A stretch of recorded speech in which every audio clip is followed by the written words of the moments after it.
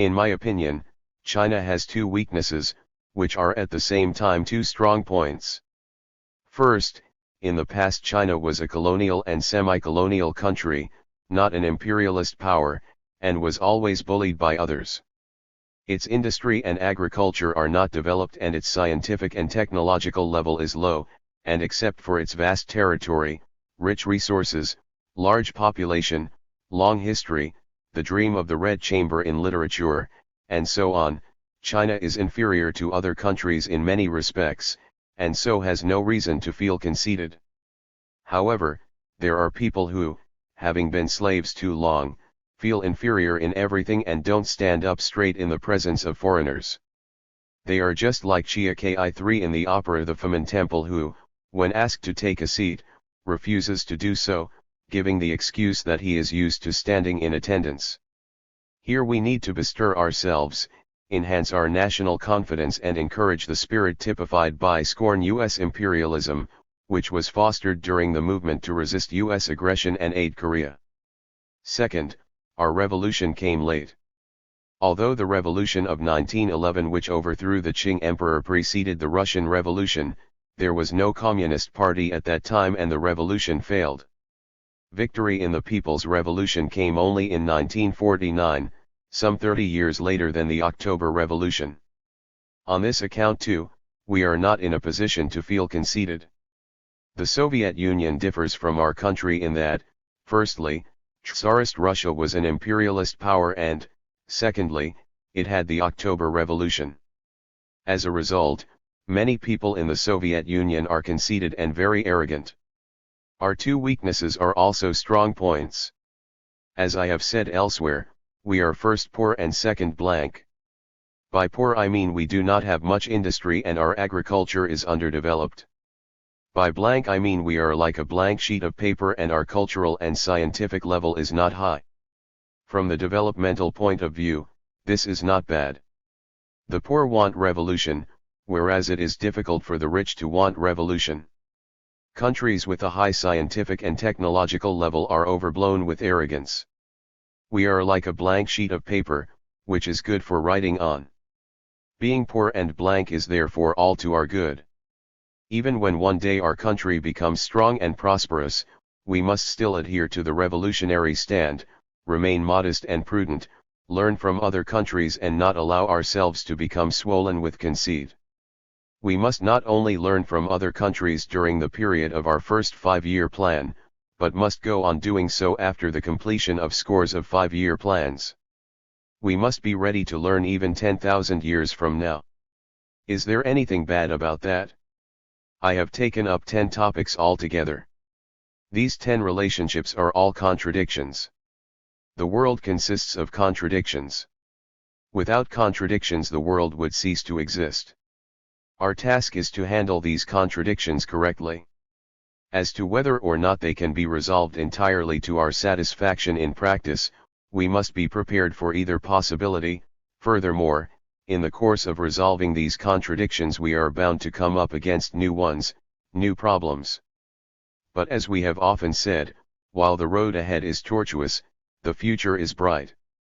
We must do our best to mobilize all positive factors, both inside and outside the party, both at home and abroad, both direct and indirect, and make China a powerful socialist country. U.S. imperialism is a paper tiger. July 14, 1956. Part of a talk with two Latin American public figures. The United States is flaunting the anti-communist banner everywhere in order to perpetrate aggression against other countries. The United States owes debts everywhere. It owes debts not only to the countries of Latin America, Asia, and Africa, but also to the countries of Europe and Oceania. The whole world, Britain included, dislikes the United States. The masses of the people dislike it. Japan dislikes the United States because it oppresses her. None of the countries in the East is free from U.S. aggression. The United States has invaded our Taiwan province. Japan, Korea, the Philippines, Vietnam, and Pakistan all suffer from U.S. aggression, although some of them are allies of the United States. The people are dissatisfied and in some countries so are the authorities. All oppressed nations want independence. Everything is subject to change. The big decadent forces will give way to the small newborn forces. The small forces will change into big forces because the majority of the people demand this change. The US imperialist forces will change from big to small because the American people, too, are dissatisfied with their government. In my own lifetime I myself have witnessed such changes. Some of us present were born in the Qing dynasty and others after the 1911 revolution. The Qing dynasty was overthrown long ago. By whom? By the party led by Sun Yat-sen, together with the people. Sun Yat-sen's forces were so small that the Qing officials didn't take him seriously. He led many uprisings which failed each time. In the end, however, it was Sun Yat-sen who brought down the Qing dynasty. Bigness is nothing to be afraid of. The big will be overthrown by the small. The small will become big. After overthrowing the Qing dynasty, Sun Yat-sen met with defeat. For he failed to satisfy the demands of the people, such as their demands for land and for opposition to imperialism. Nor did he understand the necessity of suppressing the counter-revolutionaries who were then moving about freely. Later, he suffered defeat at the hands of Yuan Shikai, the chieftain of the northern warlords. Yuan Shikai's forces were larger than Sun Yat-sen's. But here again this law operated: small forces linked with the people become strong, while big forces opposed to the people become weak. Subsequently Sun Yat-sen's bourgeois democratic revolutionaries cooperated with us communists and together we defeated the warlord set up left behind by Yuan Shikai. Chiang Kai-shek's rule in China was recognized by the governments of all countries and lasted 22 years, and his forces were the biggest. Our forces were small, 50,000 party members at first but only a few thousand after counter-revolutionary suppressions. The enemy made trouble everywhere. Again this law operated: the big and strong end up in defeat because they are divorced from the people, whereas the small and weak emerge victorious because they are linked with the people and work in their interest. That's how things turned out in the end. During the anti-Japanese war, Japan was very powerful. The Kuomintang troops were driven to the hinterland, and the armed forces led by the Communist Party could only conduct guerrilla warfare in the rural areas behind the enemy lines. Japan occupied large Chinese cities such as Peking, Tientsin, Shanghai, Nanking, Wuhan and Canton. Nevertheless, like Germany's Hitler, the Japanese militarists collapsed in a few years, in accordance with the same law. We underwent innumerable difficulties and were driven from the south to the north, while our forces fell from several 100,000 strong to a few tens of thousands. At the end of the 25,000 li long march we had only 25,000 men left. In the history of our party many erroneous left and right lines have occurred. Gravest of all were the right deviationist line of Chen Tuxiu and the left deviationist line of Wang Ming. Besides, there were the right deviationist errors committed by Chiang Kuo-tao, Cao Kang, and others. There is also a good side to mistakes, for they can educate the people and the party. We have had a good many teachers by negative example, such as Japan, the United States, Chiang Kai-shek, Chen Tuxiu, Li Lisan, Wang Ming, Chiang Kuo-tao, and Cao Kang. We paid a very high price to learn from these teachers by negative example. In the past, Britain made war on us many times. Britain, the United States, Japan, France, Germany, Italy, Tsarist Russia, and Holland were all very interested in this land of ours. They were all our teachers by negative example and we were their pupils. During the War of Resistance, our troops grew and became 900,000 strong through fighting against Japan. Then came the War of Liberation. Our arms were inferior to those of the Kuomintang. The Kuomintang troops then numbered 4 million, but in 3 years of fighting we wiped out 8 million of them all told. The Kuomintang, though aided by US imperialism, could not defeat us. The big and strong cannot win, it is always the small and weak who win out. Now US imperialism is quite powerful, but in reality it isn't. It is very weak politically because it is divorced from the masses of the people and is disliked by everybody and by the American people too. In appearance it is very powerful, but in reality it is nothing to be afraid of. It is a paper tiger. Outwardly a tiger, it is made of paper, unable to withstand the wind and the rain. I believe the United States is nothing but a paper tiger. History as a whole, the history of class society for thousands of years, has proved this point: the strong must give way to the weak. This holds true for the Americas as well. Only when imperialism is eliminated can peace prevail. The day will come when the paper tigers will be wiped out.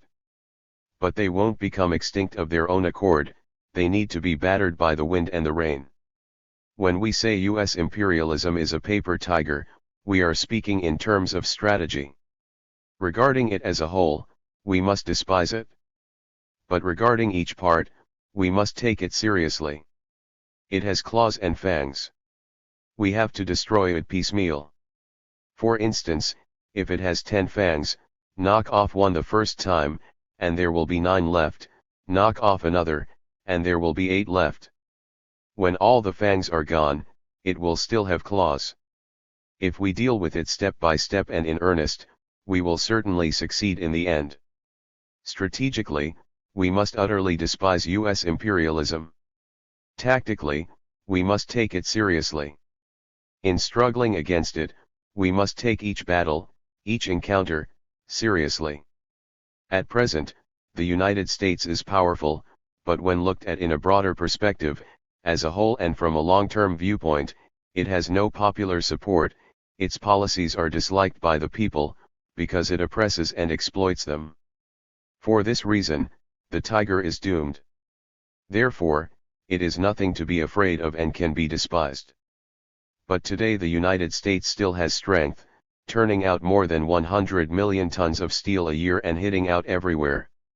That is why we must continue to wage struggles against it, fight it with all our might and wrest one position after another from it. And that takes time.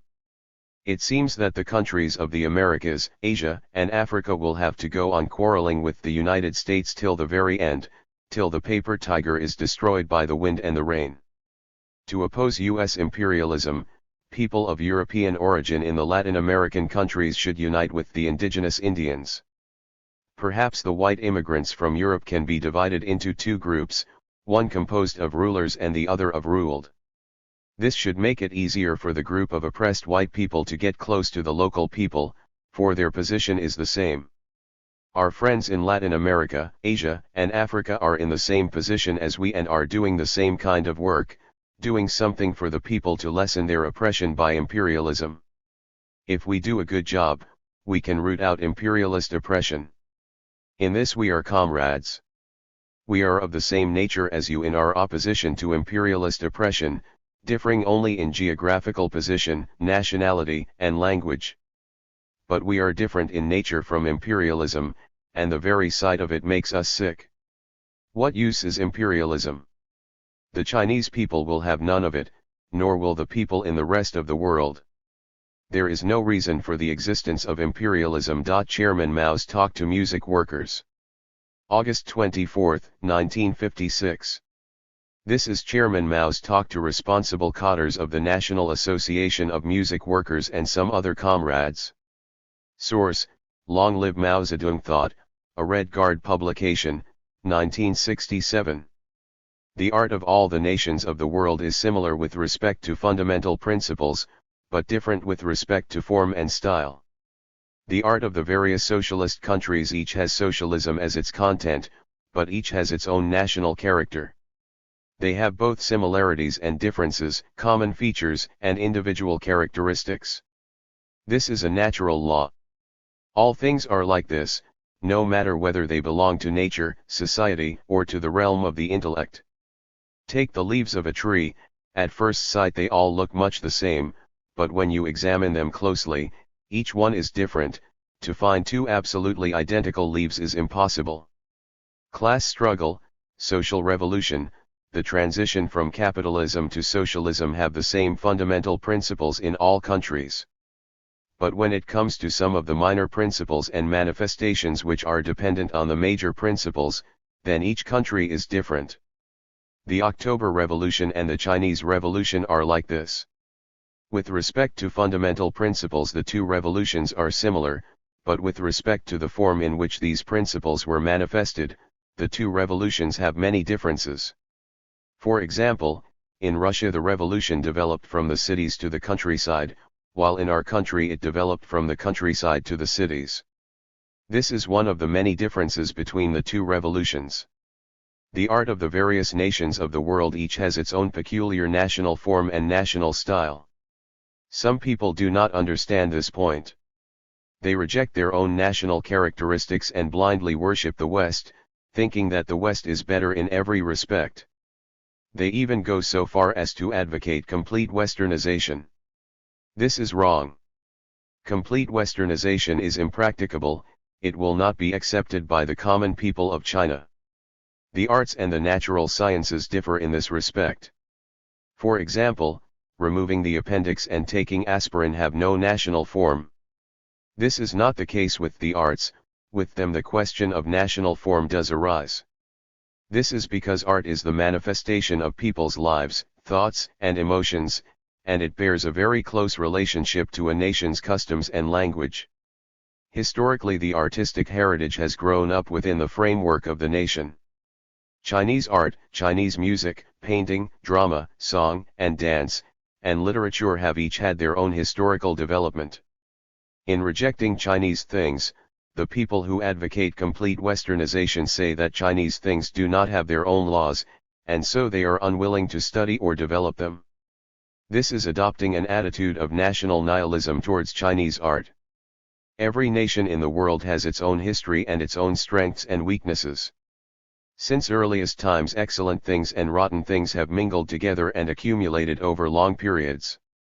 To sort them out and distinguish the essence from the dregs is a very difficult task, but we must not reject history because of this difficulty. It is no good cutting ourselves off from history and abandoning our heritage. The common people would not approve. Of course, this by no means implies that we do not need to learn from foreign countries. We must learn many things from foreign countries and master them. We must especially master fundamental theory. Some people advocate Chinese learning as the substance, Western learning for practical application. Is this idea right or wrong? It is wrong. The word learning in fact refers to fundamental theory. Fundamental theory should be the same in China as in foreign countries. There should be no distinction between Chinese and Western things in fundamental theory. Marxism is a fundamental theory which was produced in the West. How then can we make a distinction between what is Chinese and what is Western in this respect? Are we to refuse to accept Marxism? The practice of the Chinese Revolution proves that not to accept Marxism would be bad for us. It would be unreasonable not to accept it. In the past, the Second International attempted to deny and revise the fundamental theories of Marxism and put forward some arguments for this, but they were completely refuted by Lenin. Marxism is a general truth which has universal application. We must accept it. But this general truth must be combined with the concrete practice of each nation's revolution. It was only because the Chinese people accepted Marxism and combined it with the practice of the Chinese Revolution that they won victory in the Chinese Revolution. We learn foreign things because we want to study and develop Chinese things. In this respect, natural and social science are similar. We must master all the good things from foreign countries and then apply them and, in the process, develop them. In the field of natural science we must do our own independent creative work, and use modern scientific knowledge and methods from abroad to sort out China's scientific heritage, until we can form our own schools of thought. Take, for example, Western medical science and other related modern sciences such as physiology, pathology, biochemistry, bacteriology, and anatomy. Can you say we do not want to study them? We must study all these modern sciences. But some of those who have studied Western medicine should also study Chinese medicine, and use their modern scientific knowledge and method to put in order and study our ancient Chinese medical methods and materials. They should also combine Chinese and Western medicine and pharmacy to create new unified Chinese medical and pharmaceutical sciences. If this applies to natural and social science, how much the more should it apply to the arts? We must learn from foreign countries and absorb the good things from foreign countries, but when we have learned them we must use them to study and develop the arts of the various peoples of China, otherwise our work will benefit nobody. Our aim in studying foreign arts, studying their fundamental theories and techniques, is to create a new socialist art of the various peoples of China, which will possess its own individual national forms and styles. We must acknowledge that in respect of modern culture the standards of the West are higher than ours. We have fallen behind. Is this the case in respect of art? In art we have our strengths and also our weaknesses. We must be good at absorbing the good things from foreign countries in order to make good our own shortcomings. If we stick to our old ways and do not study foreign literature, do not introduce it into China, if we do not know how to listen to foreign music or how to play it, this is not good. We must not be like the Empress Dowager Tzu Shi, one who blindly rejected all foreign things. Blindly rejecting foreign things is like blindly worshipping them. Both are incorrect and harmful. In learning from foreign countries we must oppose both conservatism and dogmatism. We have already suffered politically from dogmatism. Everything we copied from abroad was adopted rigidly, and this ended in a great defeat, with the party organizations in the white areas losing 100% of their strength and the revolutionary bases and the Red Army losing 90% of their strength, and the victory of the revolution being delayed for many years. 2. The reason is that there were some comrades who did not take reality as their starting point, but dogmatism. They did not combine the fundamental theory of Marxism-Leninism with the concrete practice of the Chinese Revolution. If we had not rejected this kind of dogmatism, the Chinese Revolution would not have won today's victory. In the field of the arts we should also learn this lesson and take good care not to let dogmatism get the better of us. To study foreign things does not mean importing everything, lock, stock and barrel. We must accept things critically. We learn from the ancients in order to benefit the people of today, and we learn from foreigners in order to benefit the people of China. We must learn good things from foreign countries and also learn good things from China. Half bottles of vinegar are no good, we must change 2 half bottles into 2 whole bottles. 3. We must master both Chinese and foreign things and combine them into an organic whole. Lu Xun did this. He was very well versed in both Chinese and foreign works, but his brilliance was not primarily in his translations but rather in his creative work. His creative work was akin neither to foreign things nor to old-style Chinese things, but it is still Chinese.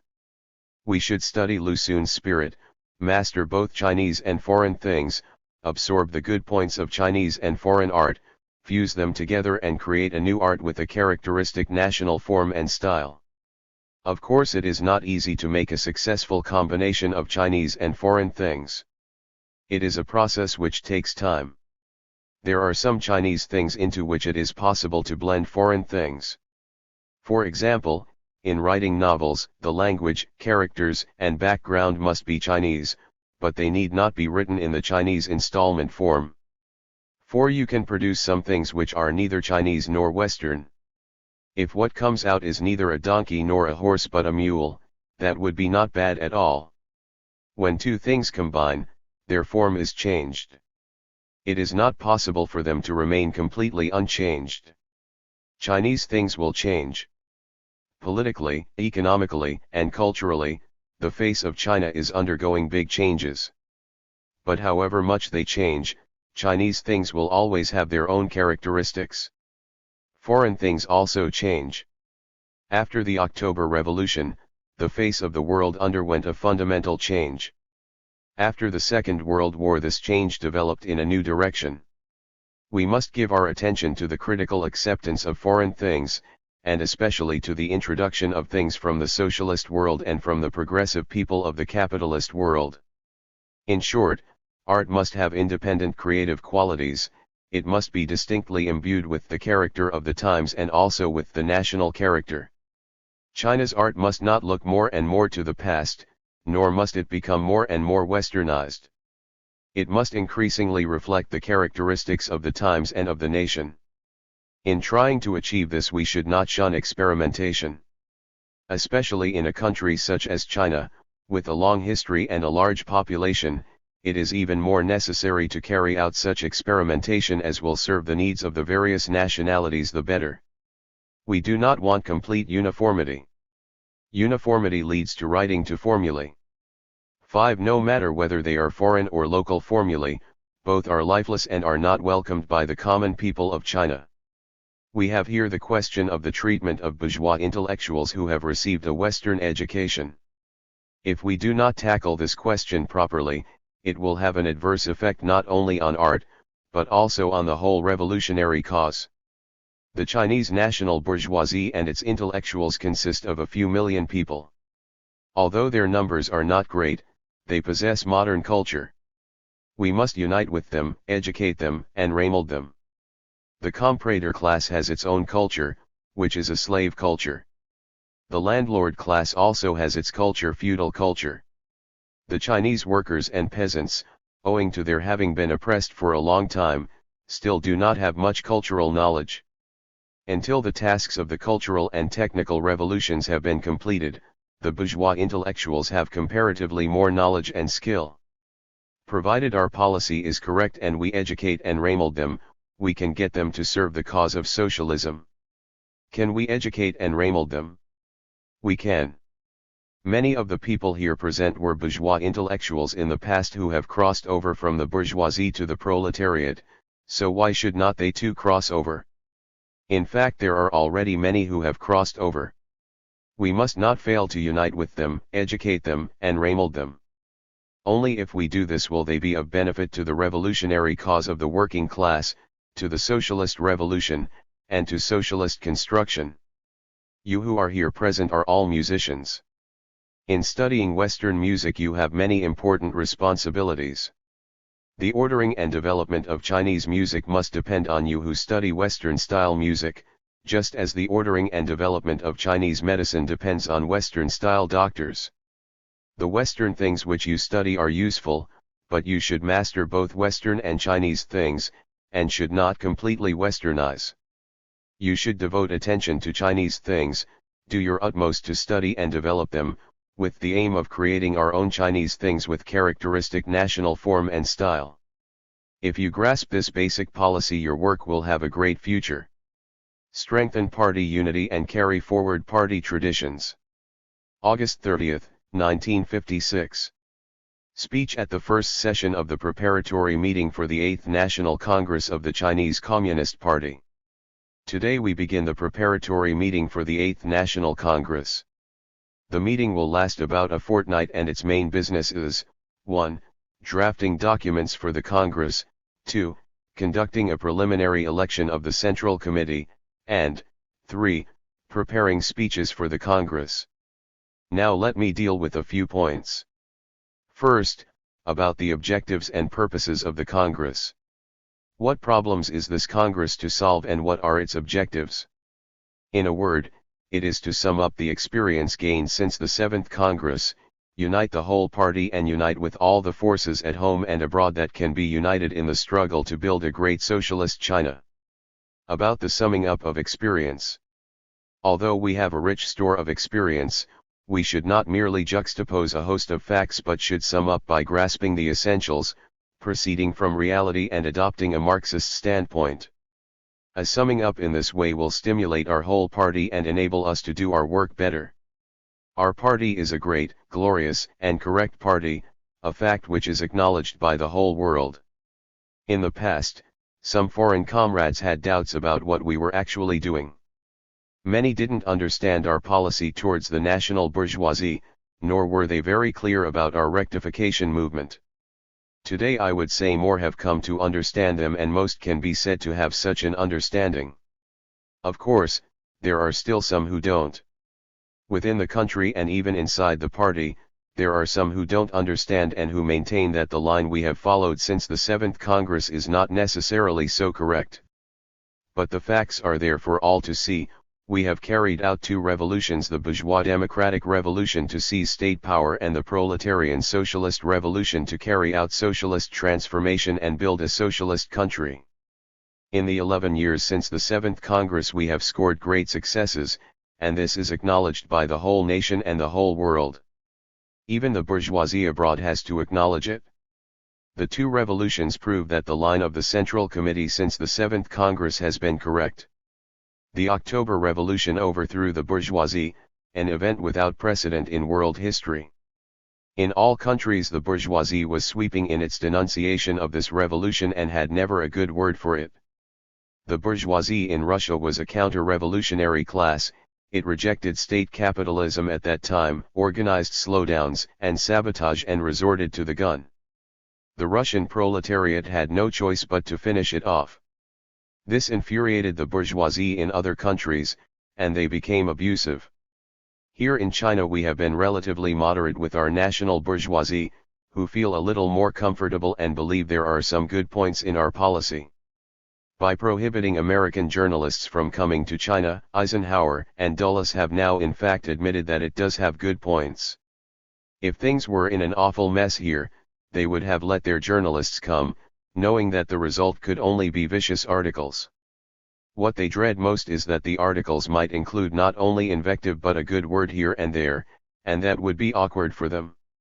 China used to be stigmatized as a decrepit empire, the sick man of East Asia, a country with a backward economy and a backward culture, with no hygiene, poor at ball games and swimming, where the women had bound feet, the men wore pigtails and eunuchs could still be found, and where the moon was inferior and did not shine as brightly as in foreign lands.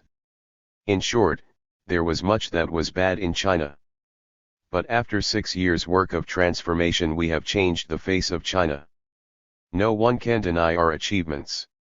Our party is the core leading our revolutionary cause forward. In summing up experience, the Congress must first and foremost aim at achieving greater unity throughout the party.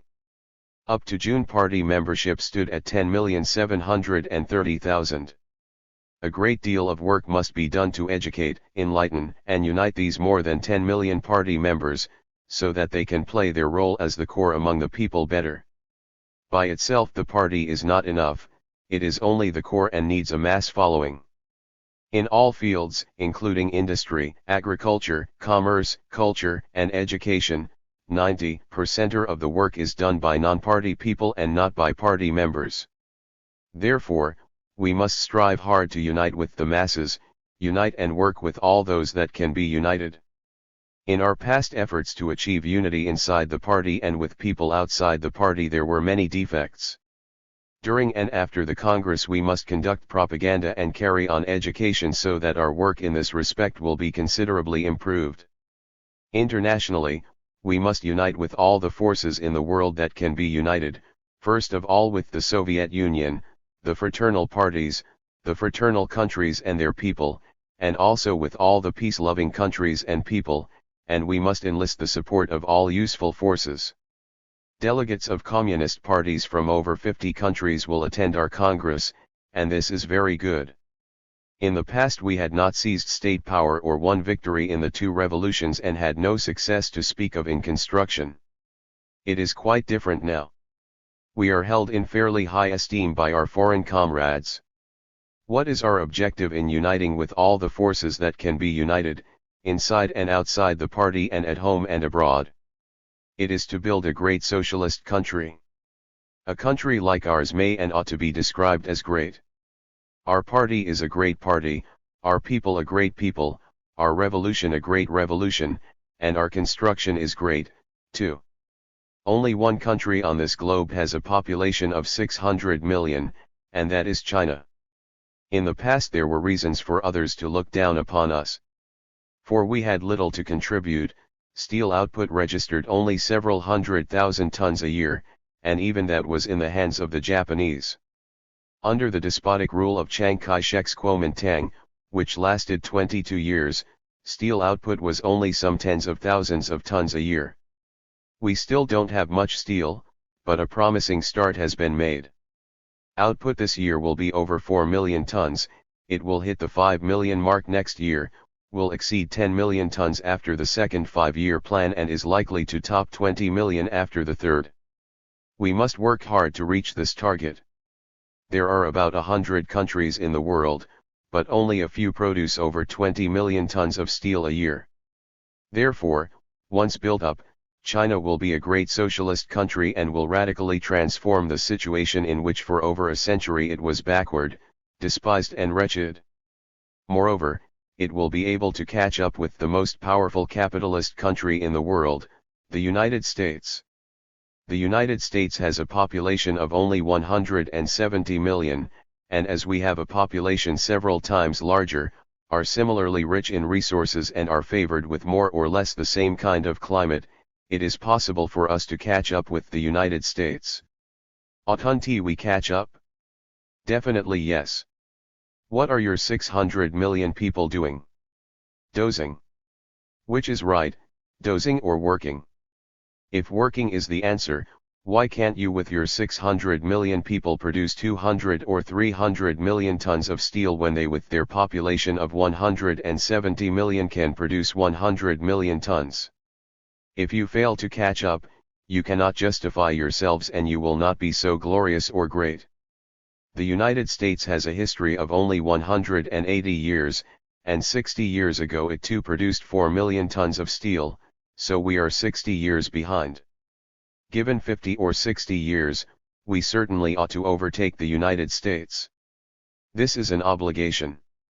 You have such a big population, such a vast territory and such rich resources, and what is more, you are said to be building socialism, which is supposed to be superior. If after working at it for 50 or 60 years you are still unable to overtake the United States, what a sorry figure you will cut. You should be read off the face of the earth. Therefore, to overtake the United States is not only possible, but absolutely necessary and obligatory. If we don't, the Chinese nation will be letting the nations of the world down and we will not be making much of a contribution to mankind. Second, about carrying forward the party's traditions. The Congress should carry forward our party's fine traditions with respect to ideology and style of work. It should effectively combat subjectivism and sectarianism and oppose bureaucracy as well.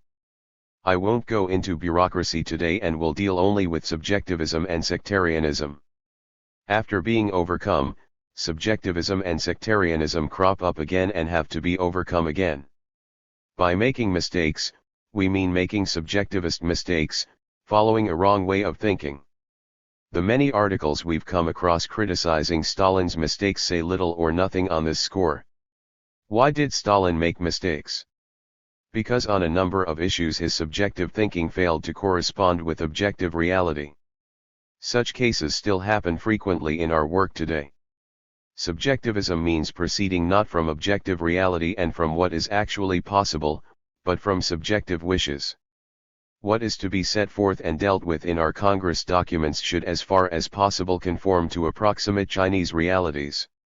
At the same time, in the light of our experience, we should criticize views running counter to the realities, criticize and combat subjectivism. This was the task we set ourselves years ago. At present, we are combating subjectivism as found in the socialist revolution and socialist construction. In the course of the democratic revolution we were plagued by subjectivism for a long time and we paid dearly for it, losing practically all our base areas and over % of our revolutionary forces, and it was only then that we began to come to our senses. The problem was not straightened out until the rectification movement in Yenin, which laid stress on investigation and study and a realistic approach. The universal truth of Marxism must be integrated with the concrete practice of the Chinese Revolution, or else we will get nowhere. In other words, theory must be integrated with practice. Integration of theory with practice is one of the fundamental principles of Marxism. According to dialectical materialism, thought must reflect objective reality and must be tested and verified in objective practice before it can be taken as truth, otherwise it cannot. Though we have done well in the last few years, subjectivism is evident everywhere.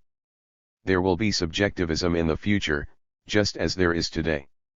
Subjectivism will always be there, 10,000 years and even 100 million years from now, and it will be so as long as humanity does not perish. Where there is subjectivism, there are mistakes. Then there is another phenomenon called sectarianism. A locality has its own overall interest, a nation has another and the earth yet another. Right now I won't go into matters outside our planet, for the travel routes beyond the Earth have not yet been opened. If human beings should be discovered on Mars or Venus, we would then discuss the matter of uniting with them and forming a united front. For the time being, we will confine ourselves to the question of unity in the party, in the country and in the world. Our principle is to unite with all those who are capable of doing some good for world peace and the cause of human progress, whether they are foreign communists or foreign non-party people. First of all, we should unite with the scores of communist parties and with the Soviet Union. As some mistakes have occurred in the Soviet Union and there is so much talk and gossip about them, it might seem that these mistakes were terrible. It is wrong to take this view. No nation can be free from mistakes, and since the Soviet Union was the first socialist country in the world and went through so much for so long, it was impossible for it not to make mistakes. Then how should we weigh the Soviet Union's mistakes, for instance those of Stalin? They are of a partial and transitory nature. Although it has come to our ears that certain things have been going on for 20 years, still they are transitory and partial and can be set right. In the Soviet Union the main trend, the principal aspect, the major part, has been correct. Russia gave birth to Leninism and through the October Revolution became the first socialist country. It built socialism, defeated fascism, and became a powerful industrial country. There are a lot of things we can learn from the Soviet Union. Naturally, we should learn from its advanced and not its backward experience. The slogan we have advocated all along is to draw on the advanced Soviet experience. Who told you to pick up its backward experience? Some people are so undiscriminating that they say a Russian fart is fragrant. That too is subjectivism. The Russians themselves say it stinks. Therefore, we should be analytical. As we have indicated elsewhere, the assessment of Stalin should be 70% for achievements and 30% for mistakes. In the case of the Soviet Union, what is good and useful makes up the essential and larger part, and what is wrong only a small part. We too have things that are not good, and far from letting other countries pick them up, we should dump them. In a way, bad things are also some kind of experience and can serve a useful purpose. We have had people like Chen Tuxiu, Li Lisan, Wang Ming, Chang Kuotao, Cao Kong, and Zhao Shuxi, who have served as our teachers. In addition, we have other teachers. Within the country the best among them has been Chiang Kai-shek. Those whom we couldn't convince were convinced right away when Chiang Kai-shek came along to give them a lesson. How did Chiang Kai-shek teach his lessons? He taught with machine guns, cannon, and planes. Imperialism is another teacher that has given our 600 million people an education. For over a century we were oppressed by several imperialist powers, and this has been an education. Therefore, bad things can serve an educational purpose and open our eyes. As for the fight against sectarianism, one thing in particular should be pointed out, that is, you should unite with those who have waged struggles against you. They came to blows with you, knocked you down, made you suffer and lose face and conferred the official honor of opportunist on you, although you were not that bad. If the blow was justified, then it served you right. If you were an opportunist, why shouldn't the blow have been aimed at you? What I am talking about here is the unjustified blows and struggles. Once those who dealt such blows change their attitude and admit that they did wrong in attacking you and that it was not right to proclaim you king of the realm of opportunism, then let the matter end there. If a few don't admit they were wrong, can't you wait? You can, I suppose. By unity we mean uniting with those who have differences with you, who look down on you or show little respect for you, who have had a bone to pick with you or waged struggles against you and at whose hands you have suffered. As for those who see eye to eye with you, you are already united with them, so the question of unity doesn't arise. The trouble here is with those who have yet to be united. We mean those who have opinions differing from yours or who have serious shortcomings. For instance, within our party at present there are many who have joined the party only organizationally and not ideologically. They may not have come to blows or crossed swords with you, but as they have not joined the party ideologically, what they do is inevitably not so satisfactory or is marred by faults, and they may even do some bad things. With regard to such people, we must unite with them and educate and help them. I said before that in dealing with all those who have shortcomings or have made mistakes, we must not only observe whether they are going to mend their ways but should help them correct their mistakes. In other words, we must first observe, and second give help. Merely to observe means to stand by and see how they behave. If they do well, that's fine, and if they don't, let them suffer. This is a passive attitude, not a positive one. Marxists should adopt a positive attitude, that is, help as well as observe. Third, about the election of the Central Committee. Comrade Deng Xiaoping mentioned just now that the 8th Central Committee will have 150 to 170 members. This is slightly more than twice the size of the 7th Central Committee with its 77 members and is probably quite appropriate. It will probably be better not to expand the Central Committee further for several years, say, 5 years. Many capable people doing very useful work today were trained during the War of Resistance against Japan, and they are known as cadres of the 38 type. They are the mainstay of our work today, and we cannot do without them. But they are numerous, and if arrangements were to be made for them, the number of Central Committee members would have to rise to several hundred. So this time we will not make any such arrangements. We leave to the comrades here to consider whether the figure of 150 to 170 proposed by the Central Committee is appropriate, and if not, what size would be proper. It should be affirmed that members of the present Central Committee have done good work and lived up to the trust placed in them by the 7th Congress. In the past 11 years they have correctly led the Chinese Democratic Revolution and the Socialist Revolution and socialist construction without committing grave errors and have waged struggles against opportunism of all descriptions and against what is erroneous, thus overcoming all factors unfavorable to the revolution and construction. They have done well, including some of those comrades who made mistakes before. Here I am speaking of the Central Committee as a whole. As for certain comrades, this assessment does not hold true. Especially for Wang Ming. At the 7th Congress, in order to get by, he submitted a written statement acknowledging that the line of the Central Committee was correct, accepting its political report to the 7th Congress and indicating his willingness to abide by its decisions. But when I had a talk with him some time later, he made a right about face, forgetting what he had written. Then he thought it over and said the next day that he had written something in which he did own up to his mistakes. I told him that, even so, if he wanted to deny his mistakes now, he could withdraw that statement. But he didn't. Later at the second plenary session we expressed the hope that he would speak on his mistakes, but instead he digressed, lavishing praises upon us. We told him he could cut that out and speak on the mistakes he, Wang Ming, had made, but he wouldn't hear of it. He promised to write a self-criticism after the session. But later he said that he had been taken ill and was unable to do mental work, and that as soon as he started writing his illness returned. Maybe he was cooking all this up, it's hard to say. He has been feeling unwell and will not be able to attend the Congress. Shall we elect him? And Comrade Li Lisan too?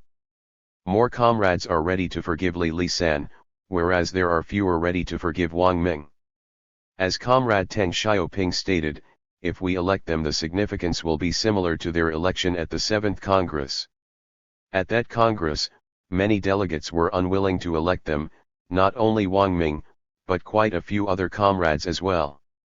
We said at the time that we would make a mistake if we adopted such a policy. Why would we have made a mistake if we had not elected those who had erred? Because it would have meant that we were following their example.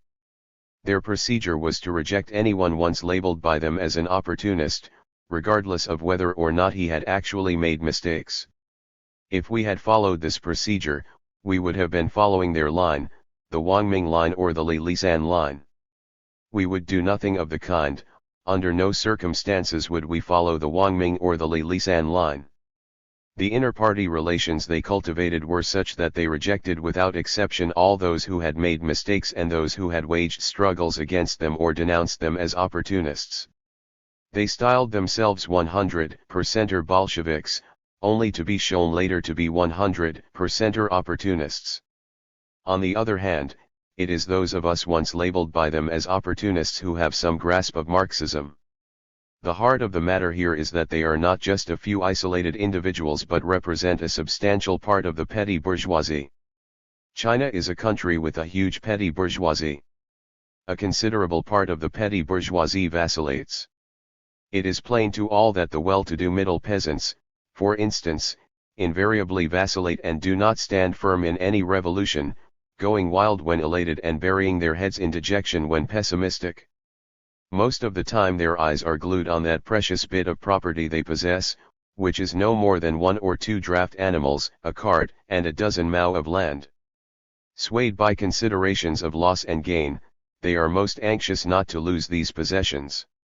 They are different from the poor peasants.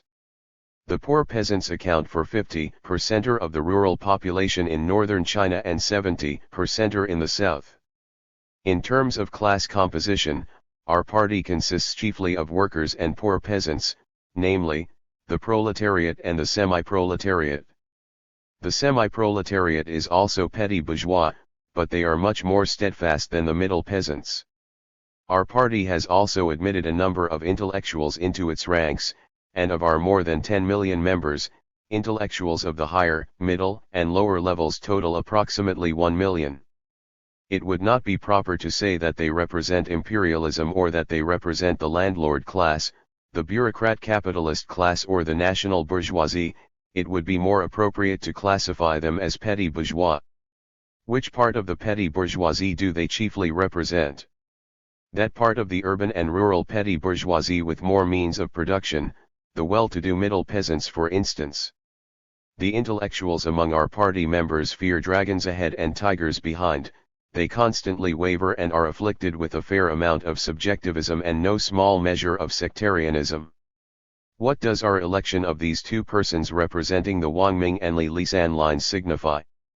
It signifies that we treat those who have made ideological mistakes differently from those who are counter-revolutionaries and splitists, people like Chen Tuxiu, Chang Kuotao, Cao Kong, and Zhao Shushi.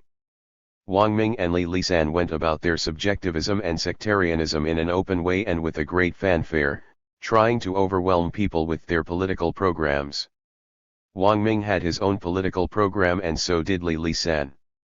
Of course, Chen Tuxiu had one of his own too, but he went the Trotskyite way, worked for a split and carried on activities against the party from the outside. Chang Kuotao was engaged in conspiracy and splitism and eventually went over to the Kuomintang. Therefore the question of Wang Ming and Li Lisan is not just a question of two individuals. What is important here is that there are underlying social causes.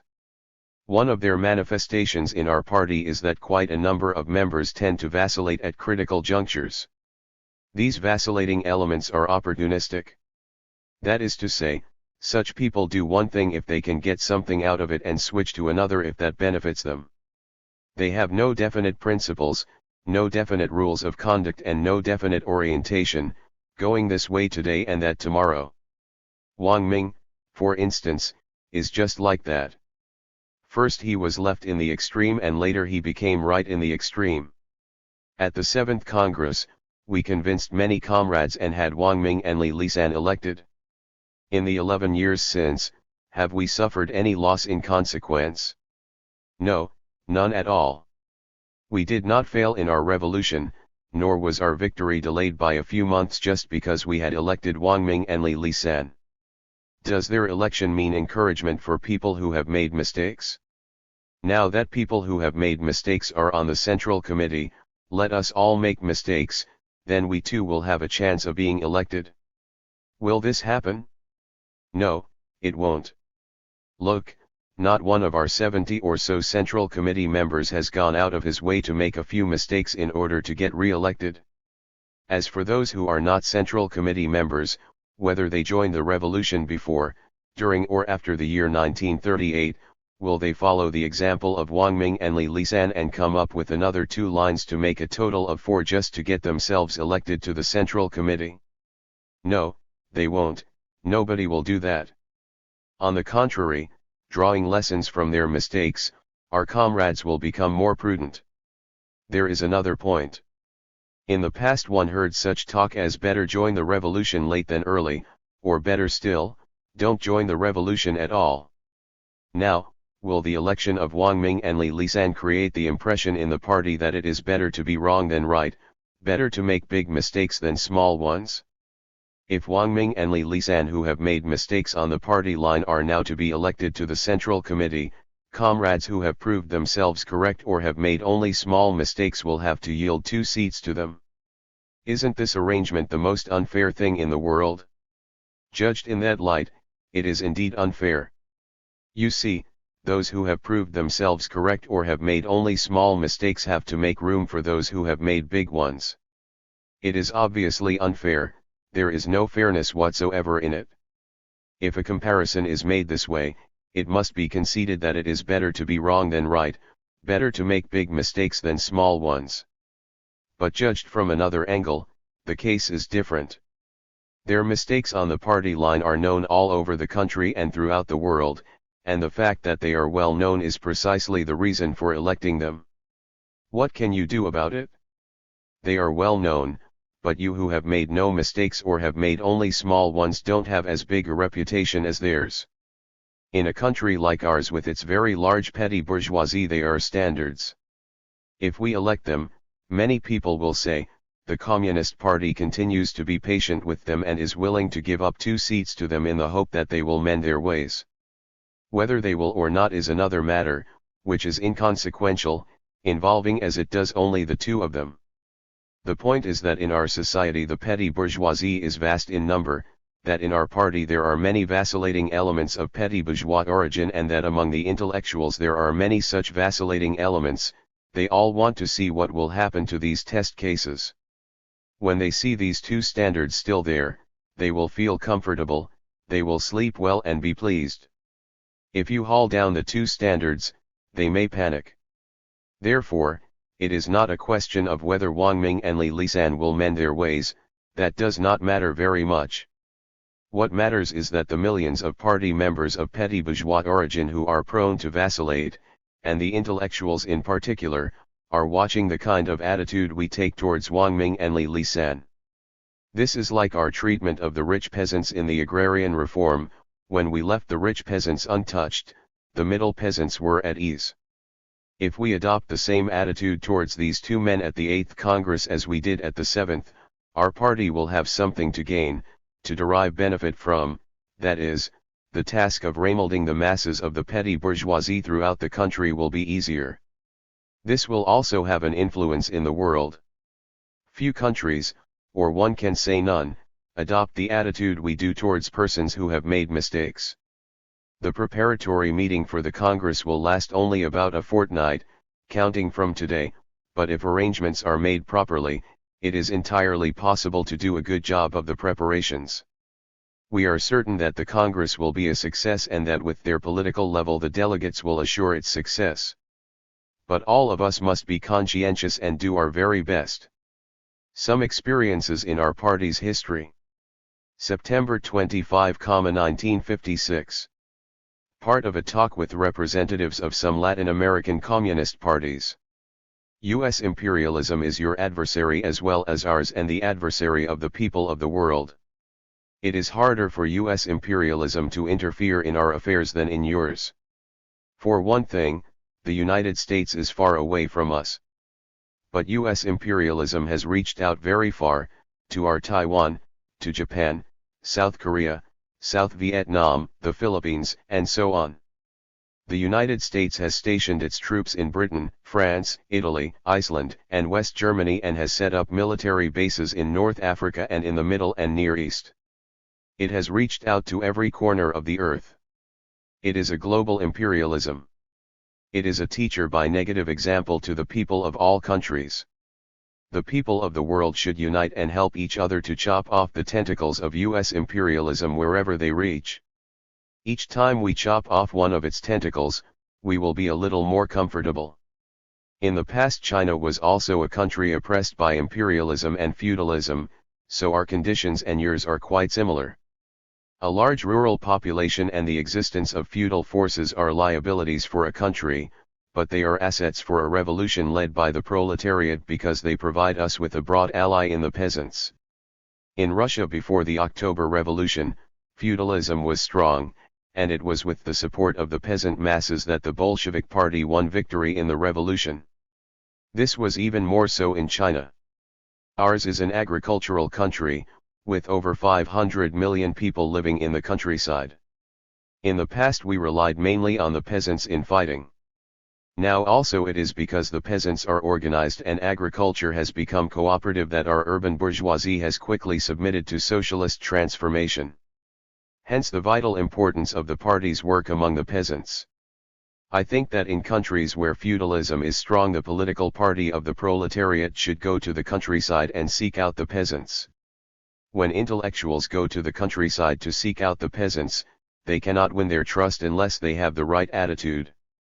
City intellectuals know little about rural affairs and peasant psychology, and they never can solve the peasants' problems in quite the right way. According to our experience, it is only after a long period of time and after we have really become one with the peasants and convinced them we are fighting in their interest that we can win victory. Don't imagine that the peasants will trust us right away. Don't expect them to trust us the moment we have given them some help. The peasants are the chief ally of the proletariat. In the beginning our party too did not realize the importance of work among the peasants and put urban work first and rural work second. It seems to me that the parties in some Asian countries, such as India and Indonesia, have not done so well in rural work. At first, our party wasn't successful in its work among the peasants. The intellectuals had a certain air about them, an intellectual air. Therefore, they were unwilling to go to the countryside, which they looked down on. The peasants, for their part, looked askance at the intellectuals.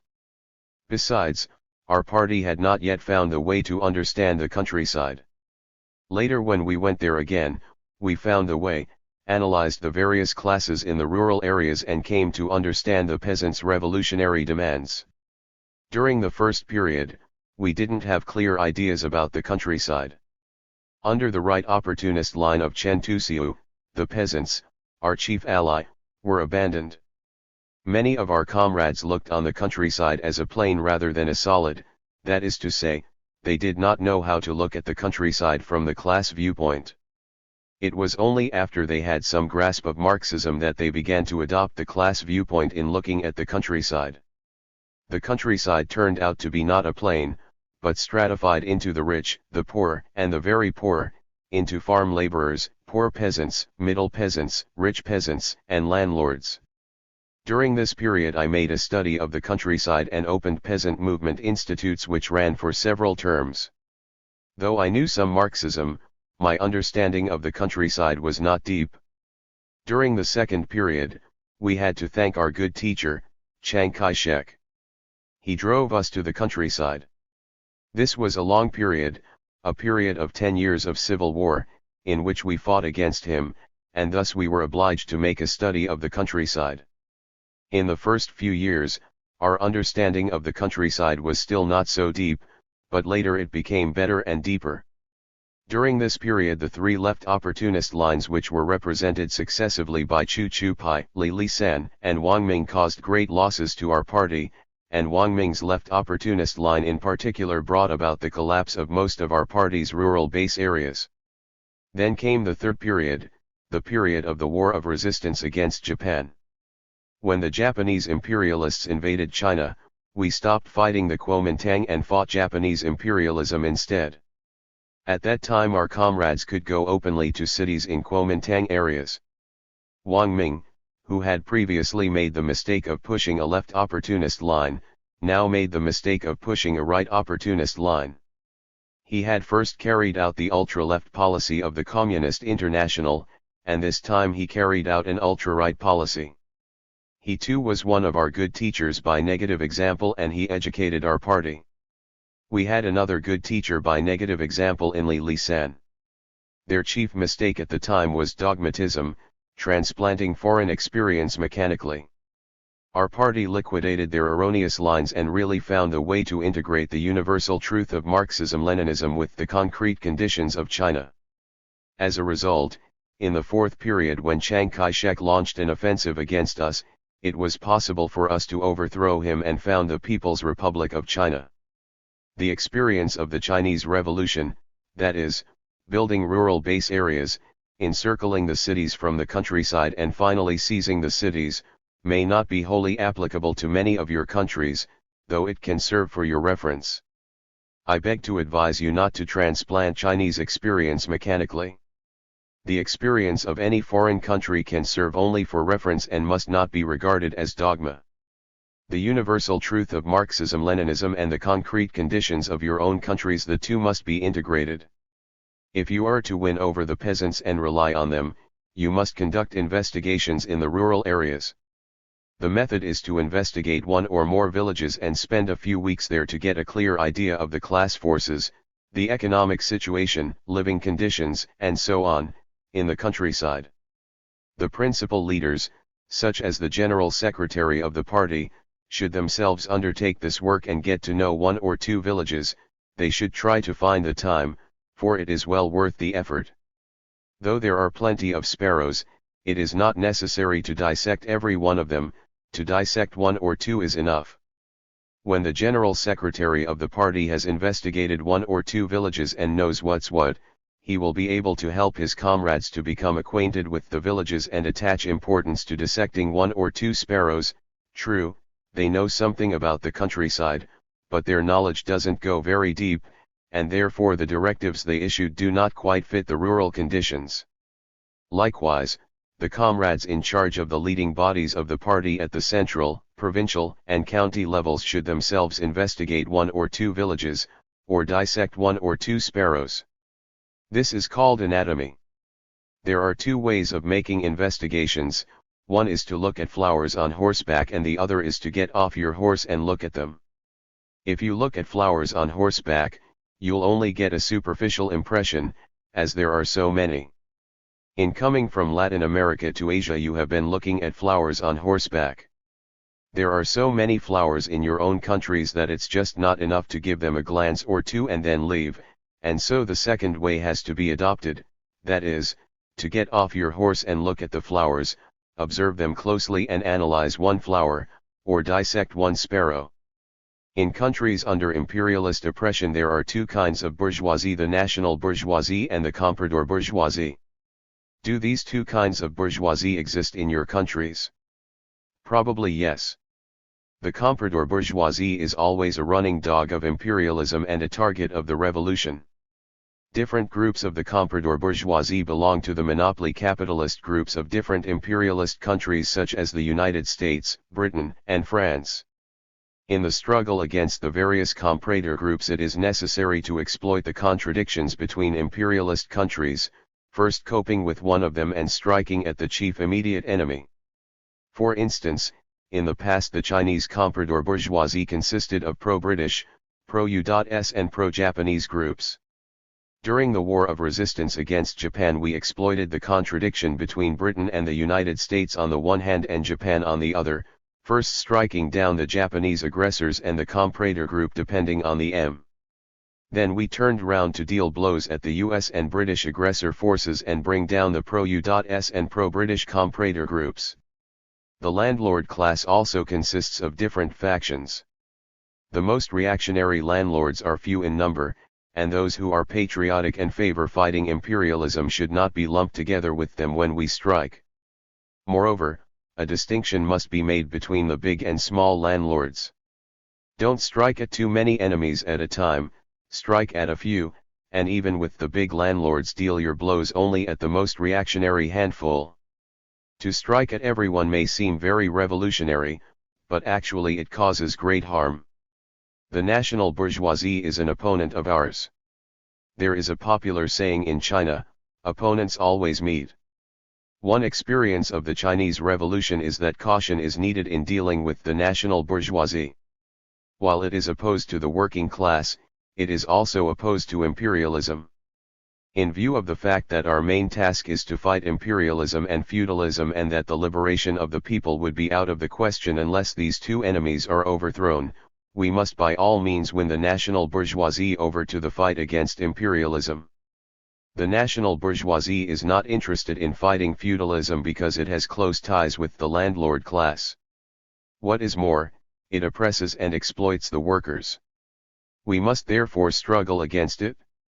But in order to win it over to join us in the fight against imperialism, we must know when to stop in the struggle, that is, the struggle must be waged on just grounds, to our advantage and with restraint. In other words, we must have just grounds for waging the struggle, be sure of victory, and use restraint when a proper measure of victory is gained. Hence the necessity of making investigations into the conditions of both sides, those of the workers and those of the capitalists. If we know only the workers and not the capitalists, we won't be able to hold talks with the latter. In this respect, it is also necessary to investigate typical cases, or to dissect one or two sparrows. Both methods, looking at flowers on horseback and getting off your horse to look at them, should likewise be used. Throughout the historical period of the struggle against imperialism and feudalism, we must win over and unite with the national bourgeoisie so that it will side with the people against imperialism. Even after the task of opposing imperialism and feudalism is in the main accomplished, we must still keep our alliance with the national bourgeoisie for a certain period. This will be advantageous in dealing with imperialist aggression, in expanding production and stabilizing the market, and also in winning over and remolding bourgeois intellectuals. You have not yet won state power but are preparing to seize it. Towards the national bourgeoisie a policy of both unity and struggle should be adopted. Unite with them in the common fight against imperialism and support all their anti-imperialist words and deeds, while waging an appropriate struggle against their reactionary, anti-working class and anti-communist words and deeds. It is wrong to be one-sided. Struggle without unity is a left deviationist mistake and unity without struggle is a right deviationist mistake. Both mistakes occurred in our party and we learned bitter lessons from them. Later, we summed up the two kinds of experience and have since adopted a policy of both unity and struggle, that is, to struggle whenever necessary and unite whenever possible. The aim of struggle is to unite with the national bourgeoisie and win victory in the struggle against imperialism. In countries under the oppression of imperialism and feudalism, the political party of the proletariat should raise the national banner and must have a program of national unity by which to unite with all the forces that can be united, excluding the running dogs of imperialism. Let the whole nation see how patriotic the Communist Party is, how peace-loving and how desirous of national unity. This will help isolate imperialism and its running dogs, and the big landlord class and the big bourgeoisie too. Communists should not be afraid of making mistakes. Mistakes have a dual character. On the one hand, mistakes harm the party and the people, on the other they serve as good teachers, giving both the party and the people a good education, and this benefits the revolution. Failure is the mother of success. If there is nothing good about failure, how can it be the mother of success? When too many mistakes are made, there is bound to be a turnabout. That is Marxism. Things turn into their opposites when they reach the extreme. When mistakes pile up, light is not far off. In commemoration of Dr. Sun Yat-sen. November 12, 1956. Article in commemoration of the 90th birthday of Dr. Sun Yat-sen. Let us pay tribute to our great revolutionary forerunner, Dr. Sun Yat-sen. We pay tribute to him for the intense struggle he waged in the preparatory period of our democratic revolution against the Chinese reformists, taking the clear-cut stand of a Chinese revolutionary democrat. In this struggle he was the standard-bearer of China's revolutionary democrats. We pay tribute to him for the signal contribution he made in the period of the Revolution of 1911 when he led the people in overthrowing the monarchy and founding the Republic.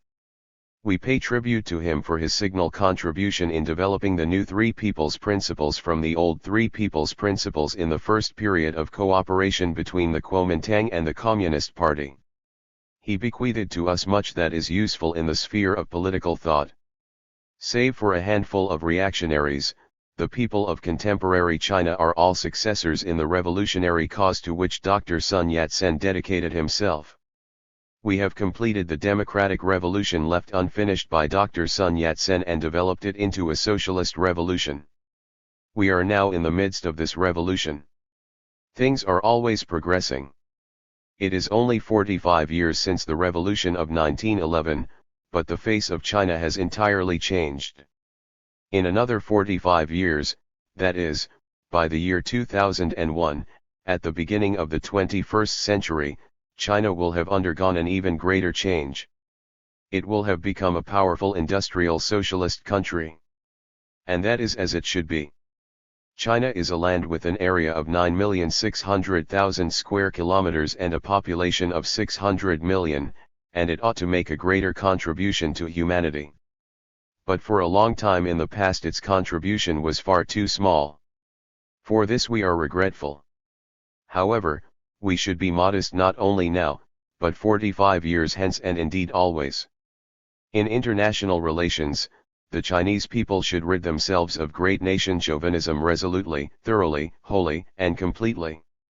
Dr. Sun was a modest man. I heard him speak on many occasions and was impressed by the force of his character.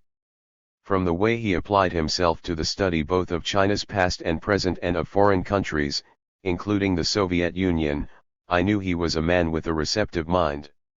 He worked heart and soul for the transformation of China, devoting his whole life to the cause. Of him it can be justly said that he gave his best, gave his all, till his heart ceased to beat.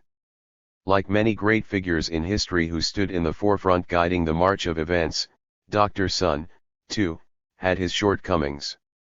These shortcomings should be explained in the light of the historical conditions so that people can understand.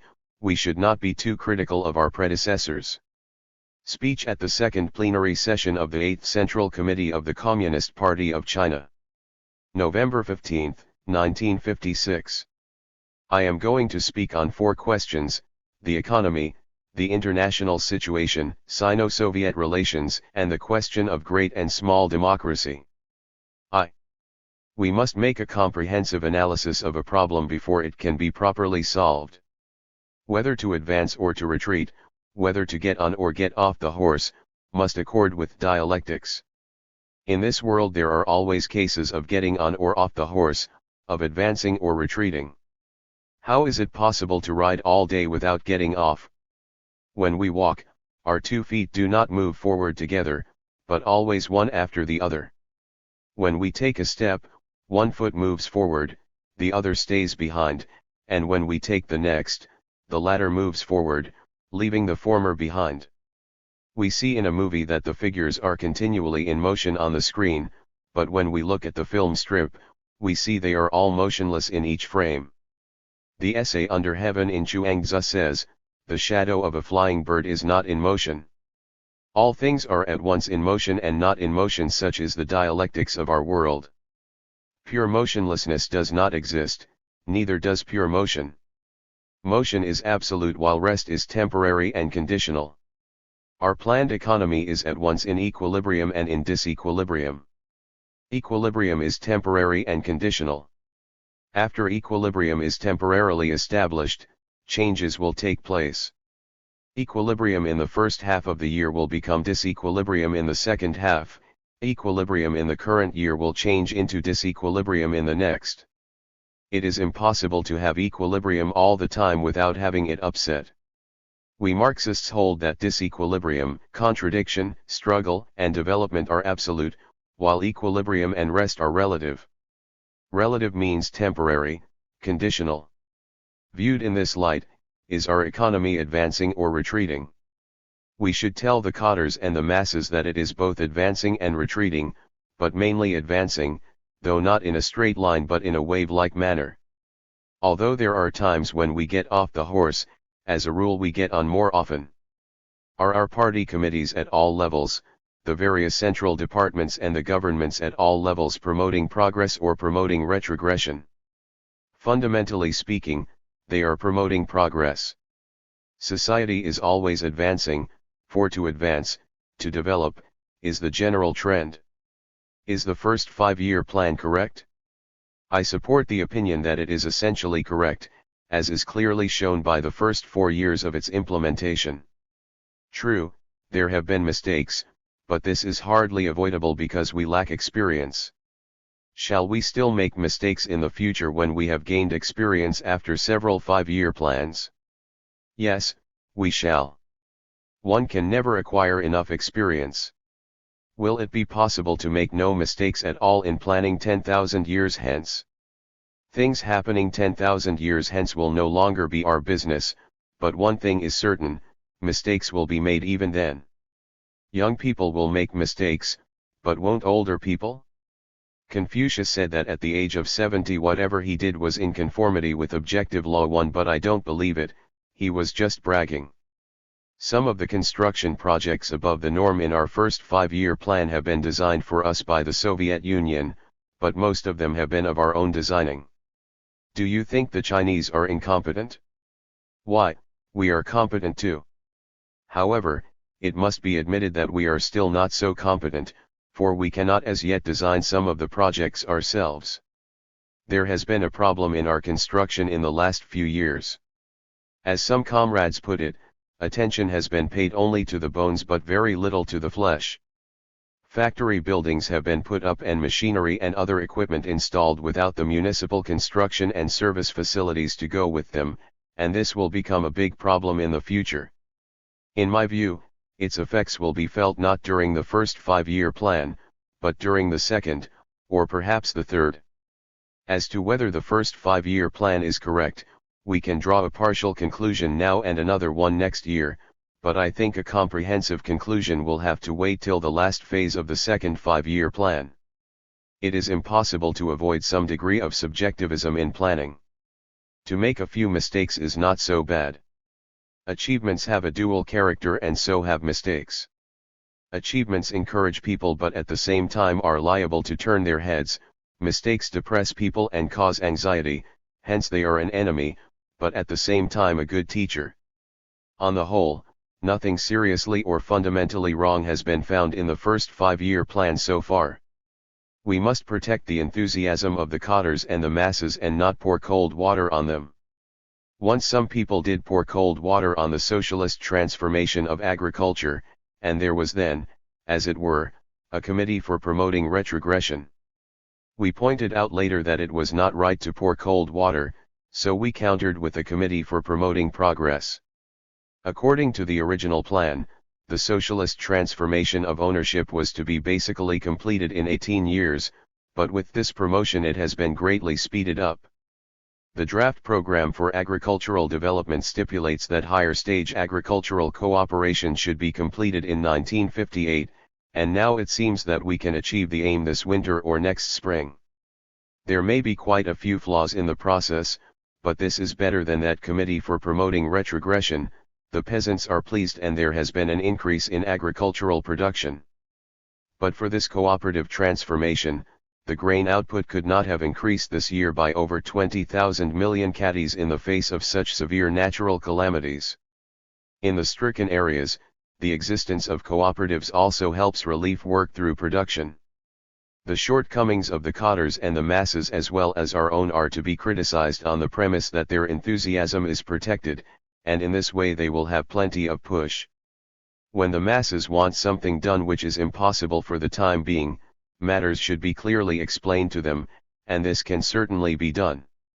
There should be 3 rounds of discussion before the annual state budget is decided. That is to say, comrades on our central committee and other comrades concerned should hold 3 meetings to discuss it and make the decision. This will enable all of us to get to understand the contents of the budget. Otherwise it will always be the comrades in charge who know them better while we on our part will just raise our hands. Yet don't we know anything about the contents?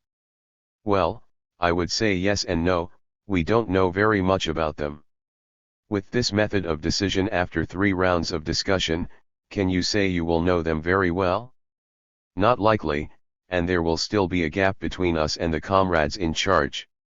They are like opera singers on the stage, they know how to sing, we are like the audience, We don't know how to sing.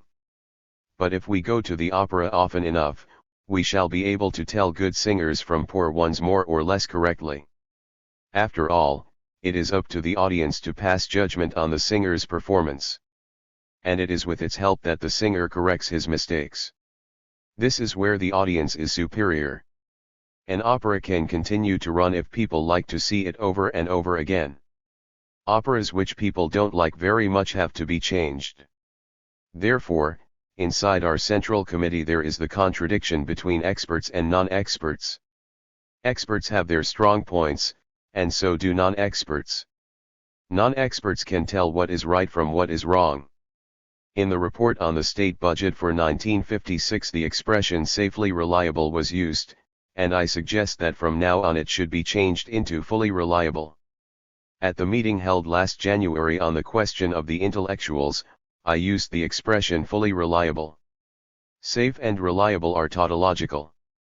To use safely to modify reliable neither adds nor qualifies anything.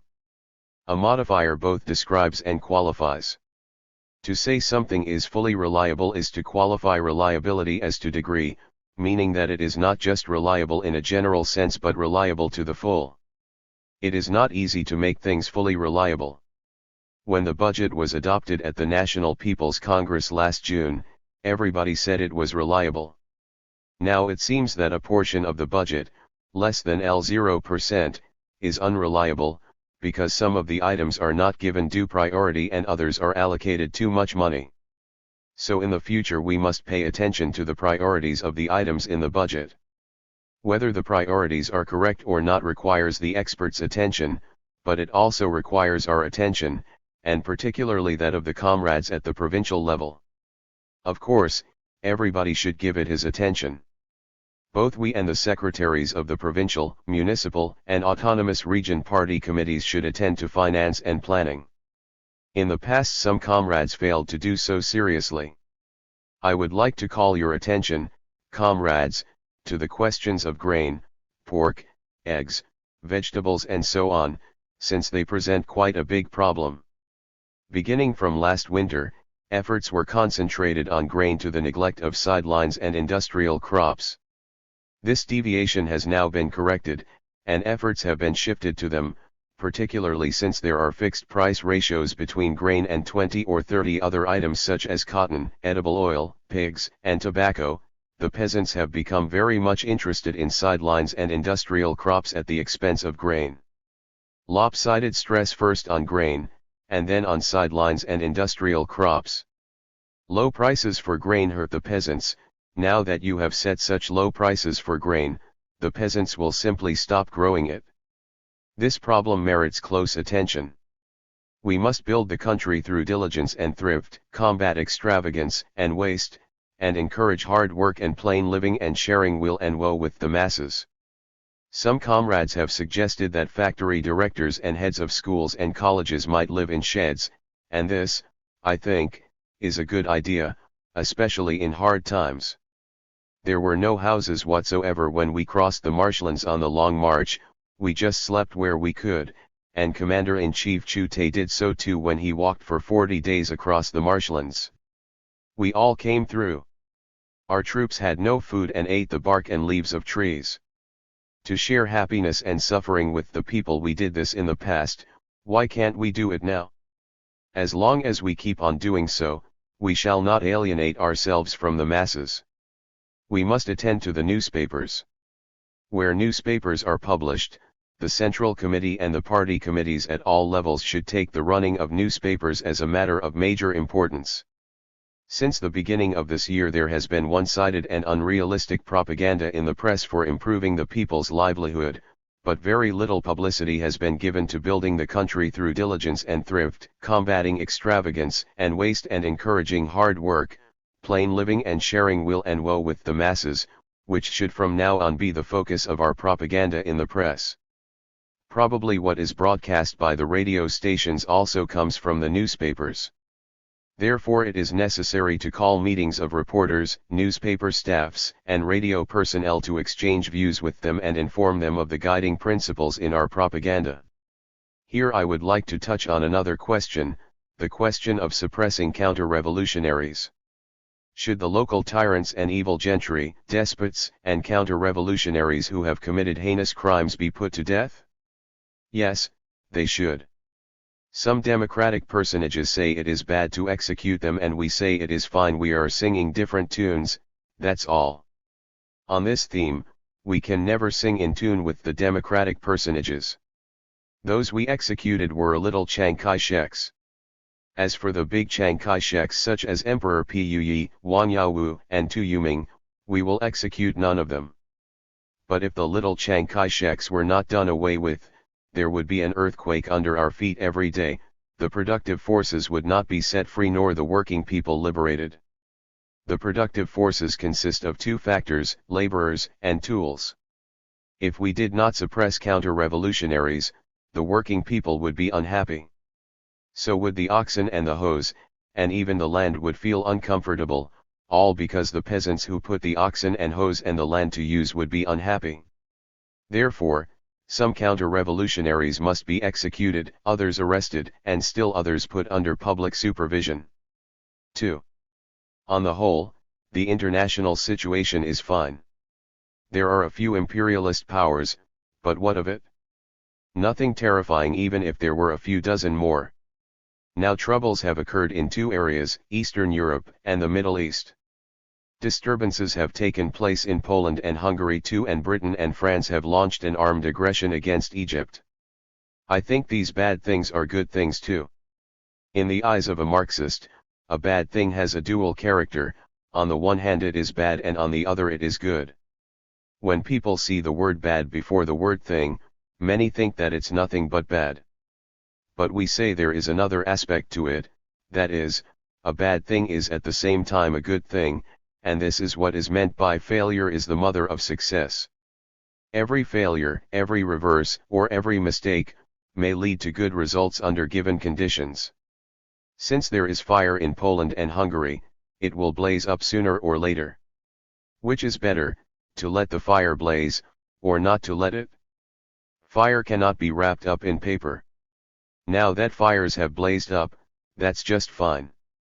In this way numerous counter-revolutionaries in Hungary have exposed themselves. The Hungarian incident has educated the Hungarian people and at the same time some comrades in the Soviet Union as well as us Chinese comrades.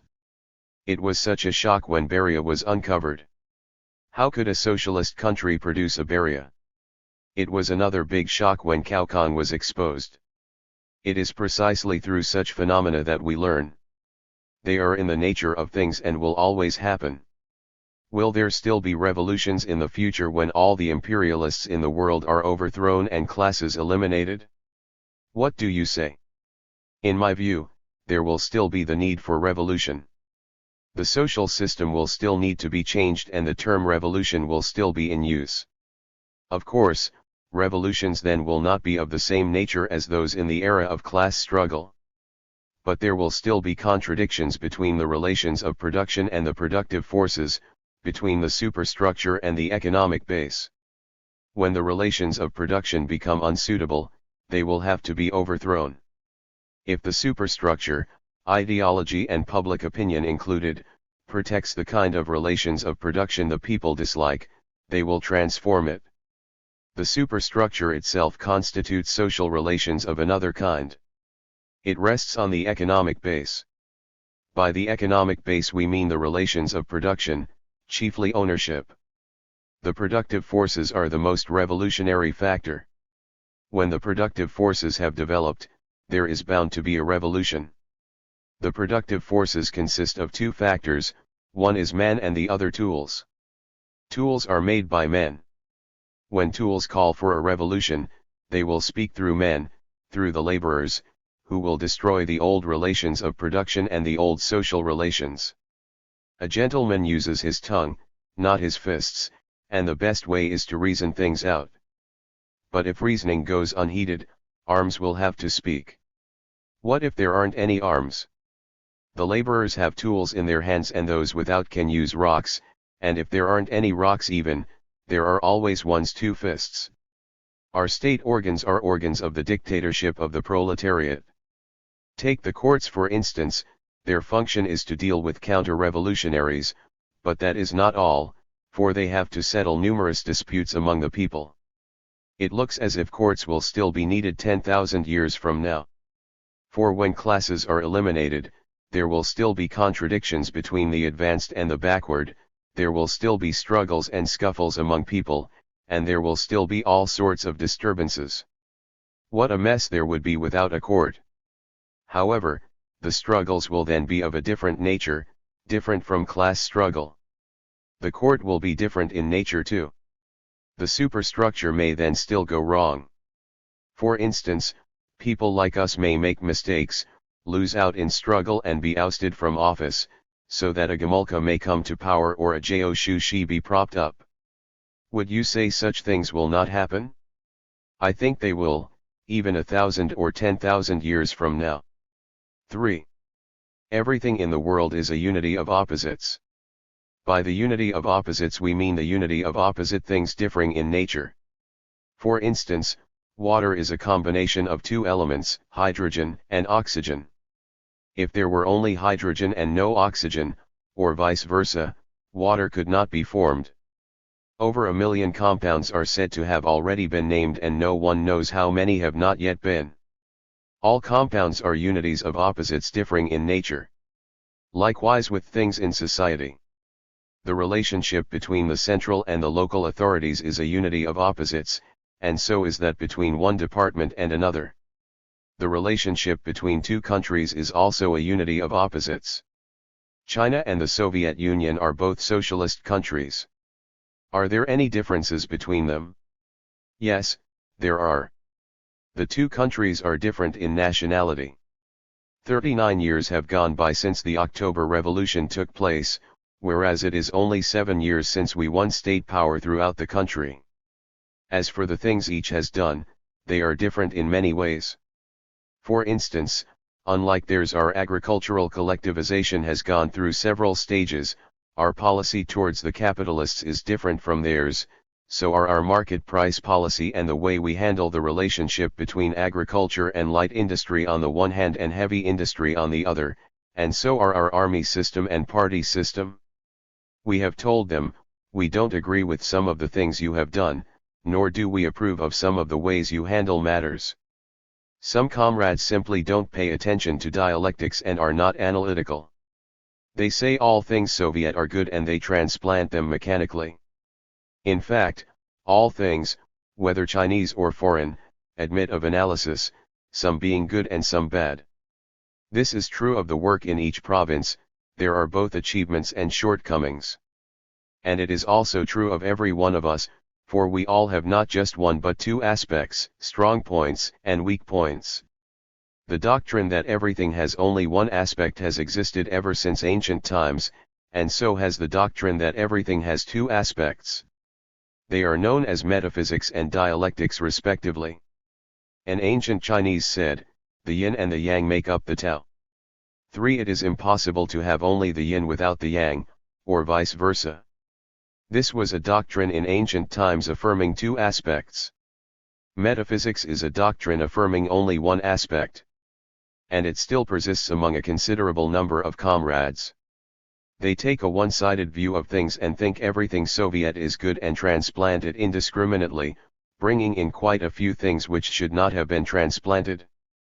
Where things are wrongly transplanted and unsuited to this land of ours, there must be changes. Here I'll speak on the question of having illicit relations with foreign countries. Are there such people in our country who provide foreigners with information behind the back of the Central Committee? I think there are. Kaokong is a case in point. Many facts have proved this. On December 24, 1953, at an enlarged meeting of the Political Bureau of the Central Committee to unmask Kaokong, I declared that there were two headquarters in the city of Peking, one comprised all of us present and it stirred up an open wind and lit an open fire, whereas the other was an underground headquarters, and it also stirred up a kind of wind and lit a kind of fire, a sinister wind and a sinister fire. Lin Taiyu, a character in a classical Chinese novel, said, either the east wind prevails over the west wind, or the west wind prevails over the east wind. As for the present day, either the open wind and open fire prevail over the sinister wind and sinister fire, or the sinister wind and sinister fire prevail over the open wind and open fire.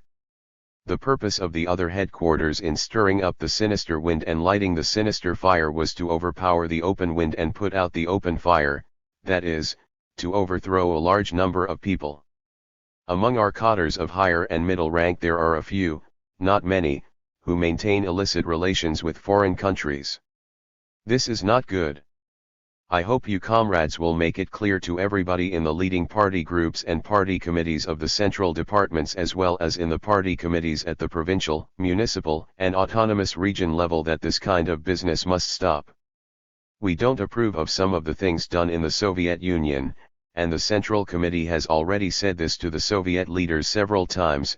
Some questions on which we have not touched will be taken up later. If they are to be taken up, it should be done by the Central Committee. As for information, don't try to pass it on. Such information is of no use at all, it can only cause harm. It undermines the relations between the two parties and the two countries. Moreover, those engaged in such activities put themselves in an awkward position. Since they do this behind the party's back, they always have a guilty conscience. Those who have passed on information should make a clean breast of it and be done with it, or else there will be an investigation and they will be duly punished if found out. I would like to say a few words about the 20th Congress of the Communist Party of the Soviet Union. I think there are two swords, one is Lenin and the other Stalin. The sword of Stalin has now been discarded by the Russians. Gomulka and some people in Hungary have picked it up to stab at the Soviet Union and oppose so-called Stalinism. The communist parties of many European countries are also criticizing the Soviet Union, and their leader is Tolyatti. The imperialists also use the sword to slay people with. Dulles, for instance, has brandished it for some time. This sword has not been lent out, it has been thrown out. We Chinese have not thrown it away. First, we protect Stalin, and, second, we at the same time criticize his mistakes, and we have written the article on the historical experience of the dictatorship of the proletariat. Unlike some people who have tried to defame and destroy Stalin, we are acting in accordance with objective reality. As for the sword of Lenin, hasn't it too been discarded to a certain extent by some Soviet leaders? In my view, it has been discarded to a considerable extent. Is the October Revolution still valid? Can it still serve as the example for all countries? Khrushchev's report at the 20th Congress of the Communist Party of the Soviet Union says it is possible to seize state power by the parliamentary road, that is to say, it is no longer necessary for all countries to learn from the October Revolution. Once this gate is opened, by and large Leninism is thrown away. The doctrine of Leninism has developed Marxism. In what respects has it done so? First, in world outlook, that is, in materialism and dialectics, and second, in revolutionary theory and tactics, particularly on the questions of class struggle, the dictatorship of the proletariat and the political party of the proletariat. And then there are Lenin's teachings on socialist construction. Beginning from the October Revolution of 1917, construction went on in the midst of revolution, and thus Lenin had 7 years of practical experience in construction, something denied to Marx. It is precisely these fundamental principles of Marxism-Leninism that we have been learning. In both our democratic revolution and our socialist revolution, we have mobilized the masses to wage class struggle in the course of which we have educated the people. It is from the October Revolution that we have learned to wage class struggle. During the October Revolution, the masses in the cities and villages were fully mobilized to wage class struggle. Those who are now sent by the Soviet Union as experts to various countries were but children or teenagers at the time of the October Revolution, and many of them have forgotten about this practice. Comrades in some countries say that China's mass line is not right, and they are only too happy to pick up the paternalistic approach. There is no stopping them if they want to do so. In any case, we adhere to the 5 principles of peaceful coexistence, with non-interference in each other's internal affairs and mutual non-aggression. We have no intention of exercising leadership over any country save our own, that is, the People's Republic of China. The fundamental problem with some East European countries is that they have not done a good job of waging class struggle and have left so many counter-revolutionaries at large, nor have they trained their proletariat in class struggle to help them learn how to draw a clear distinction between the people and the enemy, between right and wrong and between materialism and idealism. And now they have to reap what they have sown, they have brought the fire upon their own heads. How much capital do you have? Just Lenin and Stalin. Now you have abandoned Stalin and practically all of Lenin as well, with Lenin's feet gone, or perhaps with only his head left, or with one of his hands cut off. We, on our part, stick to studying Marxism-Leninism and learning from the October Revolution. Marx has left us a great many writings, and so has Lenin. To rely on the masses, to follow the mass line, this is what we have learned from them. Not to rely on the masses in waging class struggle and not to make a clear distinction between the people and the enemy, that would be very dangerous. 4. A few cotters with an intellectual background at the level of department or bureau head advocate great democracy, saying that small democracy is not satisfying enough. Their great democracy means the adoption of the bourgeois parliamentary system of the West and the imitation of such Western stuff as parliamentary democracy, freedom of the press and freedom of speech. Their advocacy is wrong, for they lack the Marxist viewpoint, the class viewpoint. However, the terms great democracy and small democracy are quite graphic, so we have borrowed them. Democracy is a method, and it all depends on to whom it is applied and for what purpose. We are in favor of great democracy. And what we favor is great democracy under the leadership of the proletariat. We mobilized the masses to fight Chiang Kai-shek and licked him after a struggle lasting more than 20 years. In the agrarian reform movement, the peasant masses rose against the landlord class and got land after 3 years of struggle. These were instances of great democracy. The movement against the three evils was a struggle against those of our personnel who had been corrupted by the bourgeoisie. The movement against the five evils was a struggle against the bourgeoisie. In both movements relentless blows were dealt. These were all vigorous mass movements and instances of great democracy. A few days ago, masses of people held a demonstration in front of the office of the British Charge d'Affaires in China, and several 100,000 people held a rally at Tiananmen Square in Peking in support of Egypt's resistance to Anglo-French aggression. This was also an instance of great democracy, aimed at imperialism. Why shouldn't we cherish this great democracy? We do in fact cherish it. Who is this great democracy directed against? Against imperialism, feudalism, and bureaucrat capitalism, and against capitalism. The socialist transformation of private industry and commerce was directed against capitalism. The socialist transformation of agriculture, which was designed to abolish the private ownership of small producers, was by its nature also directed against capitalism. It was by means of the mass movement that we carried out the socialist transformation of agriculture, mobilizing the peasants, principally the poor and lower middle peasants first, to organize themselves, so that the upper middle peasants could not but agree. As for the fact that the capitalists beat drums and struck gongs to welcome the socialist transformation, it was because they had no alternative with the advent of the socialist upsurge in the countryside and with the pressure from the masses of workers under them. If great democracy is now to be practiced again, I am for it. You are afraid of the masses taking to the streets, I am not even if hundreds of thousands should do so. He who is not afraid of death by 1,000 cuts dares to unhorse the emperor. This was a saying of a character in a classical Chinese novel, Wang Shifeng, otherwise called Sister Feng. She it was who said this. The great democracy set in motion by the proletariat is directed against class enemies. Enemies of the nation, who are none other than the imperialists and the foreign monopoly capitalists, are class enemies also. Great democracy can be directed against bureaucrats too. I just said that there would still be revolutions 10,000 years from now, so possibly great democracy will have to be practiced then. If some people grow tired of life and so become bureaucratic, if, when meeting the masses, they have not a single kind word for them but only take them to task, and if they don't bother to solve any of the problems the masses may have, they are destined to be overthrown. Now this danger does exist. If you alienate yourself from the masses and fail to solve their problems, the peasants will wield their carrying poles, the workers will demonstrate in the streets and the students will create disturbances. Whenever such things happen, they must in the first place be taken as good things, and that is how I look at the matter.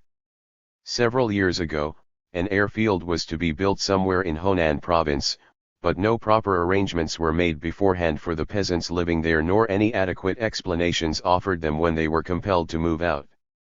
The peasants of the village affected said, "Even the birds will make a few squawks if you go poking with your pole at their nest in a tree and try to bring it down. Teng Xiaoping, you, too, have a nest, and if I destroyed it, wouldn't you make a few squawks?" So the local people set up 3 lines of defense. The first line was composed of children, the second of women, and the third of able-bodied young men. All who went there to do the surveying were driven away and the peasants won out in the end. Later, when satisfactory explanations were given and arrangements made, they agreed to move and the airfield was built. There are quite a few similar cases. Now there are people who seem to think that, as state power has been won, they can sleep soundly without any worry and play the tyrant at will. The masses will oppose such persons, throw stones at them and strike at them with their hose, which will, I think, serve them right and will please me immensely. Moreover, sometimes to fight is the only way to solve a problem. The Communist Party needs to learn a lesson. Whenever students and workers take to the streets, you comrades should regard it as a good thing. There were over 100 students from Jingshu who wanted to come to Peking to present a petition, but those in one train were halted at the Kuangyuan station in Sichuan province, while those in another train got as far as Luoyang but failed to reach Peking. It is my opinion and Premier choose too that the students should have been allowed to come to Peking and call on the departments concerned. The workers should be allowed to go on strike and the masses to hold demonstrations. Processions and demonstrations are provided for in our Constitution. In the future when the Constitution is revised, I suggest that the freedom to strike be added, so that the workers shall be allowed to go on strike. This will help resolve the contradictions between the state and the factory director on the one hand and the masses of workers on the other. After all, they are nothing but contradictions. The world is full of contradictions. The democratic revolution resolved the set of contradictions with imperialism, feudalism, and bureaucrat capitalism. At present, when the contradictions with national capitalism and small production with respect to ownership have been basically resolved, contradictions in other respects have come to the fore, and new contradictions have arisen. There are several 100,000 cadres at the level of the county party committee and above who hold the destiny of the country in their hands. If they fail to do a good job, alienate themselves from the masses and do not live plainly and work hard, the workers, peasants and students will have good reason to disapprove of them. We must watch out lest we foster the bureaucratic style of work and grow into an aristocratic stratum divorced from the people. The masses will have good reason to remove from office whoever practices bureaucracy, makes no effort to solve their problems, scolds them, tyrannizes over them and never tries to make amends. I say it is fine to remove such fellows, and they ought to be removed. Now the democratic parties and the bourgeoisie are against the great democracy of the proletariat. If we were to start a second movement against the 5 evils, they would not like it. They are very much afraid that the democratic parties will be eliminated and will not enjoy long-term coexistence if great democracy is put into practice. Do professors like great democracy? It is hard to say, but I think they are on their guard. They too are afraid of proletarian great democracy. If they want to practice bourgeois great democracy, I will propose a rectification, that is, ideological remolding. All the students will be mobilized to criticize them, and in every college a checkpoint, so to speak, will be set up which they must pass through before the whole matter can be considered closed. So professors, too, are afraid of proletarian great democracy. Here I will take up another topic, the question of the Dalai. Buddha has been dead for 2,500 years, and now the Dalai and his followers want to go to India and pay homage to him. Shall we let him go or not? The Central Committee thinks that it is better to let him go than not. He will set out in a few days. We advised him to go by air, but he refused, preferring to travel by car via Kalimpong, for where there are spies from various countries as well as Kuomintang secret agents.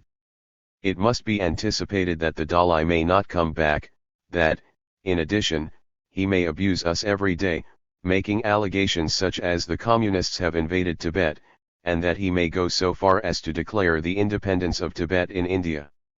It must also be anticipated that he may incite the Tibetan upper stratum reactionaries to issue a call for major disturbances in the hope of driving us out, while using his absence as an alibi to shirk responsibility. This is possible, if the worst comes to the worst. I would still be glad even if this bad situation occurred. Our working committee and our troops in Tibet must make preparations, build fortifications, and store up plenty of food and water. All we have there is only a few soldiers. Anyway, each party is free to act as he chooses. If you want to fight, we shall be on our guard. If you make an attack, we shall defend ourselves. We should never attack first but let them do so, and then we shall launch a counter-attack and crush the attackers with relentless blows. Shall I feel aggrieved at the desertion of one Dalai? Not at all, even if you throw in 9 more and make it 10 Dalais. It was our experience that Chang Kuo-tao's desertion did not turn out to be a bad thing. You cannot bind a man and a woman together to make them husband and wife. When someone stops caring for your place and wants to leave it, just let him go. What harm will his departure do us? None whatsoever. He can't do more than curse us. Our Communist Party has been cursed for 35 years. And the curses have been just such hackneyed nonsense as that the Communist Party is extremely ferocious, communizes property and women and is brutal and inhuman. What difference will it make if a Dalai or anyone else should be added to the number of abusers? If the abusing goes on for another 35 years, that will amount to only 70 years. I don't consider it good for a person to be afraid of being abused. Some people are worried that confidential information may be divulged. Didn't Chang Kuo-tao possess a lot of confidential information? Never heard that our affairs went amiss as a result of Chang Kuo-tao divulging confidential information. Our party has millions of experienced cadres. Most of them are good cadres, born and brought up on our native soil, linked to the masses and tested in the course of long struggles. We have a whole body of cadres, those who joined the revolution in the period of the founding of the party, in the period of the Northern Expedition, during the War of the Agrarian Revolution, the War of Resistance against Japan, and the War of Liberation, and those who joined after nationwide liberation. They are all valuable assets to our country. The situation in some East European countries is not very stable, and one major reason is that they lack such a body of experienced cadres. With such cadres as ours who have been tested in different periods of the revolution, we are able to sit tight in the fishing boat despite the rising wind and waves. We must have this much confidence. We are not even afraid of imperialism, so why should we be afraid of great democracy? Why should we be afraid of students taking to the streets? Yet among our party members there are some who are afraid of great democracy, and this is not good. Those bureaucrats who are afraid of great democracy must study Marxism hard and mend their ways. We are to carry out a rectification movement next year. 3 bad styles are to be rectified: 1. Subjectivism, 2. Sectarianism, and 3. Bureaucracy. After the Central Committee has made the decision, a circular will first be issued, in which different items will be listed. For instance, bureaucracy consists of several items, such as failure to make contact with cadres and the masses, failure to go down and find out about the situation below, and failure to share will and woe with the masses, plus corruption, waste, and so on. If a circular is issued in the first half of the year, The rectification movement is to begin in the second, with a period of several months in between. Whoever has embezzled public money must confess and return it during that interval, or pay it back later in installments, or if he cannot possibly manage it even in installments, he will have to be exempted from repaying it. Each of these three ways is all right. But in any case he must admit his mistake and of his own accord state the amount taken. This is to provide him, so to speak, with a staircase by which he can come down step by step. This method is also to be adopted in dealing with other mistakes.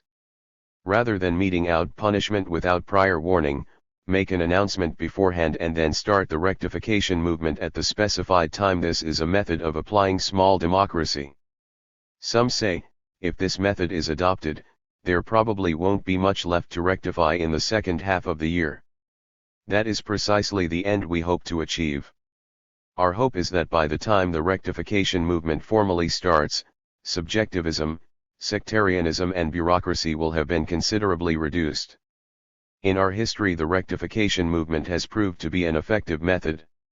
From now on, all problems among the people or inside the party are to be solved by means of rectification, by means of criticism and self-criticism, and not by force. We are in favor of the method of the gentle breeze and mild rain, and though it is hardly avoidable that in a few cases things may get a little too rough, the overall intention is to cure the sickness and save the patient, and truly to achieve this end instead of merely paying lip service to it. The first principle is to protect a person, and the second one is to criticize him. First, he is to be protected because he is not a counter-revolutionary. This means to start from the desire for unity and, through criticism and self-criticism, arrive at a new unity on a new basis. Within the ranks of the people, if we adopt the method of both protecting and criticizing a person who has made mistakes, we shall win people's hearts, be able to unite the entire people and bring into play all the positive factors among our 600 million people for building socialism. I am in favor of the idea that in peacetime the wage gap between cadres in the army and those outside it should be gradually narrowed, but this does not mean absolute egalitarianism. I have always been of the opinion that the army should lie plainly and work hard and be a model. At a meeting held here in 1949, one of our generals proposed that the pay in the army should be raised, and many comrades were for his proposal, but I was against it. The illustration he used was that a capitalist ate a meal of 5 courses whereas a PLA soldier had only salt water plus some pickled cabbage at a meal, and this, he said, wouldn't do. I said, on the contrary, this was just fine. They had 5 courses while we ate pickles. There was politics in these pickles, out of which models would emerge. The PLA won people's hearts precisely because of these pickles, but, of course, there were other factors too. Now the army meals have improved and are already rather different from having only pickles to eat. But what is most essential is that we must advocate plain living and hard work, which is our intrinsic political quality. Qinqiao is an apple-growing area. At the time of the Liuxi campaign, it was autumn, and there were plenty of apples in the villagers' homes, but our fighters did not take a single apple. I was deeply moved when I read about this. Here the fighters themselves were conscious that not to eat the apples was noble, whereas to eat them would have been ignoble, for the apples belonged to the people. Our discipline rests on such consciousness. It is the result of leadership and education by our party. Man must have some spirit, and the revolutionary spirit of the proletariat stems from this consciousness. Did anyone starve to death from not eating an apple? No, for there was millet plus pickles. In times of necessity, you comrades present here will have to live in sheds. When we crossed the marshlands, we had no sheds to sleep in and yet we managed without. Why can't we live in sheds now that we have them? The army people have been in session these few days, and they have expressed with deep feelings and enthusiasm their readiness to exercise self-denial and practice economy. Now that the army is doing this, there is all the more reason for other people to live plainly and work hard. Otherwise they would be challenged by the army people. There are both civilians and army people present here, so we'll let the army people challenge the civilians. The PLA is a good army, and I like it very much. Political work must be strengthened. It must be greatly strengthened in every sphere, whether among civilians or army people, whether in factories, villages, shops, schools, or army units, whether in party and government organs or people's organizations, so as to raise the political level of the cadres and the masses. Talks at a conference of secretaries of provincial, municipal, and autonomous region party committees. January 1957. The talk of January 18th. The present conference will chiefly discuss three questions: the question of ideological trends, the rural question and the economic question. Today I shall speak on the question of ideological trends. We should keep tabs on ideological trends, which I am taking up here as the first question. At present, certain problems concerning them inside the party and in society at large have cropped up and demand our close attention. One kind of problem arises among our own ranks. For example, some cadres now scramble for fame and fortune and are interested only in personal gain. In the discussion of the grading of cadres, there were instances where a cadre would not be satisfied with a rise of 1 grade, even a rise of 2 grades still left him weeping in bed, and perhaps only a 3-grade promotion could get him out of bed. The fuss they kicked up has settled the question. This business of grading cadres, have done with it. Let wages be roughly evened out, with slight differences here and there. In the old days, the government of the northern warlords had a prime minister by the name of Tang Xiaoyi.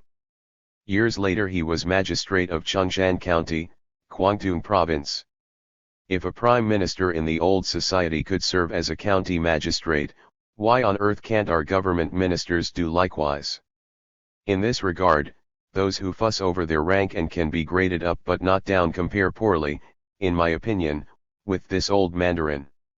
They vie with each other not in plain living, doing more work and having fewer comforts, but for luxuries, rank and status. At present, this kind of thinking has grown considerably in the party, and the matter demands our attention. Is agricultural cooperation promising, or is it unpromising? Which is better, the cooperative, or the individual economy? This question has been raised again. Last year, it did not come up in places reaping a rich harvest or in areas stricken by serious natural adversities, but only in those cooperatives which had suffered natural adversities but not of a serious kind or reaped a harvest but not a rich one. The cash value of work points in these cooperatives turned out to be less than had been promised, and there was no increase but actually a decrease in the income of the members. This gave rise to such talk as, is the cooperative still good and worth preserving? And this kind of talk has found an echo among certain party cadres. The cooperatives, some say, are in no way superior. Some government ministers made a brief visit to the countryside, and on their return to Peking they spread alarmist views, saying that the peasants were listless and not keen on farming, as if the cooperatives were on the verge of collapse and extinction. Some cooperative directors cannot hold their heads up because they are being attacked right and left and have to endure criticisms from above and from the press. Some heads of the propaganda departments of party committees shy away from making propaganda about the superiority of the cooperatives. Minister of Agriculture Liao Luyan, who is concurrently Deputy Director of the Rural Work Department of the Party Central Committee, says in effect that he himself feels discouraged and so do the responsible cadres under him, and that the cooperatives won't work anyway and the 40-article program for agricultural development is no longer valid. What are we to do with a person who feels discouraged? That's simple. If someone is losing courage, we just pump a little into him. The newspapers have now taken on a different tone in their propaganda, dwelling on the superiority of the cooperatives and speaking well rather than ill of them. Keep this up for several months to generate a little courage. The year before last there was a struggle against a right deviation, and last year a struggle against rash advance, which resulted in another right deviation. By this I mean the right deviation on the question of socialist revolution, primarily that of socialist transformation in the rural areas. Particularly noteworthy is the fact that a gust of wind with the force of a typhoon has been blowing among our cotters. A considerable number of our ministers, vice ministers, heads of departments or bureaus as well as cotters at the provincial level are from landlord, rich peasant or well-to-do middle peasant families, and in some cases their fathers are landlords who to this day are deprived of the right to vote. When these cotters go home for a visit, they hear from their folks nothing but adverse comments such as that the cooperatives are no good and won't last. The well-to-do middle peasants are a wavering social stratum, the go-it-alone tendency among them is rising again, and some want to withdraw from the cooperatives. The wind blowing among our cotters indicates what is in the minds of these classes and strata. Agricultural cooperation is sure to be a success, but it cannot achieve complete success in a year or two. This must be made clear to comrades in the party, the government, the army, and the people's organizations. The cooperatives have only a short history, mostly of a year or a year and a half, and are lacking in experience.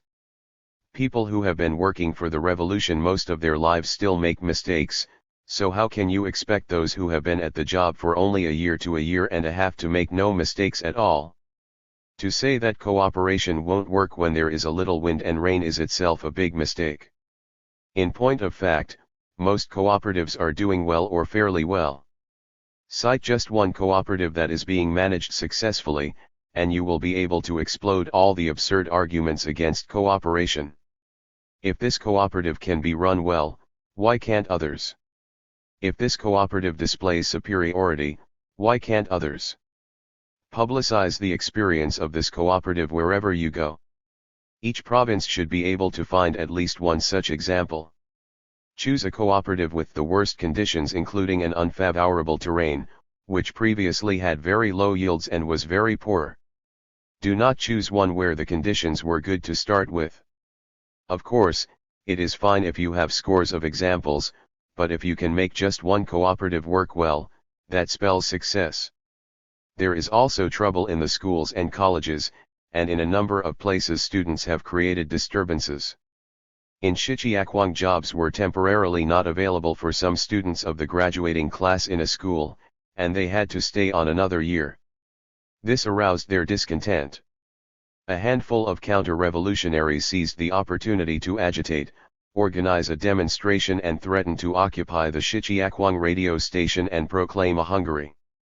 They put up many posters, the most striking of which carried these three slogans: "Down with fascism," "We want war, not peace," and "Socialism is in no way superior."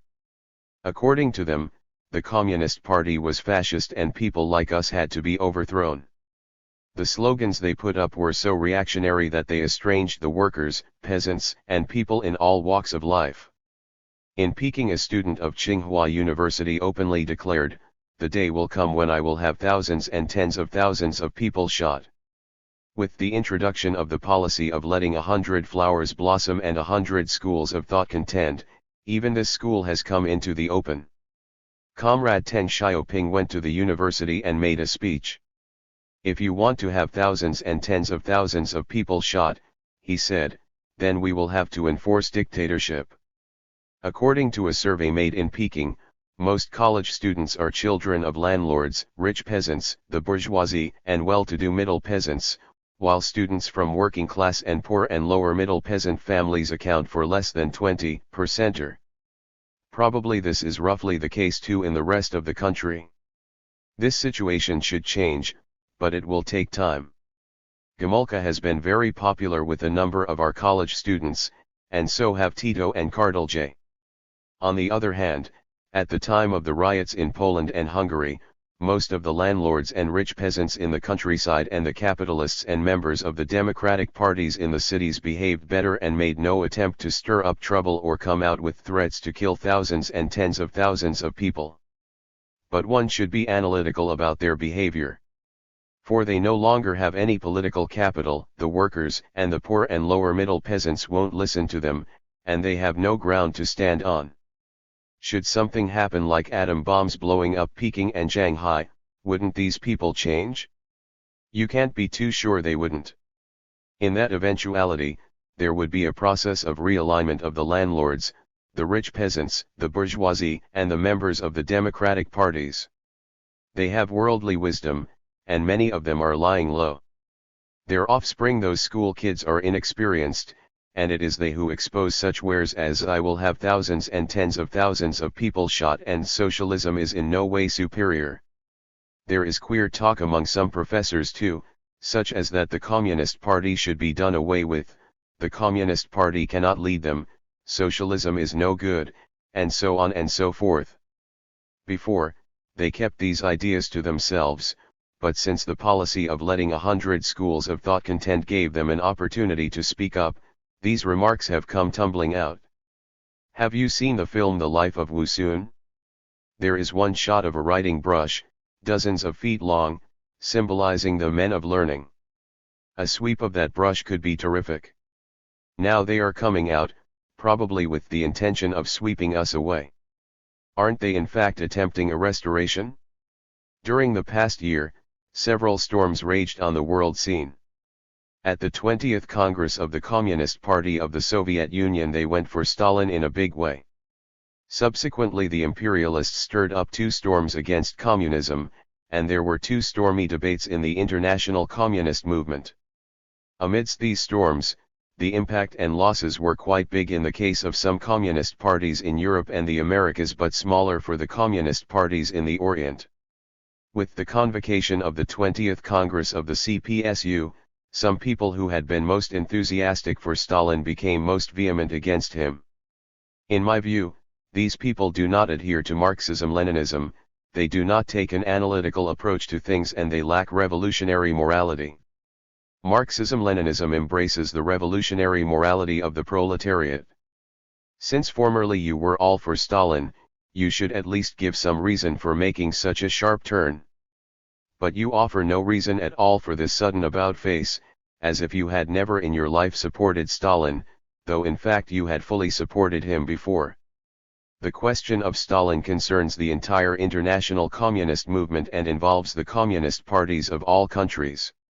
Most cadres in our party are dissatisfied with the 20th Congress of the CPSU and think it went too far in attacking Stalin. That is a normal feeling and a normal reaction. But a few cadres started to vacillate. Before it rains in a typhoon, ants come out of their holes, they have very sensitive noses and they know their meteorology. No sooner had the typhoon of the 20th Congress of the CPSU struck than a few such ants in China came out of their holes. They are wavering elements in the party who vacillate whenever something is astir. When they heard of the sweeping denunciation of Stalin, they felt good and swung to the other side, cheering and saying that Khrushchev was right in everything and that they themselves had been of the same opinion all along. Later, when the imperialists struck a few blows and a few more came from inside the international communist movement, even Khrushchev had to change his tune somewhat, and so they swung back to the side again. In the face of an irresistible trend, they had no choice but to swing back. A tuft of grass atop the wall sways right and left in the wind. The waverer's real intention was not to swing to our side, but to the other. It's a good thing that some people inside and outside the party sang the praises of the Polish and Hungarian incidents. They could not open their mouths without talking about Poznan and Hungary. In so doing they gave themselves away. Ants came out of their holes and turtles, tortoises, and all the scum of the earth left their hiding places.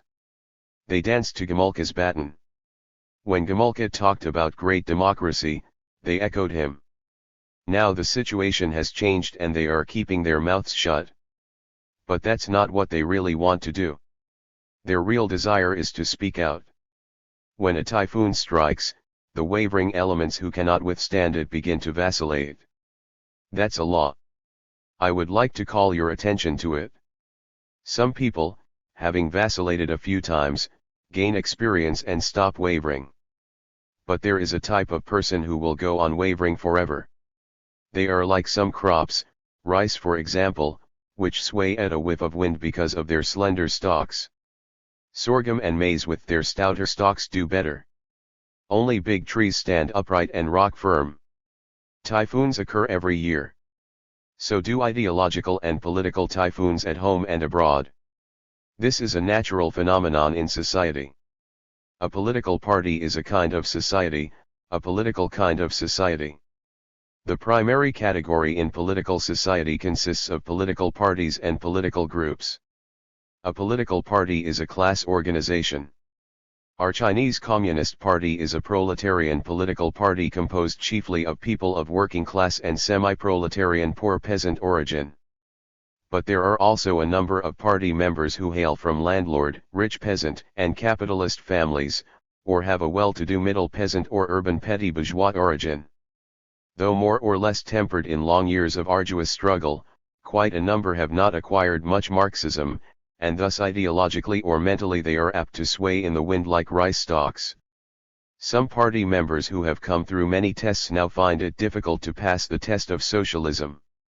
Xue Sun is a typical example. She was formerly a deputy secretary of the Hopi Provincial Party Committee and a vice-governor of the province. When did she begin to vacillate?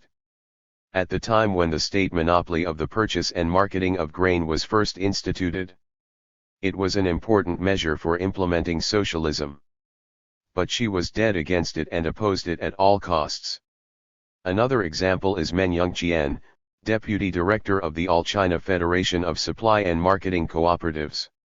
In a letter of petition he, too, firmly opposed the state monopoly. When agricultural cooperation was being carried out, again some people in the party opposed it. In short, there are high-ranking party cadres who have vacillated and cannot pass the test of socialism. Has this state of affairs come to an end? No, it hasn't. Will these people become firm and really believe in socialism 10 years from now? Well, not necessarily. 10 years from now, when something crops up, they may say again, I foresaw that long ago. Here is some material to be distributed among the comrades present which shows the ideological trends among certain cadres in the army. Although there is something valid in their opinions, for instance, when they say the wages of some cadres are too high and the peasants don't like it, the general tenor is not quite right and the fundamental line they follow is wrong. They criticize our party's policies as being left in the countryside and right in the cities. For all its 9,600,000 square kilometers, China is made up of but two constituents, town and country. According to them, we are wrong in both. When they say our rural policy has deviated to the left, they mean that the income of the peasants is meager, less than that of the workers. Here one should make an analysis and not judge by income alone. It is true that the income of the workers is generally higher than that of the peasants, but the value they produce is bigger, and besides they have to pay more for daily necessities. The improvement of the peasants' livelihood depends mainly on their own efforts to increase production. The government is also doing much to help them, building water conservancy projects, granting them agricultural credits, and so on. Our tax on agricultural products, sideline products included, forms about 8% of the total value of the peasants' output, and no tax is levied on many sidelines. The state purchases grain at standard prices. Moreover, the state gets only a very small profit from the exchange of industrial products for the peasants' agricultural products. We do not adopt the system of obligatory sales enforced in the Soviet Union.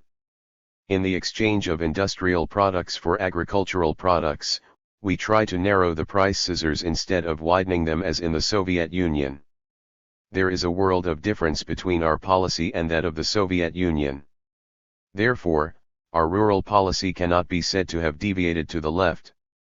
Some of the ranking cadres in our army make complaints on behalf of the peasants because they are affected by the remarks of well-to-do middle peasants, rich peasants, or landlords which they may have heard on visits to their hometown or from relatives invited to stay with them. In the first half of 1955 a good many party members made such complaints, chiming in with Liang Shuming and his ilk, as if only people from these two quarters spoke for the peasants and understood their sufferings. In their eyes, our Central Committee does not represent the peasants, nor do the provincial party committees and the majority of party members. A survey in Jiangsu province shows that in some places 30% of the cadres at the county, district, and township levels made complaints on behalf of the peasants. It further reveals that most of them belong to rather well-to-do families which have surplus grain for sale. What they call sufferings turns out to be having surplus grain. And when they say help the peasants and show concern for the peasants, they mean withholding sales of surplus grain to the state. Who on earth do these grumblers represent? Not the peasant masses, but a small number of well-to-do peasants. As for the charge that our urban policy has deviated to the right, this seems to be the case, as we have undertaken to provide for the capitalists and pay them a fixed rate of interest for a period of 7 years. What is to be done after the 7 years? That is to be decided according to the circumstances prevailing then. It is better to leave the matter open, that is, to go on giving them a certain amount in fixed interest. At this small cost we are buying over this class. The Central Committee has given this policy very careful consideration. On the whole, the capitalists plus the Democrats and intellectuals associated with them have a higher level of cultural and technical knowledge. By buying over this class, we have deprived them of their political capital and kept their mouths shut. The way to deprive them is to buy them over and make arrangements to give them jobs. Thus political capital will not be in their hands but in ours. We must deprive them of every bit of their political capital and continue to do so until not one jot is left to them. Therefore, neither can our urban policy be said to have deviated to the right. Our rural policy is correct and so is our urban policy. That is why a nationwide disturbance such as the Hungarian incident cannot take place here. At most a small number of people may create trouble here and there and clamor for so-called great democracy. There is nothing terrifying about great democracy. On this score I do not see eye to eye with some comrades among you, who seem scared of it. In my view, should great democracy come about, first, you should not be scared of it and, second, you should make an analysis of the words and deeds of its advocates. In pushing their so-called great democracy, those bad types are bound to say or do something wrong, which will only expose and isolate them. To have thousands and tens of thousands of people shot. Is this the way to resolve contradictions among the people? Can this win any sympathy from the majority of people? Down with fascism and socialism is in no way superior. Doesn't this flagrantly violate the Constitution? The Communist Party and the state power under its leadership are revolutionary and socialism is superior. This is all stated in the Constitution, acknowledged by the whole nation. We want war, not peace. Well, that's fine. So you are calling for war, and yet what you can muster is only a small band, an insufficient number of men without trained officers. These kids have really gone mad. That school in Shikyashuang had a discussion on the 3 slogans mentioned above, and out of 70 representatives only a dozen spoke in favor, while 50-odd said no. Then the slogans were discussed among 4,000 students. Not a single one approved, so the dozen were isolated. The ultra-reactionaries who put up and stuck to these slogans were only a handful. If they had not taken up great democracy and splashed those posters everywhere, we would have been in the dark as to what they were up to. Once they pressed for great democracy, they got caught. One good thing about the Hungarian incident was that these ants in China were thus lured out of their holes.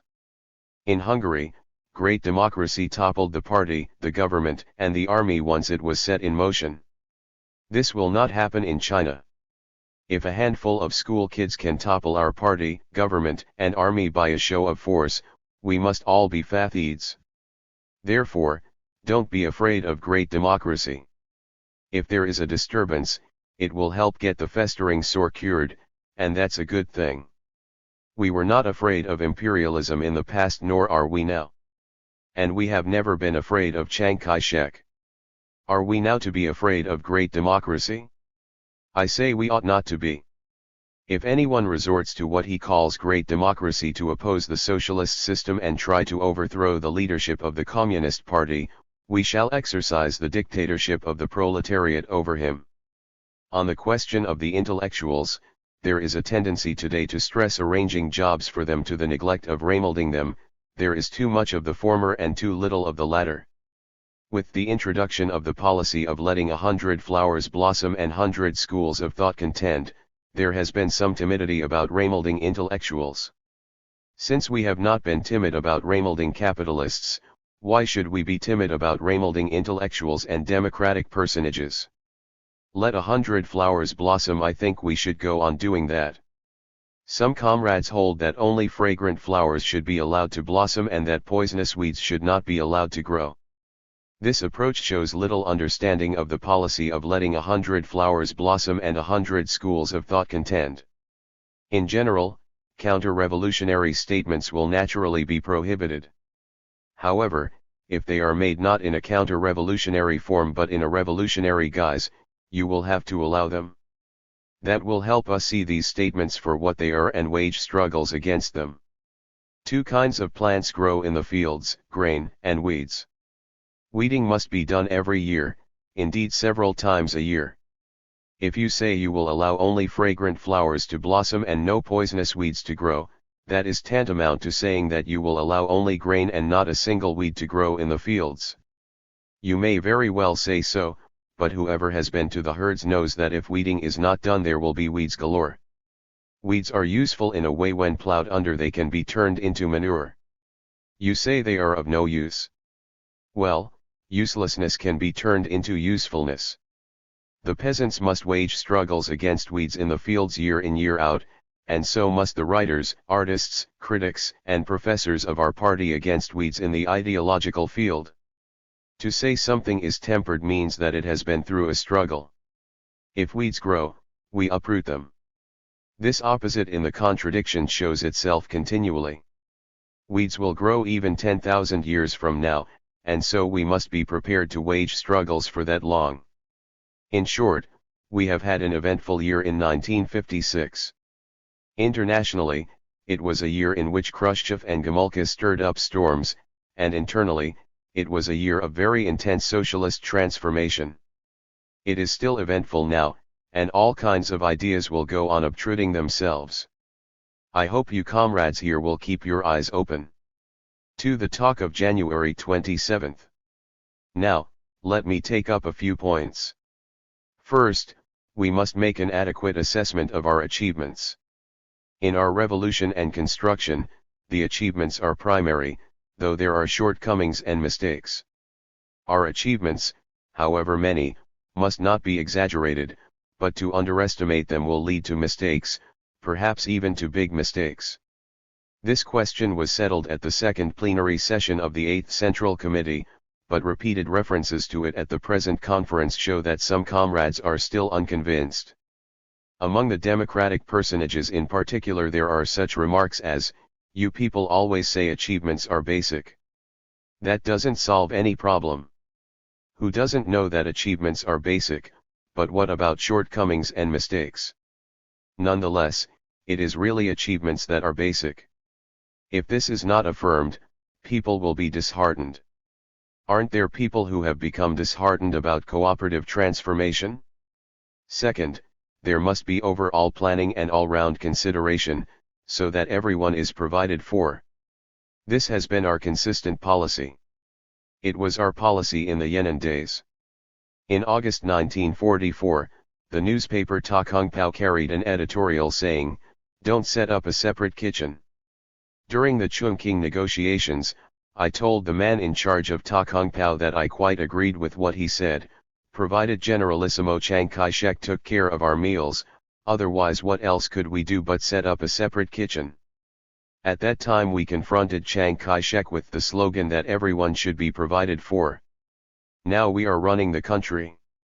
Our policy is still one of overall planning and all-round consideration so that everyone is provided for. This includes providing for all the army and government personnel left behind by the Kuomintang. Even those who fled to Taiwan can come back. All counter-revolutionaries not to be put to death will undergo remolding and be given a chance to earn a living. The democratic parties will be preserved and coexist with us for a long time and their members will be provided for. In a word, we will take care of all our country's 600 million people. For instance, through the state monopoly of the purchase and marketing of grain we look after the entire urban population and all rural grain-deficient households. Or take the urban youth for example. Arrangements must be made for them in one way or another. They can go to school or work on a farm, in a factory or in a frontier area. Relief will be extended to families where no member has a job, our principle being not to allow anybody to die of starvation. All this falls within the scope of overall planning and all-round consideration. What kind of policy is this? It is one of mobilizing all positive forces to build socialism. It is a strategic policy. It is better to follow this policy, and there will be fewer troubles. This idea of overall planning and all-round consideration must be made clear to all. Comrade Ko Ching-shi said that we must explore every possible way. That's well said, for we must explore every possible way of surmounting difficulties. This slogan should be publicized. The difficulties before us are not very great and don't amount to much. Aren't things at least better now than on the Long March, when we had to scale snow-topped mountains and plod through the marshlands? After crossing the Tadu River on the Long March, the question was which way to go. There was nothing but high mountains to the north and very few inhabitants. At that time we called for surmounting the difficulties by 1,000 ways and 100 devices. What do we mean by 1,000 ways and 100 devices? 1,000 ways mean 999 ways plus 1, and 100 device means 99 devices and another thrown in. You have so far proposed very few ways of devices. How many ways and devices has each of the provinces and the central departments got? Explore even possible way and the difficulties will be surmounted. Third, the international situation. In the Middle East, there was that Suez Canal incident. A man called Nasser nationalized the canal, another called Eden sent in an invading army, and close on his heels came a third called Eisenhower who decided to drive the British out and have the place all to himself. The British bourgeoisie, past masters of machination and manoeuvre, are a class which knows best when to compromise. But this time they bungled and let the Middle East fall into the hands of the Americans. What a colossal mistake!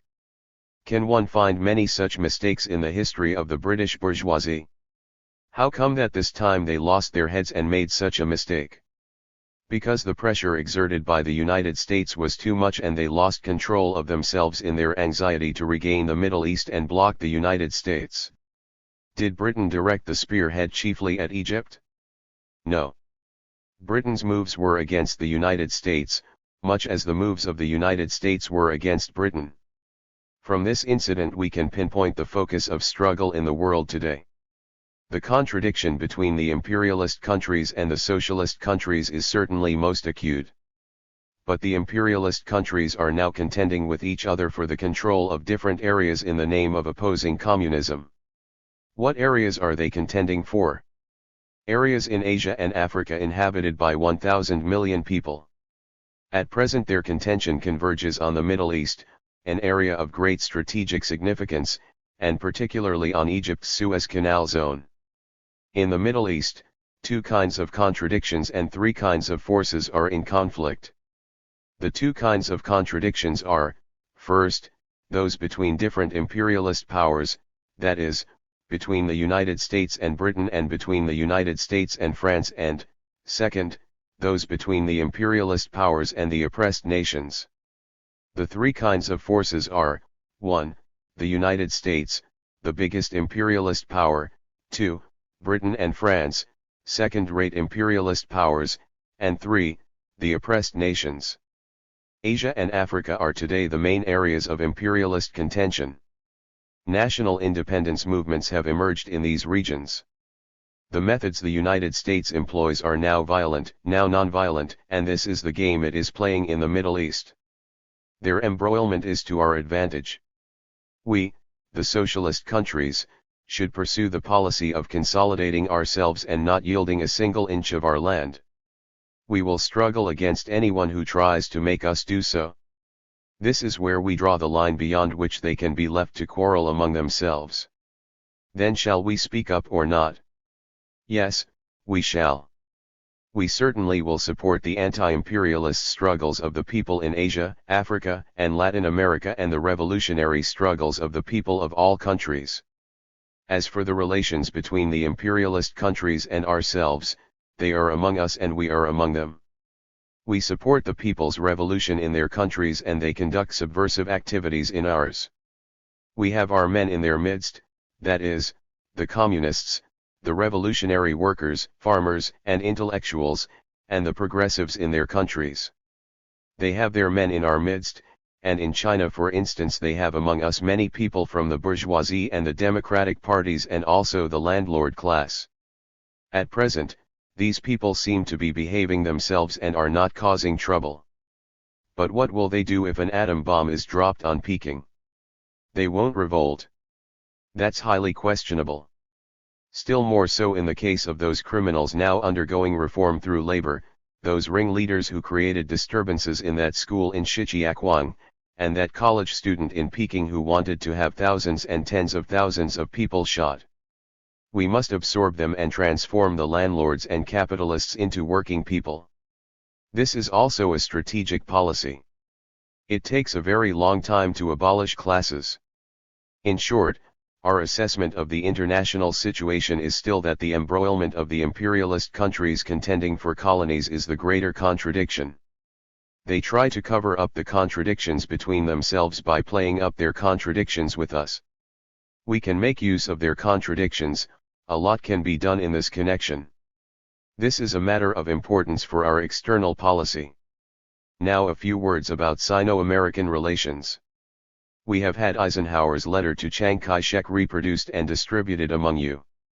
In my view, the letter is meant chiefly to pour cold water on Chiang Kai-shek and then pump a little courage into him. The letter talks about the need to keep cool and not to be impulsive, which means not resorting to war but relying on the United Nations. That's pouring cold water. For Chiang Kai-shek has really become rather impulsive. To pump courage into Chiang Kai-shek, Eisenhower says he will continue his hard-line policy towards the communists and pins his hopes on disturbances breaking out in our midst. In Eisenhower's view, disturbances have already occurred and the communists cannot stop them. Well, everybody has his own way of looking at things. I still think it preferable to put off the establishment of diplomatic relations with the United States for some years.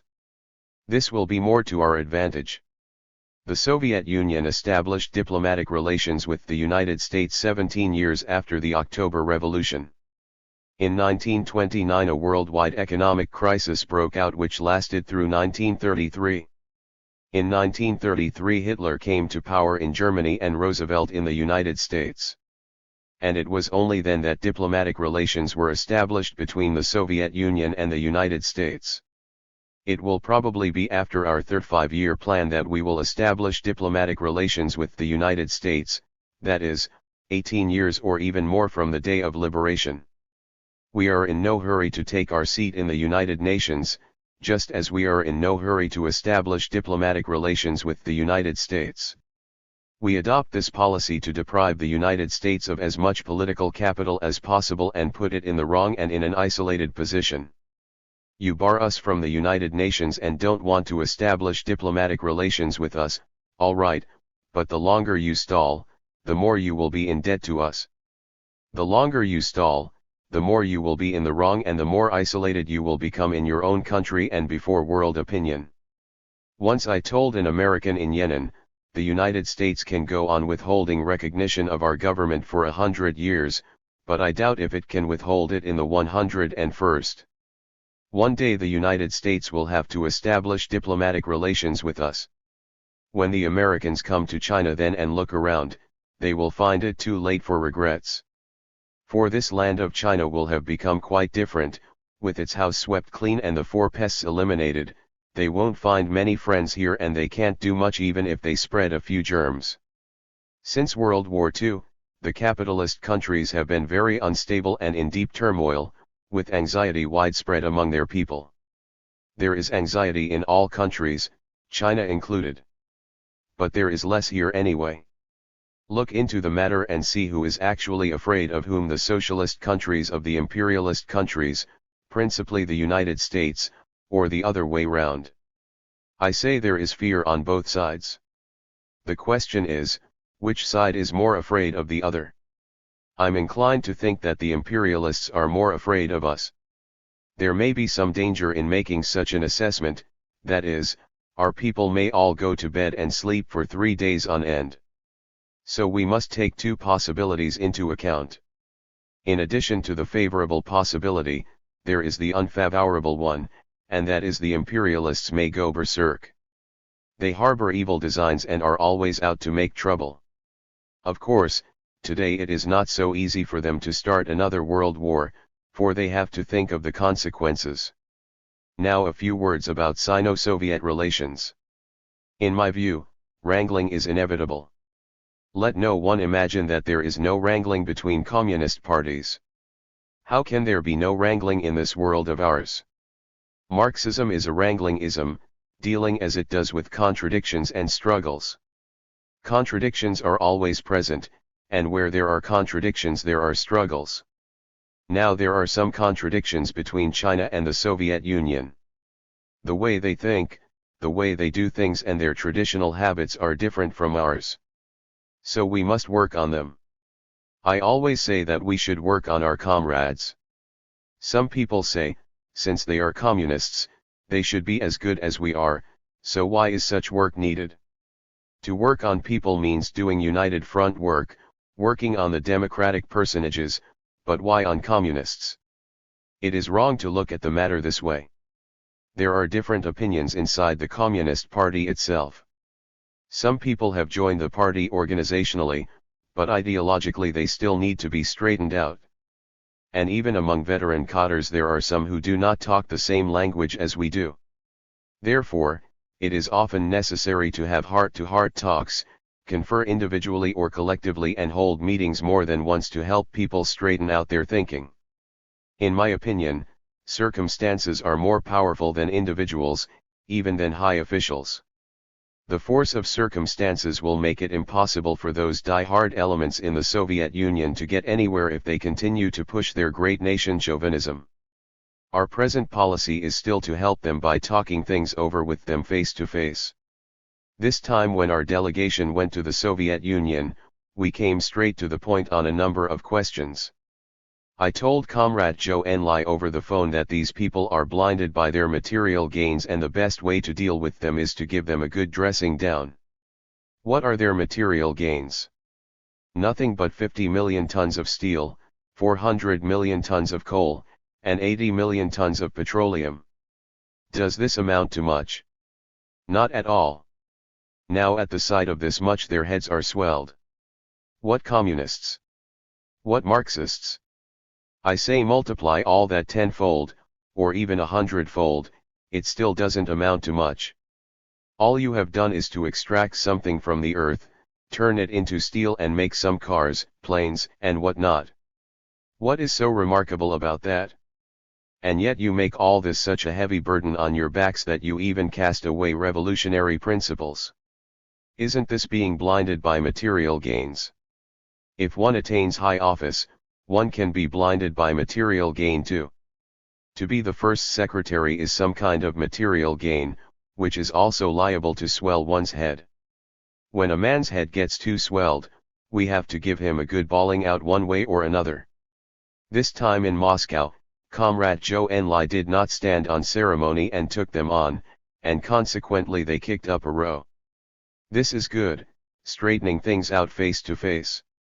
They tried to influence us and we tried to influence them. However, we didn't come straight to the point on every question, we didn't play all our cards but kept some up our sleeves. There will always be contradictions.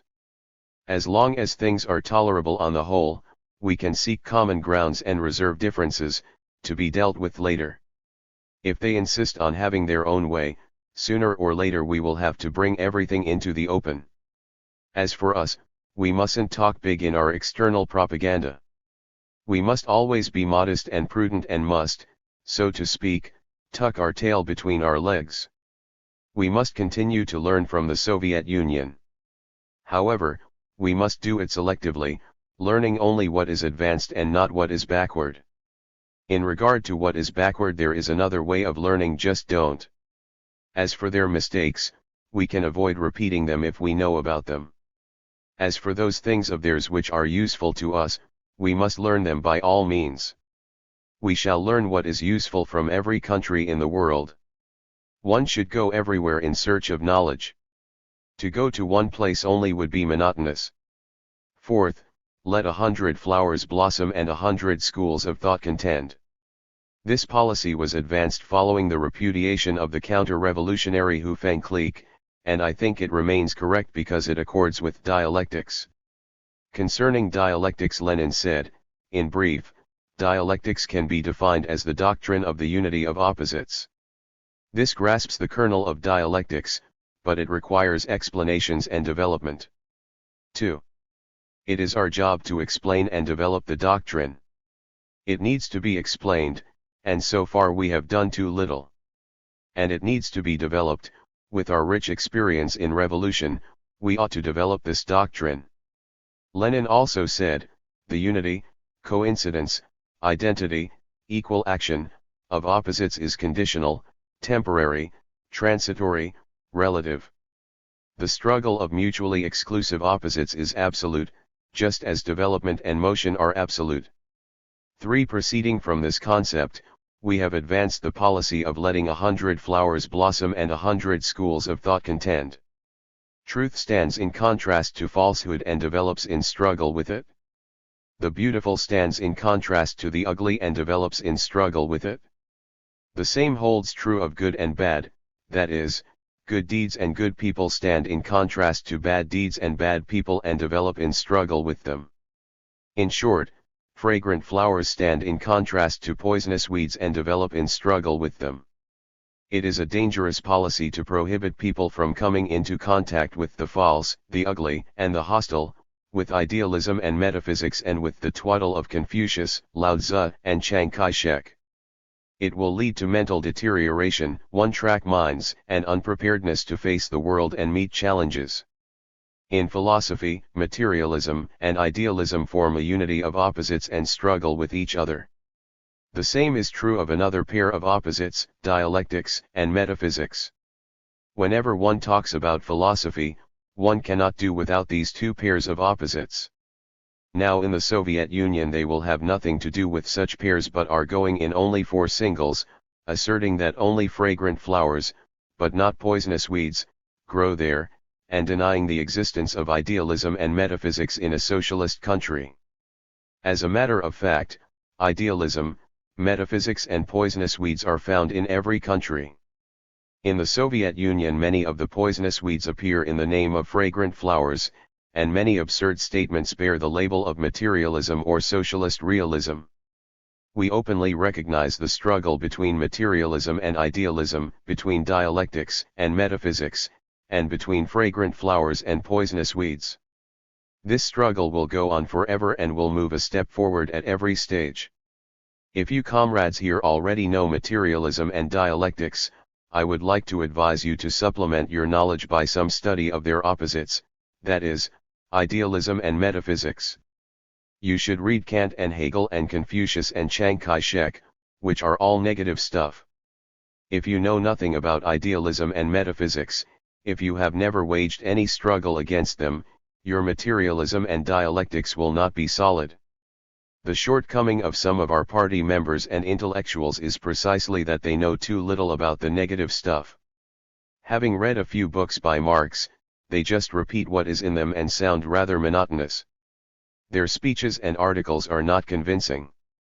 If you don't study the negative stuff, you won't be able to refute it. Neither Marx nor Engels nor Lenin was like that. They made great efforts to learn and study all sorts of things, contemporary and past, and taught other people to do likewise. The three component parts of Marxism came into being in the course of their study of, as well as their struggle with, such bourgeois things as German classical philosophy, English classical political economy and French utopian socialism. In this respect Stalin was not as good. For instance, in his time, German classical idealist philosophy was described as a reaction on the part of the German aristocracy to the French Revolution. This conclusion totally negates German classical idealist philosophy. Stalin negated German military science, alleging that it was no longer of any use and that books by Clausewitz IV should no longer be read since the Germans had been defeated. Stalin had a fair amount of metaphysics in him and he taught many people to follow metaphysics. In the history of the Communist Party of the Soviet Union, Bolsheviks, short course, Stalin says that Marxist dialectics has four principal features. As the first feature he talks of the interconnection of things, as if all things happen to be interconnected for no reason at all. What then are the things that are interconnected?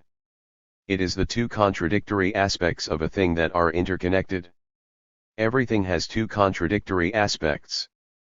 As the fourth feature he talks of the internal contradiction in all things, but then he deals only with the struggle of opposites, without mentioning their unity. According to the basic law of dialectics, the unity of opposites, there is at once struggle and unity between the opposites, which are both mutually exclusive and interconnected and which under given conditions transform themselves into each other.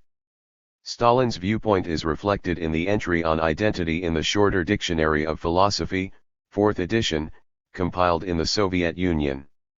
It is said there can be no identity between war and peace, between the bourgeoisie and the proletariat, between life and death and other such phenomena, because they are fundamentally opposed to each other and mutually exclusive. In other words, between these fundamentally opposed phenomena there is no identity in the Marxist sense, rather, they are solely mutually exclusive, not interconnected, and incapable of transforming themselves into each other under given conditions. This interpretation is utterly wrong. In their view, war is war and peace is peace, the two are mutually exclusive and entirely unconnected, and war cannot be transformed into peace, nor peace into war. Lenin quoted Clausewitz, "War is the continuation of politics by other means." 5. Struggle in peacetime is politics, so is war, though certain special means are used. War and peace are both mutually exclusive and interconnected and can be transformed into each other under given conditions. If war is not brewing in peacetime, how can it possibly break out all of a sudden? If peace is not brewing in wartime, how can it suddenly come about? If life and death cannot be transformed into each other, then please tell me where living things come from. Originally there was only non-living matter on earth, and living things did not come into existence until later, when they were transformed from non-living matter, that is, dead matter. All living matter undergoes a process of metabolism, it grows, reproduces, and perishes. While life is in progress, life and death are engaged in a constant struggle and are being transformed into each other all the time. If the bourgeoisie and the proletariat cannot transform themselves into each other, how come that through revolution the proletariat becomes the ruler and the bourgeoisie the ruled? For instance, we stood in diametrical opposition to Chiang Kai-shek's Kuomintang. As a result of the mutual struggle and the mutual exclusion of the two opposing sides, a change took place in our status and theirs, that is, they turned from the ruler into the ruled, whereas we turned from the ruled into the ruler. Those who fled to Taiwan were only 1/10 of the Kuomintang, those remaining on the mainland accounting for 9/10. The latter are being remolded by us. This is a case of the unity of opposites under new circumstances. As for the 1/10 who have gone to Taiwan, our relationship with them is still a unity of opposites, and they, too, will be transformed through struggle. Stalin failed to see the connection between the struggle of opposites and the unity of opposites. Some people in the Soviet Union are so metaphysical and rigid in their thinking that they think a thing has to be either one or the other, refusing to recognize the unity of opposites. Hence, political mistakes are made. We adhere to the concept of the unity of opposites and adopt the policy of letting 100 flowers blossom and 100 schools of thought contend. When fragrant flowers are blossoming, you will inevitably find poisonous weeds growing. This is nothing to be afraid of. Under given conditions they can even be turned to good account. Some phenomena are unavoidable at a given time, and after their occurrence a way will be found to cope with them. For example, in the past rigid control was exercised over the repertory of drama and this or that piece was banned. Once the ban was lifted, All sorts of plays about ghosts and monsters, such as the story of a haunted black basin and retribution by the god of thunder, appeared on the stage. What do you think of this phenomenon? I think their appearance is all to the good. Many people have never seen ghosts and monsters on the stage, and when they see these ugly images, they will realize that things are being staged which should not be staged. Then these shows will be criticized, changed, or banned. Some say that a few local operas are so bad that even the local people disapprove of them. In my opinion, it is all right to stage some of them. Let practice decide whether they can survive and how large an audience they will draw, so don't be in a rush to ban them. We have now decided to increase the circulation of news for reference from 2,000 to 400,000 so that it can be read by people both inside and outside the party. This is a case of a communist party publishing a newspaper for imperialism, as it even carries reactionary statements vilifying us. Why should we do this? The purpose is to put poisonous weeds and what is non-Marxist and anti-Marxist before our comrades, before the masses and the democratic personages, so that they can be tempered. Don't seal these things up, otherwise it would be dangerous. In this respect our approach is different from that of the Soviet Union. Why is vaccination necessary? A virus is artificially introduced into a man's body to wage germ warfare against him in order to bring about immunity. The publication of news for reference and other negative teaching material is vaccination to increase the political immunity of the cadres and the masses. Harmful statements should be refuted forcefully and in good time. A case in point is the article on unavoidability in the People's Daily, which asserts that mistakes in our work are not unavoidable and that we use the word unavoidable as an excuse for these mistakes. This is a harmful statement. Perhaps that article should not have been published. Since it was to be published, preparations ought to have been made to meet the challenge with a timely refutation. In our revolution and construction some mistakes are unavoidable in any case, as past experience has proved.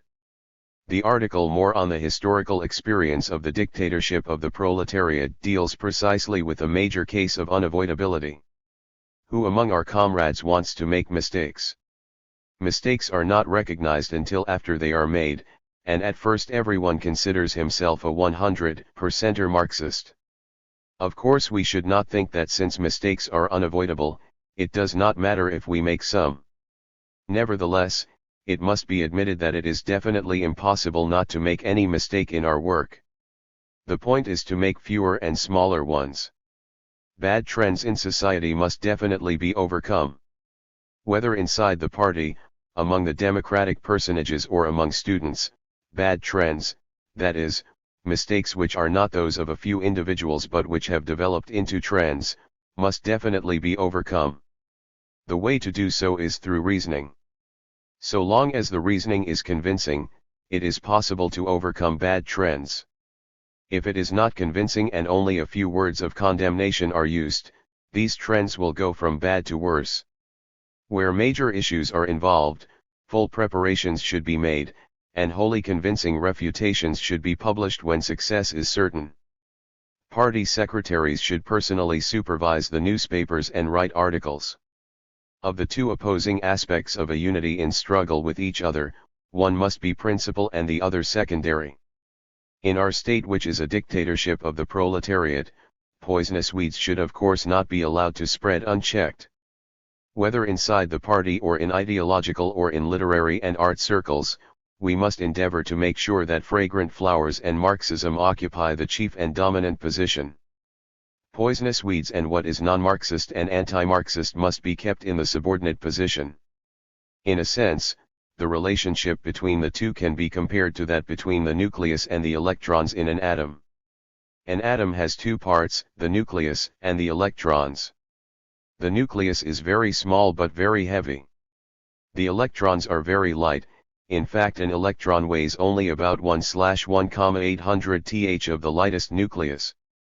The nucleus of an atom can also be split, only its binding force is stronger. The electrons are somewhat guilty of liberalism, with some going and others coming. The relationship between the nucleus and the electrons in an atom is also a unity of opposites, one being principal and the other secondary. Seen from this viewpoint, the policy of letting 100 flowers blossom and 100 schools of thought contend is beneficial, not harmful. Fifth, the question of disturbances. In socialist society, the creation of disturbances by small numbers of people presents a new problem which is well worth looking into. Everything in society is a unity of opposites. Socialist society is likewise a unity of opposites. This unity of opposites exists both within the ranks of the people and between ourselves and the enemy. The basic reason why small numbers of people still create disturbances in our country is that all kinds of opposing aspects, positive and negative, still exist in society, as do opposing classes, opposing people, and opposing views. We have basically completed the socialist transformation of the ownership of the means of production, but the bourgeoisie are still around, and also the landlords and rich peasants, local tyrants, and counter-revolutionaries. They are the expropriated classes and are being oppressed by us. They nurse hatred in their hearts and many of them will give vent to it at the first opportunity. At the time of the Hungarian incident they hoped that Hungary would be thrown into chaos and, best of all, China too. That is their class instinct. The queer statements of some democratic personages and professors are also in opposition to our views. They preach idealism whereas we advocate materialism. They say that the Communist Party is unable to direct the sciences, that there is nothing superior about socialism and that cooperative transformation is very bad indeed, whereas we say that the Communist Party has the ability to direct the sciences, that socialism is superior and that cooperative transformation is excellent. Among the students there are also quite a few who stand opposed to us. Since most of today's college students come from exploiting class families, no wonder some of them are opposed to us. Such persons can be found in Peking, Shijiaquan, and elsewhere. There are certain persons in society who vilify our provincial party committees as mummies. Are they mummies? In my view, they are not dead at all, so how can they be mummies? These fellows vilify our provincial party committees as mummies, we say they are not, and the two views stand opposed to each other. Opposing views are also found inside our party. For instance, two opposing views, pro and con, exist about the 20th Congress of the CPSU finishing Stalin off with one blow. Differences of opinion constantly occur inside the party. No sooner has unanimity been reached than new differences arise within a month or two. With respect to the way people think, subjectivism and seeking truth from the facts are opposed to each other. I believe there will always be subjectivism. Will there be no trace of subjectivism 10,000 years from now? I don't think so. Opposing sides exist in a factory, an agricultural cooperative, a school, an organization, or a family, in short, in every place and at every time. Therefore, disturbances by small numbers of people in society will occur every year. Then, should we be afraid of disturbances or not? We communists have never feared imperialism, Chiang Kai-shek's Kuomintang, the landlord class or the bourgeoisie, and it would be really strange if we should now be afraid of students creating disturbances or peasants kicking up a row in a cooperative. Only Tuan Chijui and Chiang Kai-shek were afraid of disturbances by the masses. Some people in Hungary and in the Soviet Union are afraid as well. We should adopt an active, and not a passive, attitude towards disturbances by small numbers of people, that is to say, we should not be afraid of them but be ready for them. Being afraid is no solution. The more you are afraid, the more the ghosts will haunt you. If you are not afraid of disturbances and are mentally prepared for them, you will not be put on the defensive. I think we should be prepared for major incidents. When you are thus prepared, such incidents may not happen, but when you are not, disturbances will occur. In the development of a thing, there are only two possibilities, either a good one or a bad one. Both should be taken into consideration in dealing with international and domestic problems. You say this will be a year of peace, well, perhaps it will be. But it would not be good to base your work on this estimate, rather you should base it on the assumption that the worst may happen. Internationally, the worst would be at most the outbreak of a world war and the dropping of atom bombs. At home, it would be at most nationwide riots, or a Hungarian incident, with several million people rising up against us, occupying a few hundred counties and advancing on Peking. All we would need to do then would be to go back to Yan'an where we came from. We have already lived in Peking for 7 years, and what if we are requested to return to Yan'an in the 8th? Would we all lament our loss and cry our hearts out? Of course we don't intend to return to Yan'an now, to make a feint and turn the horse round to retreat. At the 7th Congress, I said that we should anticipate 17 difficulties, among them, 1,000 li of parched land, severe natural calamities, famine, and the loss of all the county towns. It was because we had taken all this into account that the initiative was always in our hands. Now that we have won state power, we should still anticipate the worst possibilities. In some cases, disturbances by small numbers of people were due to bureaucracy and subjectivism on the part of the leadership and to mistakes in our political or economic policies. In other cases, they were due to the incorrectness not of our policies but of our method of work, which was too rigid. Another factor was the existence of counter-revolutionaries and bad elements. It is impossible completely to avoid disturbances by small numbers of people. Here is a case of unavoidability again. But as long as we do not make major mistakes in political line, big nationwide disturbances will not occur. Even if they do occur owing to such mistakes, I think they will quickly subside and not lead to national ruin. Of course, if we fail to do our work well, it is still quite possible that history will to some extent reverse its course and move backward a little. The revolution of 1911 did suffer reversals. After it dethroned the emperor, another emperor, and then the warlords came on the scene. Problems give rise to revolution, and after the revolution other problems crop up. If a big nationwide disturbance flares up, I am sure the masses and their leaders, maybe we ourselves or maybe others, will certainly come forward to clean up the situation. Through a big disturbance of this kind, our country will emerge all the stronger after the boil has burst. Whatever happens, China will march on. As for small numbers of people creating disturbances, in the first place, we do not encourage this, and in the second, if some people are bent on creating disturbances, then let them. Freedom of procession and demonstration is provided for in our Constitution, and although freedom to strike is not provided for, it is not prohibited either, so to go on strike does not violate the Constitution. If some people want to stage a strike or present a petition and you obstinately try to prevent them, that is not good. In my opinion, whoever wants to make trouble may do so for as long as he pleases, and if 1 month is not enough, he may go on for 2. In short, the matter should not be wound up until he feels he has had enough. If you hastily wind it up, sooner or later he will make trouble again. Where students make trouble, don't give the school a vacation but fight the matter out as at the Battle of Chippy in ancient times. What good will come of this?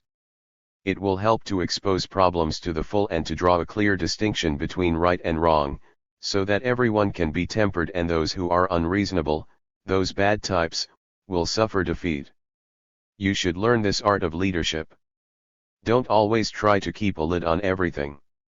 Whenever people utter queer remarks, go on strike or present a petition, you try to beat them back with one blow, always thinking that these things ought not to occur. Why is it then that these things which ought not to occur still do? This very fact proves that they ought to occur. You forbid people to strike, to petition, or to make unfavorable comments, you simply resort to repression in every case, until one day you become a Rakosi. This is true both inside and outside the party. As for queer remarks, strange happenings, and contradictions, it is better to have them exposed. Contradictions must be exposed and then resolved. Disturbances should be differentiated into several categories and handled accordingly. In one category there are the justifiable disturbances, in which case we should admit our mistakes and correct them. In another category there are the unjustifiable ones, and these we must rebut. Disturbances having good grounds ought to occur, groundless ones will get nowhere. In yet another category, the disturbances are partly justifiable and partly not, and we should accept what is justifiable and criticize what is not. Here we must not give way at every step in total disregard of principle and promise to do whatever is demanded. Don't be too ready to use force or to open fire on people, except in the case of a real, large-scale counter-revolutionary rebellion which necessitates armed suppression. In the March 18 Massacre 6 which he staged, Tuan Shijui resorted to shooting, and he eventually brought himself down. We mustn't follow his example. We must work well among those involved in disturbances to split them and differentiate the many from the few. Give the many proper guidance and education so that they can gradually change, and don't hurt them. I believe it is true everywhere that people at the two poles are few while those in the middle are many. Win over the middle section step by step and we will get the upper hand. We must make an analysis of riot leaders. Some of those who dare to take the lead in rioting may become useful people through education. As for the handful of bad types, we need not arrest, jail, or expel any except those guilty of the gravest offenses. Let them stay on in their own unit but strip them of their political capital, isolate them and use them as teachers by negative example. When Comrade Teng Xiaoping went to make a speech at Tsinghua University, he asked the student who had threatened to kill thousands and tens of thousands of people to serve as a teacher. A fellow like him has no arms, not even a pistol, why should you be afraid of him? If you expel him right away, you will have a clean house but then you'll not win general approval. Expelled from your place, he'll have to find a job in some other place. Therefore, to expel people like him in haste is not a good way. Such people represent the reactionary classes, and it is not a question of just a few individuals. To deal with them too crudely is good riddance, but their function as teachers by negative example will not be fully utilized. In the Soviet Union, when college students create trouble, the practice is to expel a few ringleaders, and it is not realized that bad things can serve us as teaching material. Of course, dictatorship must be exercised over the very few who stage such counter-revolutionary rebellions as the Hungarian incident. We should allow democratic personages to challenge us with opposing views and give them a free hand to criticize us. Otherwise we would be a little like the Kuomintang. The Kuomintang was mortally afraid of criticism and went in fear and trepidation each time the political council was in session. Criticisms from democratic personages can be of only two kinds, those that are wrong and those that are not. Criticisms that are not wrong can help remedy our shortcomings while wrong ones must be refuted. As for such types as Liang Shuming, Peng Yihu and Chiang Naichi, if they want to fart, let them. That will be to our advantage, for everybody can judge whether the smell is good or foul, and through discussion the majority can be won over and these types isolated. If they want to create trouble, let them have their fill of it. He who perpetrates many injustices is doomed to self-ruin. The falser their words and the greater their mistakes, the better, and the more isolated they will become and the better they will educate the people by negative example.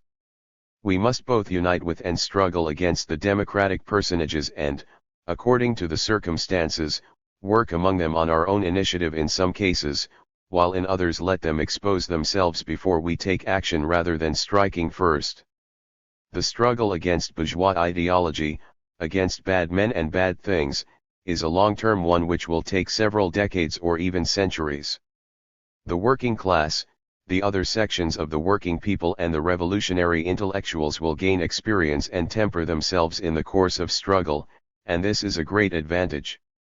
A bad thing has a dual character, good as well as bad. Many comrades are still not clear on this point.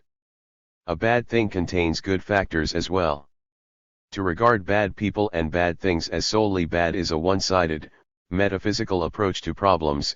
It is not a dialectical approach or a Marxist way of looking at things. On the one hand, bad people and bad things are bad, but on the other they can play a good role. For instance, a bad fellow like Wang Ming plays a good role as a teacher by negative example.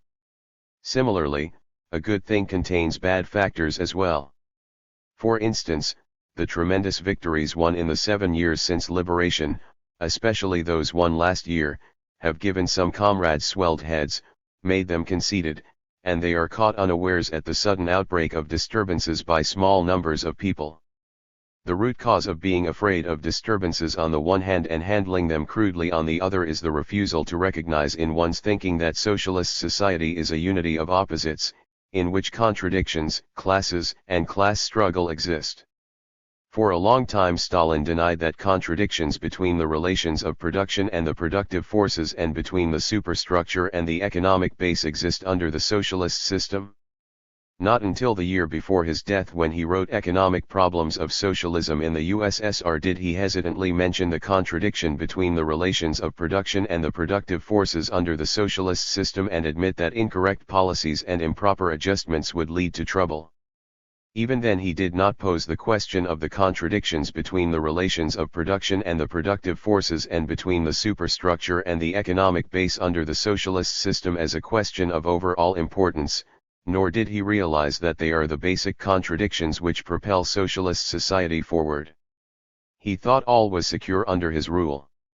We on our part mustn't presume that all is secure under our rule.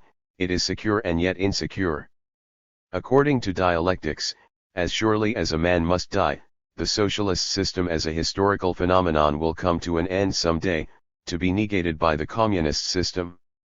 If it is asserted that the socialist system and its relations of production and superstructure will not die out, what kind of Marxism would that be?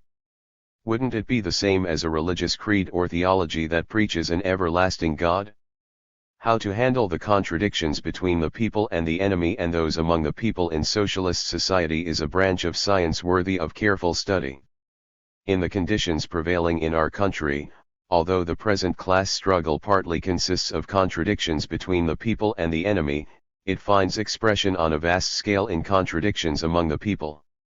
The disturbances stirred up by a small number of people at the moment are a reflection of this situation. If the earth is to perish 10,000 years from now, then at least disturbances will go on occurring for these 10,000 years. However, things happening in so remote a future as 10,000 years hence won't be our business. What we are concerned with is to make serious efforts to gain experience in handling this problem within the space of several 5-year plans. Strengthen our work and overcome our mistakes and shortcomings. What kind of work should be strengthened?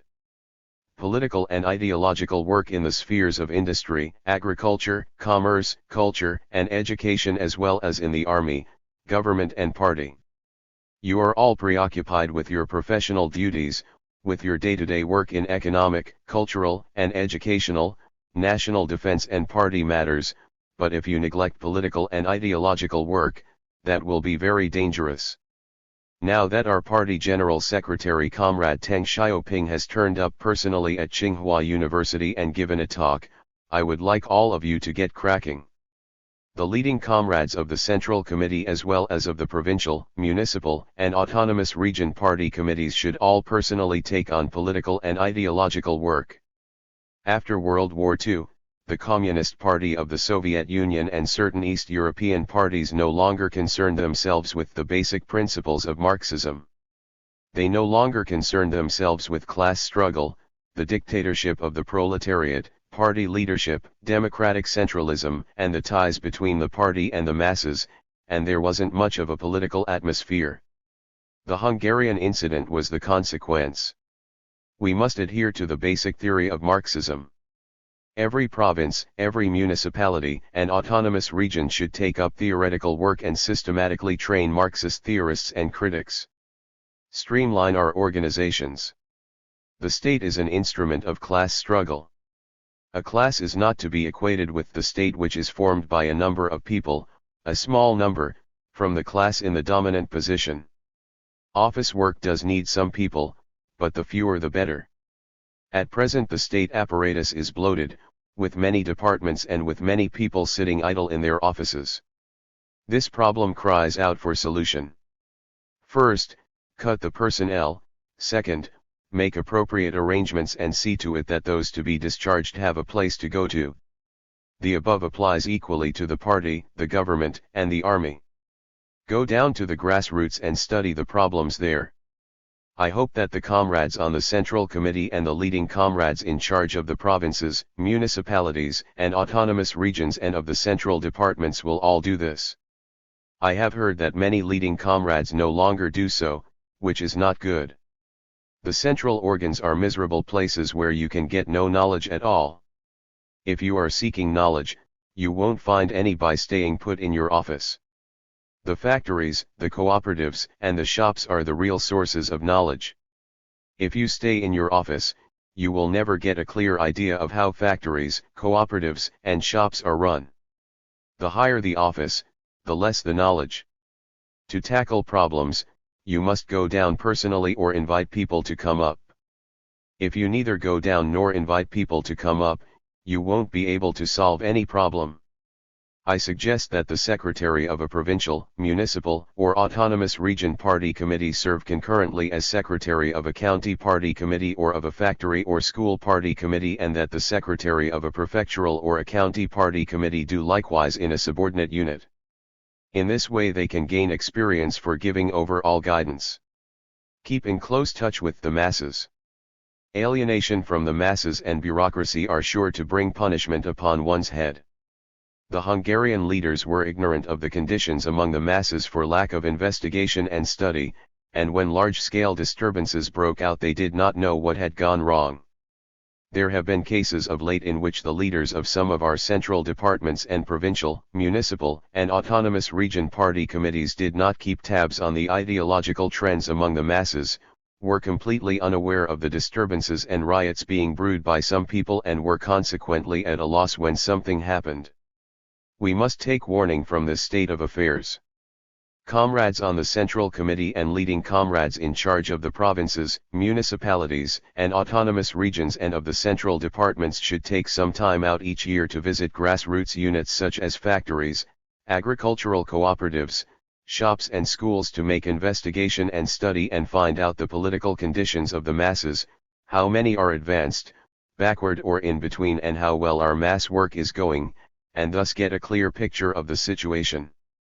Rely on the working class, on the poor and lower middle peasants, and on the advanced elements, for reliance there must be.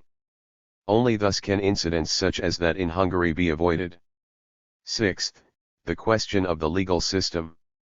I am going to make 3 points: the law must be observed, counter-revolutionaries must be eliminated, and our achievements in eliminating counter-revolutionaries must be affirmed. The law must be observed and the revolutionary legal system must not be undermined. Laws form part of the superstructure.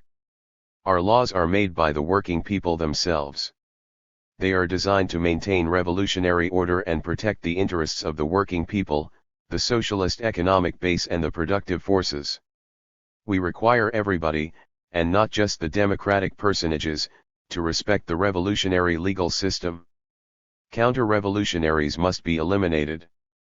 Where this task has not yet been completed according to plan, it must be completed this year, and if there are still loose ends to tie up, the work must be finished next year without fail.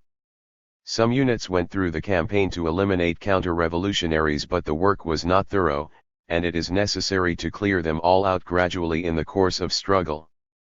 There are not many counter-revolutionaries left, a fact that must be affirmed. Where disturbances break out, the masses will not follow the counter-revolutionaries, and those who do are few in number and do so only for a time. On the other hand, it must also be affirmed that there are still counter-revolutionaries and that the work of eliminating them is not yet finished.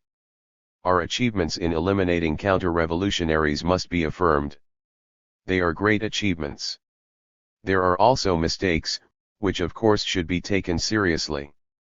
We should back up the cadres doing the work of eliminating counter-revolutionaries, and there mustn't be any softening because of abuse from some democratic personages. These fellows have been at it day after day, they have nothing better to do after a good meal except abuse people. Well, let them. In my opinion, the more abusive they are, the better. Anyway, no amount of abuse can contract over the 3 points I've dealt with. No one knows how much abuse has been hurled at the Communist Party. The Kuomintang vilified us as communist bandits, and if people had the slightest contact with us, they were accused of having contact with bandits. In the end it is the bandits who have proved to be better than the non-bandits. From time immemorial, nothing progressive has ever been favorably received at first, and everything progressive has invariably been the object of abuse.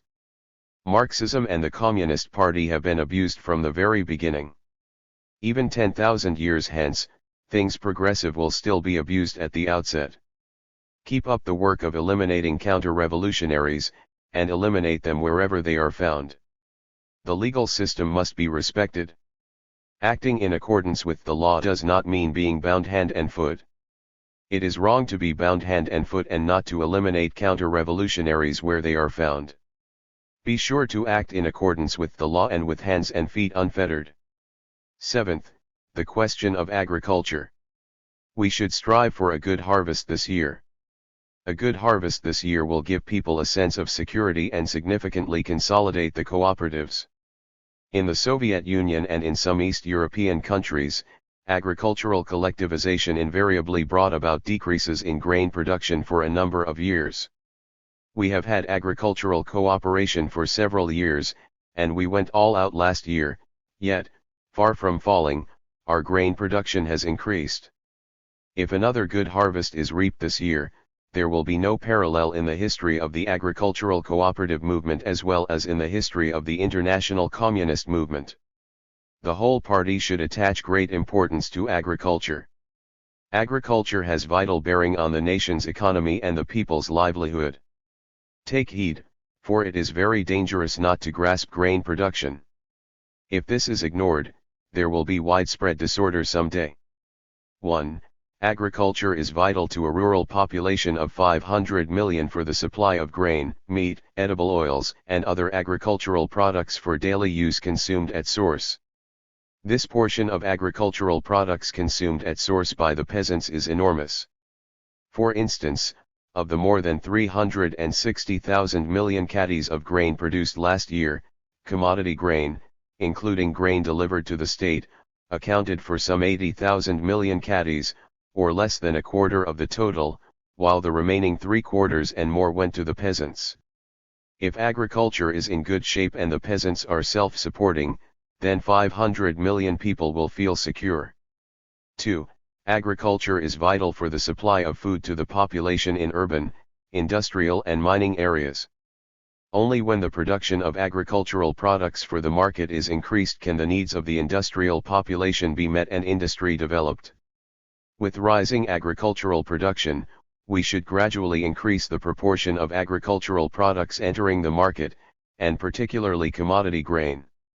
When everybody has a regular meal, we need not worry about a handful of people stirring up trouble in schools and factories.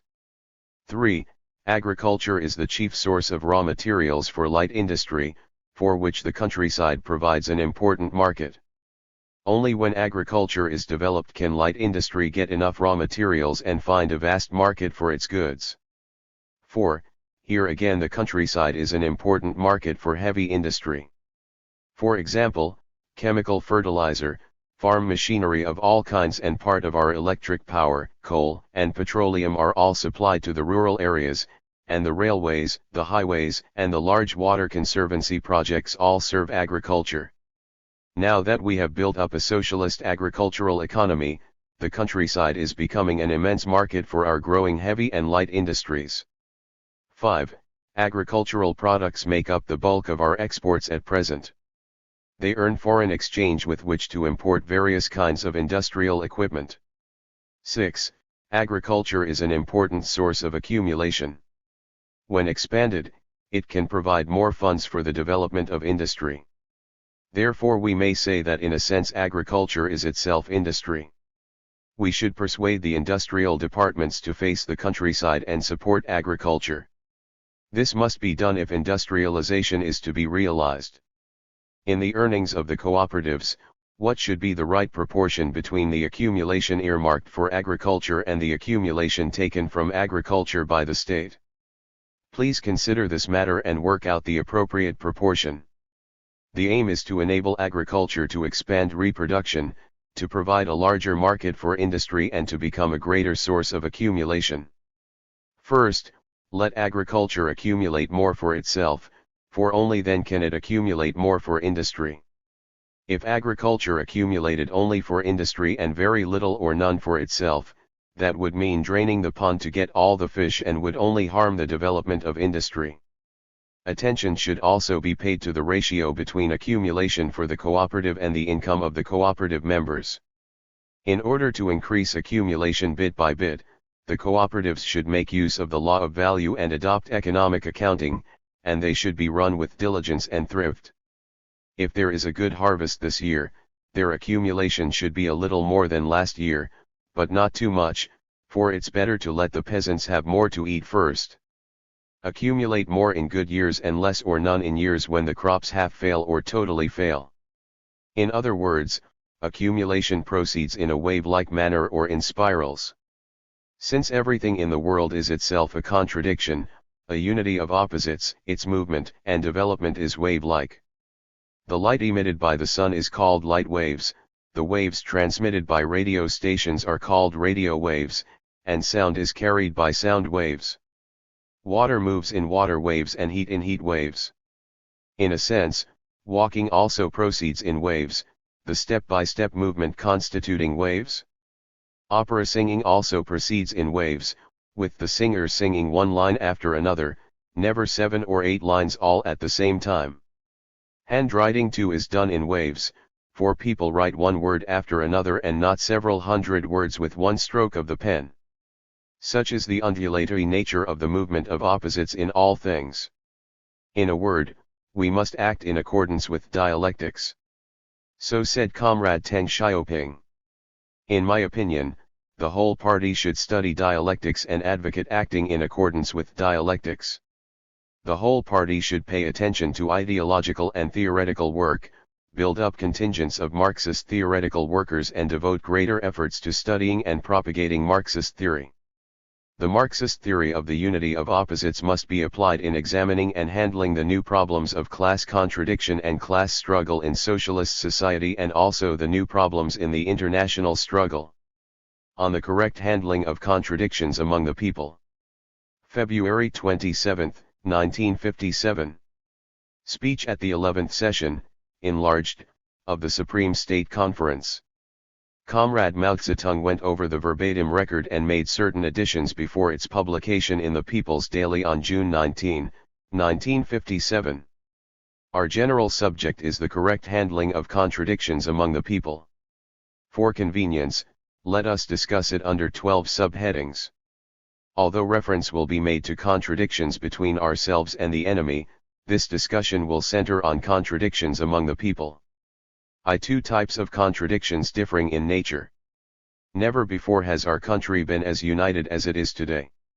The victories of the bourgeois democratic revolution and of the socialist revolution and our achievements in socialist construction have rapidly changed the face of the old China.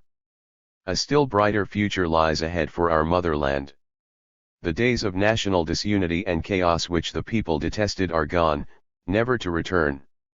Led by the working class and the Communist Party, our 600 million people, united as one, are engaged in the great task of building socialism. The unification of our country, the unity of our people and the unity of our various nationalities, these are the basic guarantees for the sure triumph of our cause. However, this does not mean that contradictions no longer exist in our society. To imagine that none exist is a naive idea which is at variance with objective reality. We are confronted with two types of social contradictions, those between ourselves and the enemy and those among the people. The two are totally different in nature. To understand these two different types of contradictions correctly, we must first be clear on what is meant by the people and what is meant by the enemy. The concept of the people varies in content in different countries and in different periods of history in a given country. Take our own country for example. During the War of Resistance against Japan, all those classes, strata and social groups opposing Japanese aggression came within the category of the people, while the Japanese imperialists, their Chinese collaborators and the pro-Japanese elements were all enemies of the people.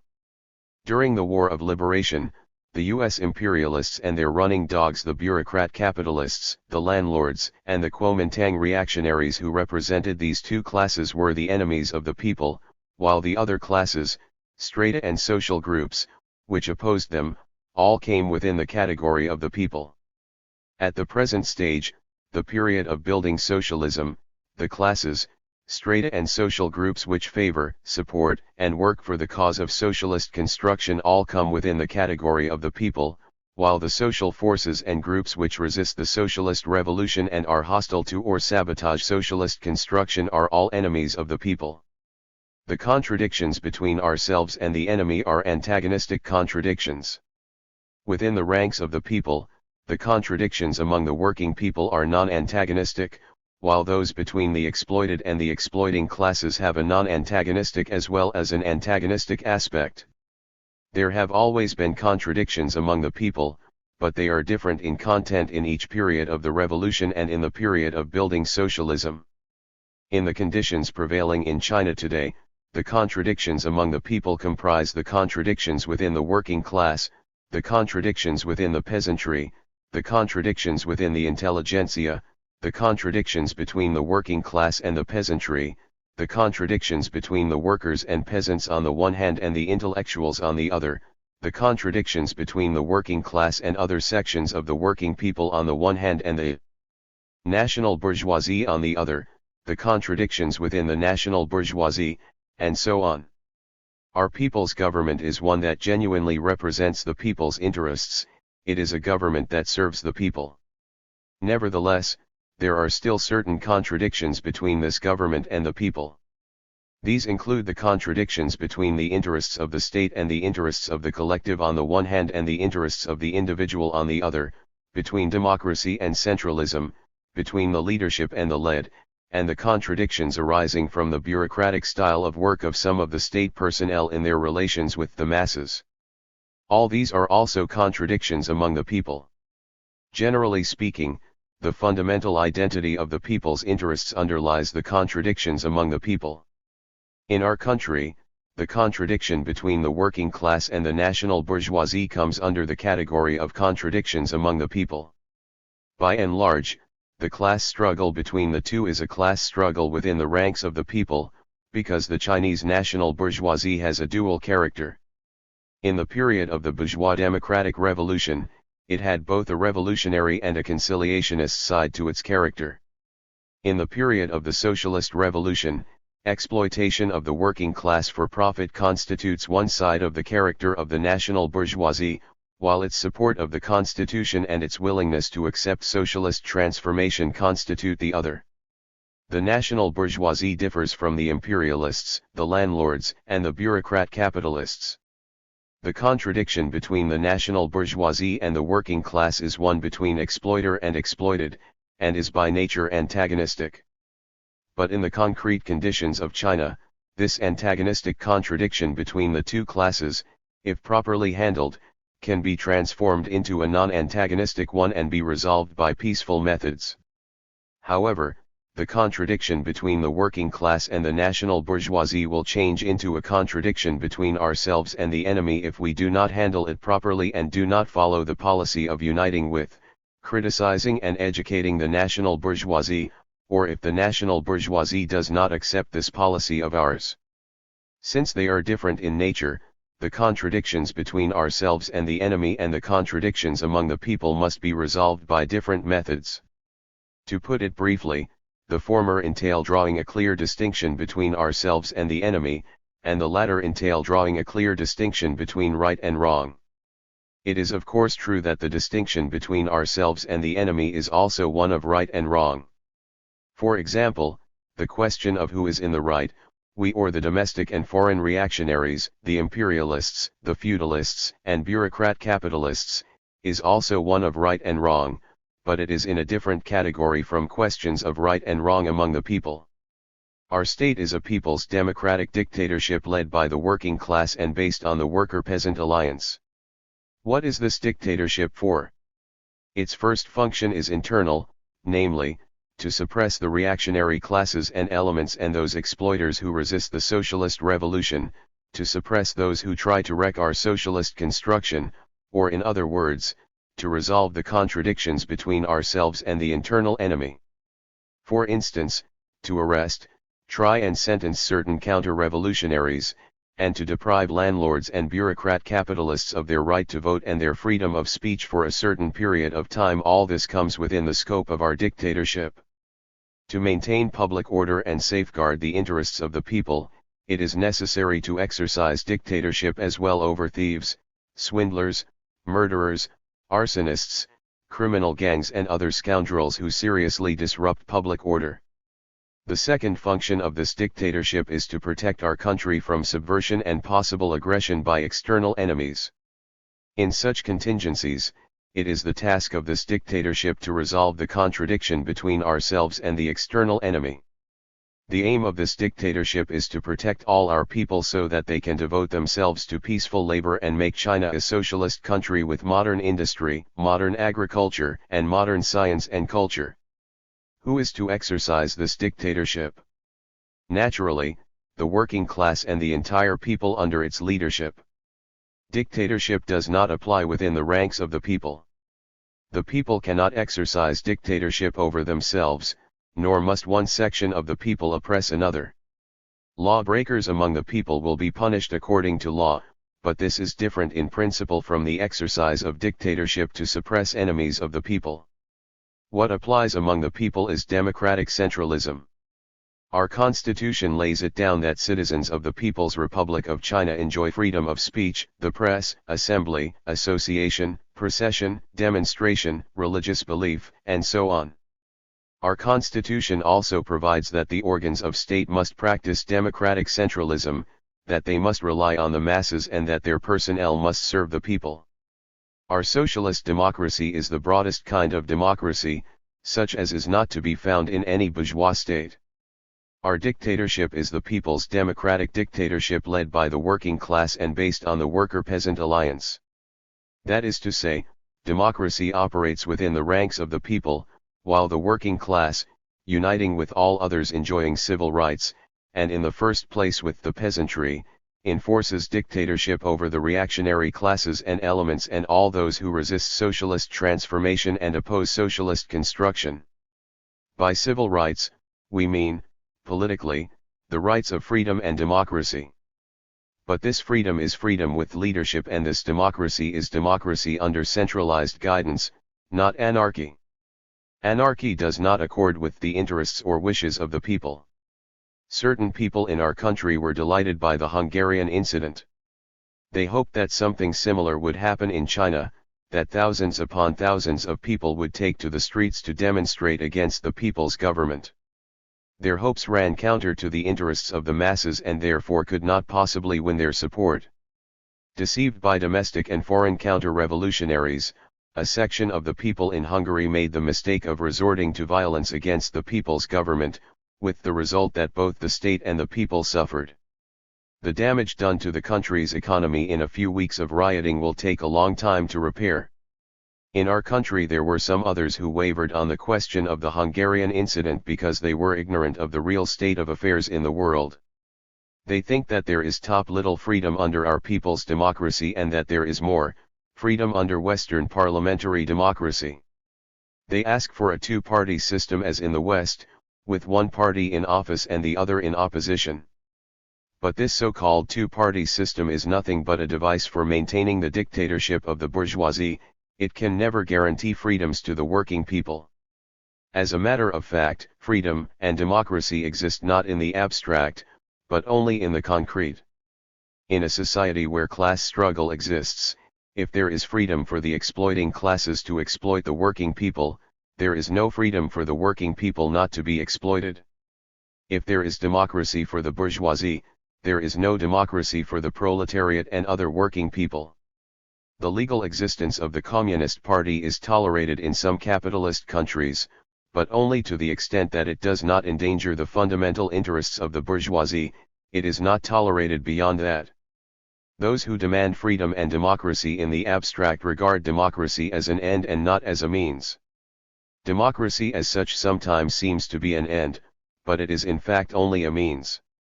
Marxism teaches us that democracy is part of the superstructure and belongs to the realm of politics. That is to say, in the last analysis, it serves the economic base. The same is true of freedom. Both democracy and freedom are relative, not absolute, and they come into being and develop in specific historical conditions. Within the ranks of the people, democracy is correlative with centralism and freedom with discipline. They are the two opposites of a single entity, contradictory as well as united, and we should not one-sidedly emphasize one to the exclusion of the other. Within the ranks of the people, we cannot do without freedom, nor can we do without discipline. We cannot do without democracy, nor can we do without centralism. This unity of democracy and centralism, of freedom and discipline, constitutes our democratic centralism.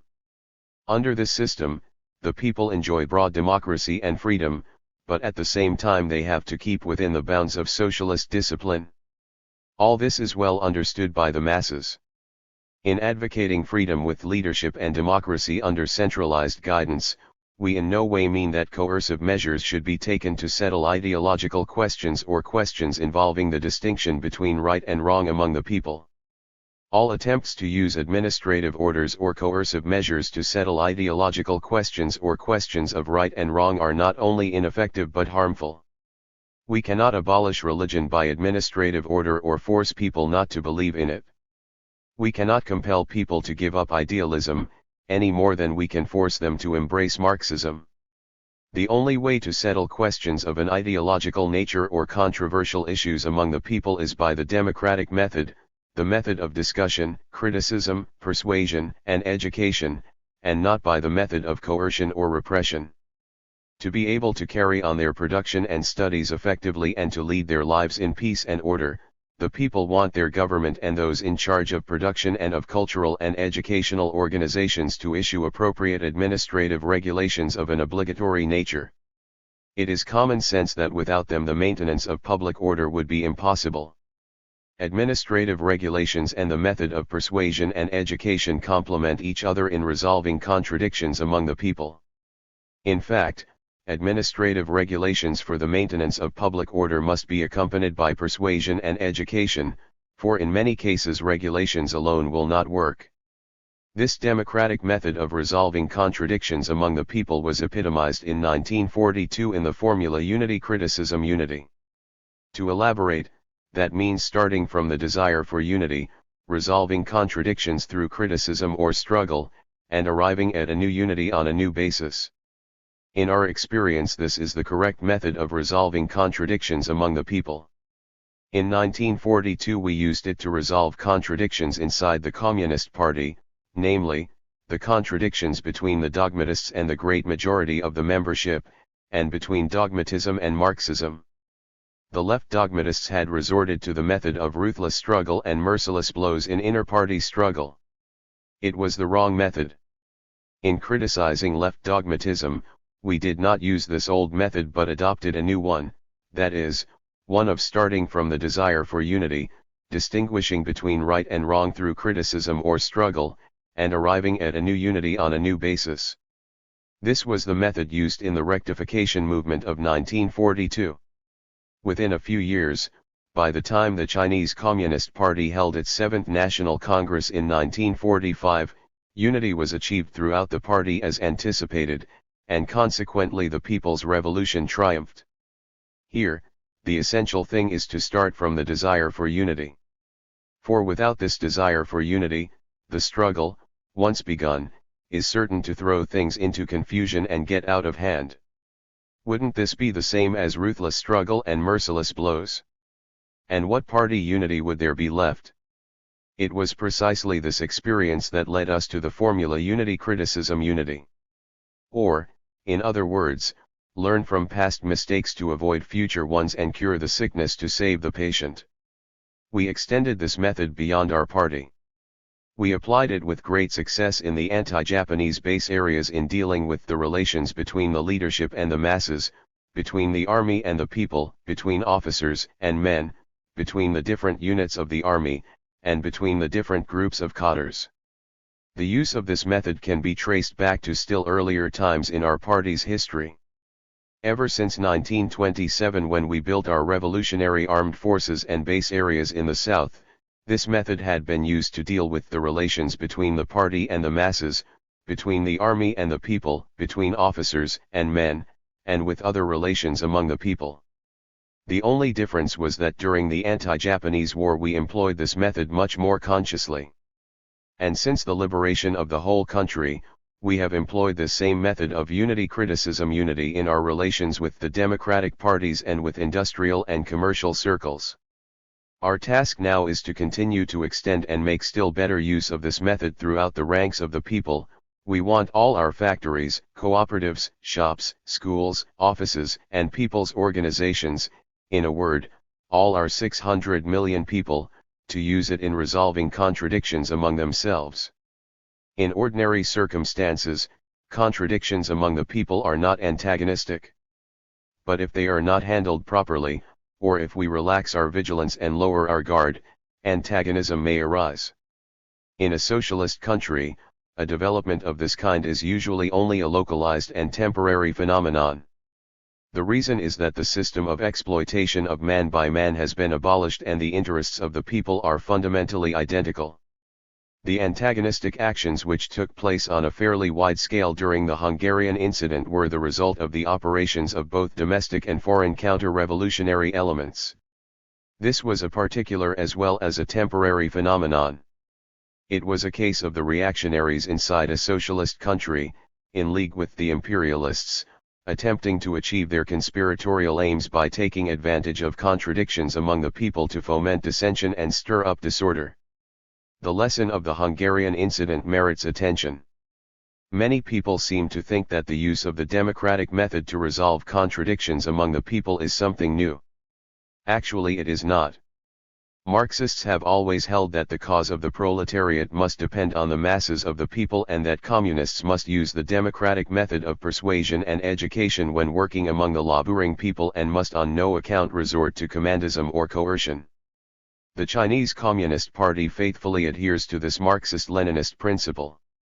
It has been our consistent view that under the people's democratic dictatorship two different methods, one dictatorial and the other democratic, should be used to resolve the two types of contradictions which differ in nature, those between ourselves and the enemy and those among the people. This idea has been explained again and again in many party documents and in speeches by many leading comrades of our party. In my article on the People's Democratic Dictatorship, written in 1949, I said, the combination of these two aspects, democracy for the people and dictatorship over the reactionaries, is the People's Democratic Dictatorship. I also pointed out that in order to settle problems within the ranks of the people, the method we employ is democratic, the method of persuasion, not of compulsion. Again, in addressing the second session of the First National Committee of the Political Consultative Conference in June 2, I said, the People's Democratic Dictatorship uses two methods. Towards the enemy, it uses the method of dictatorship, that is, for as long a period of time as is necessary it does not permit them to take part in political activity and compels them to obey the law of the people's government, to engage in labor and, through such labor, be transformed into new men. Towards the people, on the contrary, it uses the method of democracy and not of compulsion, that is, it must necessarily let them take part in political activity and does not compel them to do this or that, but uses the method of democracy to educate and persuade. Such education is self-education for the people, and its basic method is criticism and self-criticism. Thus, on many occasions we have discussed the use of the democratic method for resolving contradictions among the people. Furthermore, we have in the main applied it in our work, and many cadres and many other people are familiar with it in practice. Why then do some people now feel that it is a new issue? Because, in the past, the struggle between ourselves and the enemy, both internal and external, was most acute, and contradictions among the people therefore did not attract as much attention as they do today. Quite a few people fail to make a clear distinction between these two different types of contradictions, those between ourselves and the enemy and those among the people, and are prone to confuse the two. It must be admitted that it is sometimes quite easy to do so. We have had instances of such confusion in our work in the past. In the course of cleaning out counter-revolutionaries, good people were sometimes mistaken for bad, and such things still happen today. We are able to keep mistakes within bounds because it has been our policy to draw a sharp line between ourselves and the enemy and to rectify mistakes whenever discovered. Marxist philosophy holds that the law of the unity of opposites is the fundamental law of the universe. This law operates universally, whether in the natural world, in human society, or in man's thinking. Between the opposites in a contradiction there is at once unity and struggle, and it is this that impels things to move and change. Contradictions exist everywhere, but their nature differs in accordance with the different nature of different things. In any given thing, the unity of opposites is conditional, temporary, and transitory, and hence relative, whereas the struggle of opposites is absolute. Lenin gave a very clear exposition of this law. It has come to be understood by a growing number of people in our country. But for many people it is one thing to accept this law and quite another to apply it in examining and dealing with problems. Many dare not openly admit that contradictions still exist among the people of our country, while it is precisely these contradictions that are pushing our society forward. Many do not admit that contradictions still exist in socialist society, with the result that they become irresolute and passive when confronted with social contradictions. They do not understand that socialist society grows more united and consolidated through the ceaseless process of correctly handling and resolving contradictions. For this reason, we need to explain things to our people, and to our cadres in the first place, in order to help them understand the contradictions in socialist society and learn to use correct methods for handling them. Contradictions in socialist society are fundamentally different from those in the old societies, such as capitalist society. In capitalist society, contradictions find expression in acute antagonisms and conflicts. In sharp class struggle, they cannot be resolved by the capitalist system itself and can only be resolved by socialist revolution. The case is quite different with contradictions in socialist society. On the contrary, they are not antagonistic and can be ceaselessly resolved by the socialist system itself.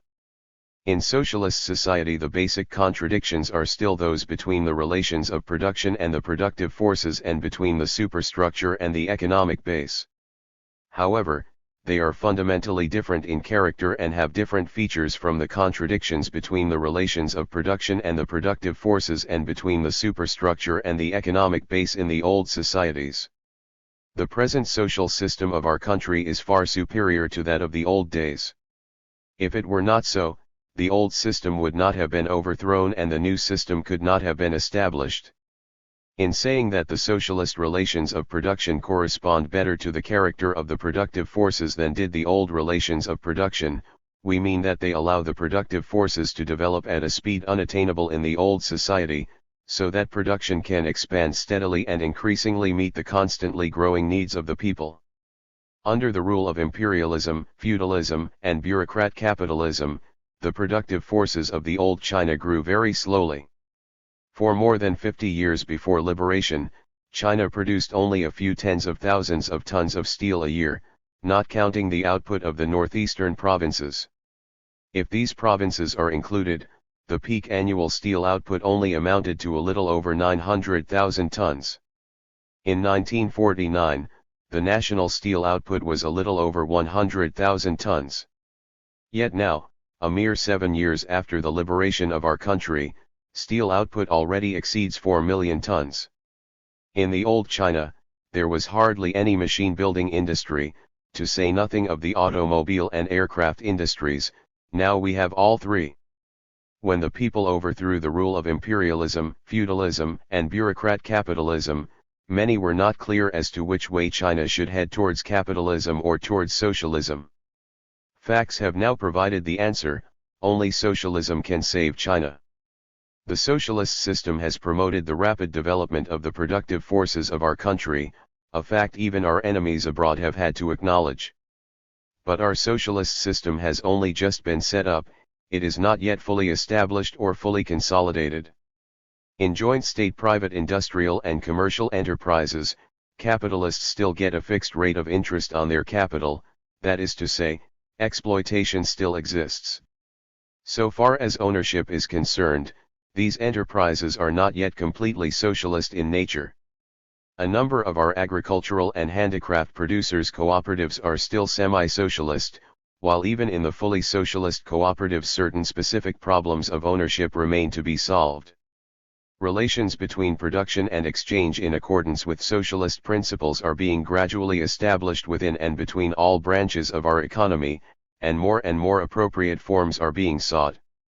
The problem of the proper relation of accumulation to consumption within each of the two sectors of the socialist economy, the one where the means of production are owned by the whole people and the other where the means of production are owned by the collective, and the problem of the proper relation of accumulation to consumption between the two sectors themselves are complicated problems for which it is not easy to work out a perfectly rational solution all at once. To sum up, socialist relations of production have been established and are in correspondence with the growth of the productive forces, but these relations are still far from perfect, and this imperfection stands in contradiction to the growth of the productive forces. Apart from correspondence as well as contradiction between the relations of production and the growth of the productive forces, there is correspondence as well as contradiction between the superstructure and the economic base. The superstructure, comprising the state system and laws of the people's democratic dictatorship and the socialist ideology guided by Marxism-Leninism, plays a positive role in facilitating the victory of socialist transformation and the socialist way of organizing labor. It is in correspondence with the socialist economic base, that is, with socialist relations of production. But the existence of bourgeois ideology, a certain bureaucratic style of work in our state organs and defects in some of the links in our state institutions are in contradiction with the socialist economic base. We must continue to resolve all such contradictions in the light of our specific conditions. Of course, new problems will emerge as these contradictions are resolved. And further efforts will be required to resolve the new contradictions. For instance, a constant process of readjustment through state planning is needed to deal with the contradiction between production and the needs of society, which will long remain an objective reality. Every year our country draws up an economic plan in order to establish a proper ratio between accumulation and consumption and achieve an equilibrium between production and needs. Equilibrium is nothing but a temporary, relative, unity of opposites. By the end of each year, this equilibrium, taken as a whole, is upset by the struggle of opposites, the unity undergoes a change, equilibrium becomes disequilibrium, unity becomes disunity, and once again it is necessary to work out an equilibrium and unity for the next year. Herein lies the superiority of our planned economy. As a matter of fact, this equilibrium, this unity, is partially upset every month or every quarter, and partial readjustments are called for. Sometimes, contradictions arise and the equilibrium is upset because our subjective arrangements do not conform to objective reality. This is what we call making a mistake. The ceaseless emergence and ceaseless resolution of contradictions constitute the dialectical law of the development of things. Today, matters stand as follows. The large-scale, turbulent class struggles of the masses characteristic of times of revolution have in the main come to an end, but class struggle is by no means entirely over. While welcoming the new system, the masses are not yet quite accustomed to it. Government personnel are not sufficiently experienced and have to undertake further study and investigation of specific policies. In other words, time is needed for our socialist system to become established and consolidated, for the masses to become accustomed to the new system, and for government personnel to learn and acquire experience. It is therefore imperative for us at this juncture to raise the question of distinguishing contradictions among the people from those between ourselves and the enemy, as well as the question of the correct handling of contradictions among the people, in order to unite the people of all nationalities in our country for the new battle, the battle against nature, develop our economy and culture, help the whole nation to traverse this period of transition relatively smoothly, consolidate our new system and build up our new state. 2. The question of eliminating counter-revolutionaries. The elimination of counter-revolutionaries is a struggle of opposites as between ourselves and the enemy. Among the people, there are some who see this question in a somewhat different light. Two kinds of people hold views differing from ours. Those with the right deviation in their thinking make no distinction between ourselves and the enemy and take the enemy for our own people. They regard as friends the very persons whom the masses regard as enemies. Those with a left deviation in their thinking magnify contradictions between ourselves and the enemy to such an extent that they take certain contradictions among the people for contradictions with the enemy and regard as counter-revolutionaries persons who are actually not. Both these views are wrong. Neither makes possible the correctly handling of the problem of eliminating counter-revolutionaries or a correct assessment of this work. To form a correct evaluation of our work in eliminating counter-revolutionaries, let us see what repercussions the Hungarian incident has had in China. After its occurrence there was some unrest among a section of our intellectuals, but there were no squalls. Why? One reason, it must be said, was our success in eliminating counter-revolutionaries fairly thoroughly. Of course, the consolidation of our state is not due primarily to the elimination of counter-revolutionaries. It is due primarily to the fact that we have a communist party and a liberation army both tempered in decades of revolutionary struggle, and a working people likewise so tempered. Our party and our armed forces are rooted in the masses, have been tempered in the flames of a protracted revolution and have the capacity to fight. Our People's Republic was not built overnight, but developed step by step out of the revolutionary base areas. A number of democratic personages have also been tempered in the struggle in varying degrees, and they have gone through troubled times together with us. Some intellectuals were tempered in the struggles against imperialism and reaction. Since liberation many have gone through a process of ideological remolding aimed at enabling them to distinguish clearly between ourselves and the enemy. In addition, the consolidation of our state is due to the fact that our economic measures are basically sound, that the people's life is secure and steadily improving, that our policies towards the national bourgeoisie and other classes are correct, and so on. Nevertheless, our success in eliminating counter-revolutionaries is undoubtedly an important reason for the consolidation of our state. For all these reasons, with few exceptions, our college students are patriotic and support socialism and did not give way to unrest during the Hungarian incident, even though many of them come from families of non-working people. The same was true of the national bourgeoisie, to say nothing of the basic masses, the workers and peasants. After liberation, we rooted out a number of counter-revolutionaries. Some were sentenced to death for major crimes. This was absolutely necessary, it was the demand of the masses, and it was done to free them from long years of oppression by the counter-revolutionaries and all kinds of local tyrants, in other words, to liberate the productive forces. If we had not done so, the masses would not have been able to lift their heads. Since 1956, however, there has been a radical change in the situation. In the country as a whole, the bulk of the counter-revolutionaries have been cleared out. Our basic task has changed from unfettering the productive forces to protecting and expanding them in the context of the new relations of production.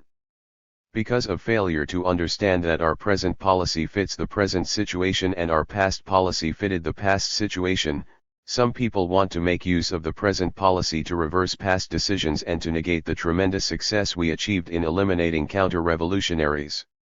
This is completely wrong, and the masses will not permit it. In our work of eliminating counter-revolutionaries, successes were the main thing, but there were also mistakes. In some cases there were excesses and in others counter-revolutionaries slipped through our net.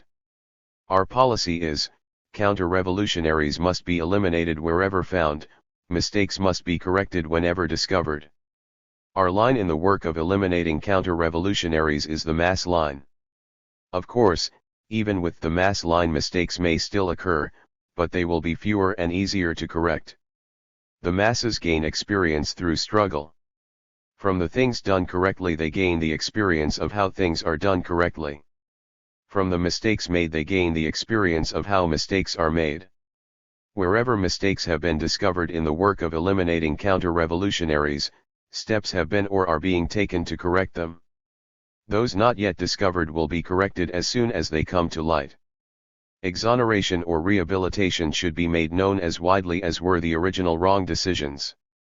I propose that a comprehensive review of the work of eliminating counter-revolutionaries be made this year or next to sum up experience, promote justice, and counter unjust attacks. Nationally, this review should be in the charge of the standing committees of the National People's Congress and of the National Committee of the Political Consultative Conference and, locally, in the charge of the People's Councils and the committees of the Political Consultative Conference in the provinces and municipalities. In this review, we must help the large numbers of cadres and activists involved in the work, and not pour cold water on them. It would not be right to dampen their spirits. Nonetheless, wrongs must be righted when discovered. This must be the attitude of all the public security organs, the procurators' offices and the judicial departments, prisons, and agencies charged with the reform of criminals through labor. We hope that wherever possible members of the Standing Committee of the National People's Congress, members of the National Committee of the Political Consultative Conference and People's Deputies will take part in this review. This will be of help in perfecting our legal system and in dealing correctly with counter-revolutionaries and other criminals. The present situation with regard to counter-revolutionaries can be described in these words: there still are counter-revolutionaries, but not many. In the first place, there still are counter-revolutionaries. Some people say that there aren't any more left and all is well and that we can therefore lay our heads on our pillows and just drop off to sleep. But this is not the way things are. The fact is, there still are counter-revolutionaries. Of course, that is not to say you'll find them everywhere and in every organization, and we must continue to fight them. It must be understood that the hidden counter-revolutionaries still at large will not take things lying down, but will certainly seize even opportunity to make trouble. The U.S. imperialists and the Chiang Kai-shek clique are constantly sending in secret agents to carry on disruptive activities. Even after all the existing counter-revolutionaries have been combed out, new ones are likely to emerge. If we drop our guard, we shall be badly fooled and shall suffer severely. Counter-revolutionaries must be rooted out with a firm hand wherever they are found making trouble. But, taking the country as a whole, there are certainly not many counter-revolutionaries. It would be wrong to say that there are still large numbers of counter-revolutionaries in China. Acceptance of that view would likewise result in a mess. 3. The question of the cooperative transformation of agriculture. We have a rural population of over 500 million, so how our peasants fare has a most important bearing on the development of our economy and the consolidation of our state power. In my view, the situation is basically sound. The cooperative transformation of agriculture has been successfully accomplished, and this has resolved the great contradiction in our country between socialist industrialization and the individual peasant economy. As the cooperative transformation of agriculture was completed so rapidly, some people were worried and wondered whether something untoward might occur. There are indeed some faults, but fortunately they are not serious, and on the whole the movement is healthy. The peasants are working with a will, and last year there was an increase in the country's grain output despite the worst floods, droughts and gales in years. Now there are people who are stirring up a miniature typhoon. They are saying that cooperation is no good, that there is nothing superior about it. Is cooperation superior or not? Among the documents distributed at today's meeting there is one about the Wankuo-Fan Cooperative in Sunhua County, Hopi Province, which I suggest you read. This cooperative is situated in a hilly region which was very poor in the past and which for a number of years depended on relief grain from the people's government. When the cooperative was first set up in 1953, people called it the Paupers Co-op. But it has become better off year by year, and now, after 4 years of hard struggle, most of its households have reserves of grain.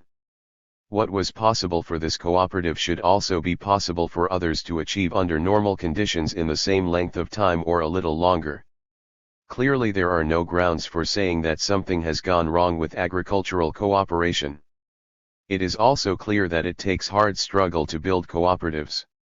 New things always have to experience difficulties and setbacks as they grow. It is sheer fantasy to imagine that the cause of socialism is plain sailing and easy success, with no difficulties and setbacks, or without the exertion of tremendous efforts. Who are the active supporters of the cooperatives? The overwhelming majority of the poor and lower middle peasants who constitute more than 70% of the rural population. Most of the other peasants are also placing their hopes on the cooperatives. Only a very small minority are really dissatisfied. Quite a number of persons have failed to analyze the situation and to make an overall examination of the achievements and shortcomings of the cooperatives and the causes of these shortcomings. Instead, they have taken part of the picture or one side of the matter for the whole, and consequently a miniature typhoon has been stirred up among some people, who are saying that the cooperatives are not superior. How long will it take to consolidate the cooperatives and for this talk about their not being superior to wind up? Judging from the experience of the growth of many cooperatives, it will probably take 5 years or a little longer. As most of our cooperatives are only a little over a year old, it would be unreasonable to ask too much of them. In my view, we will be doing well enough if the cooperatives can be consolidated during the second 5-year plan after being established in the first. The cooperatives are now in the process of gradual consolidation. There are certain contradictions that remain to be resolved, such as those between the state and the cooperatives and those in and between the cooperatives themselves. To resolve these contradictions, we must pay constant attention to the problems of production and distribution.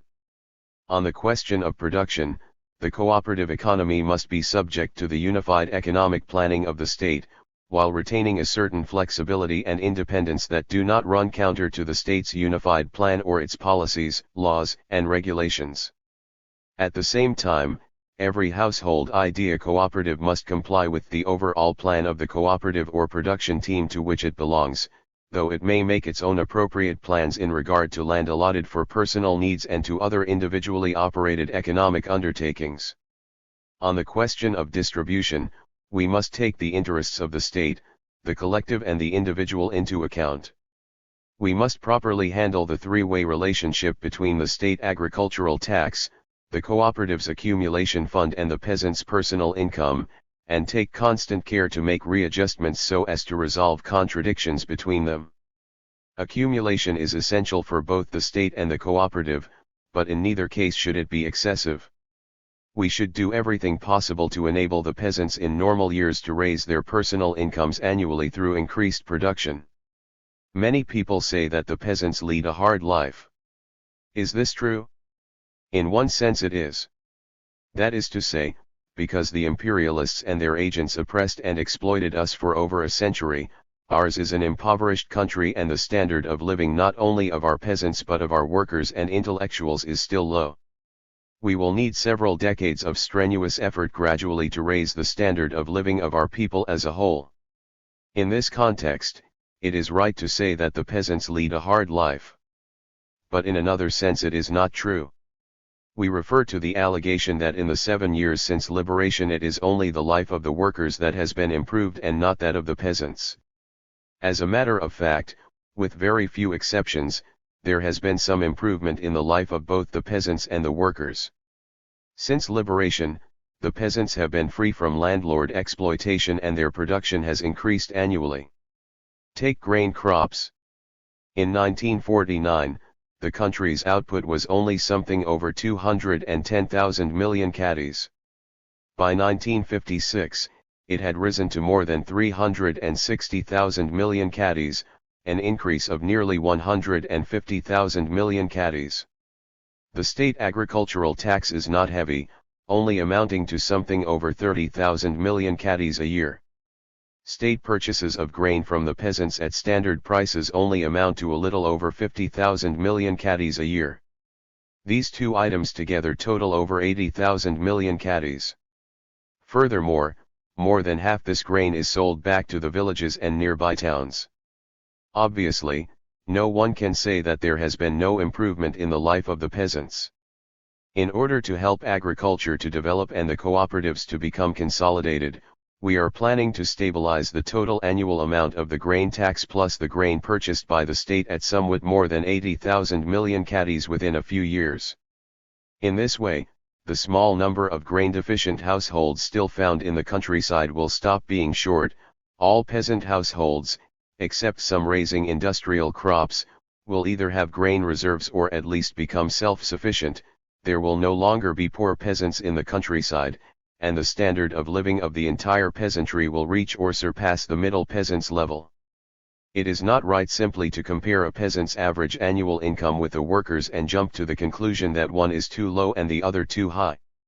Since the labor productivity of the workers is much higher than that of the peasants and the latter's cost of living is much lower than that of workers in the cities, the workers cannot be said to have received special favors from the state. The wages of a small number of workers and some state personnel are in fact a little too high. The peasants have reason to be dissatisfied with this, and it is necessary to make certain appropriate adjustments according to specific circumstances. For the question of the industrialists and businessmen.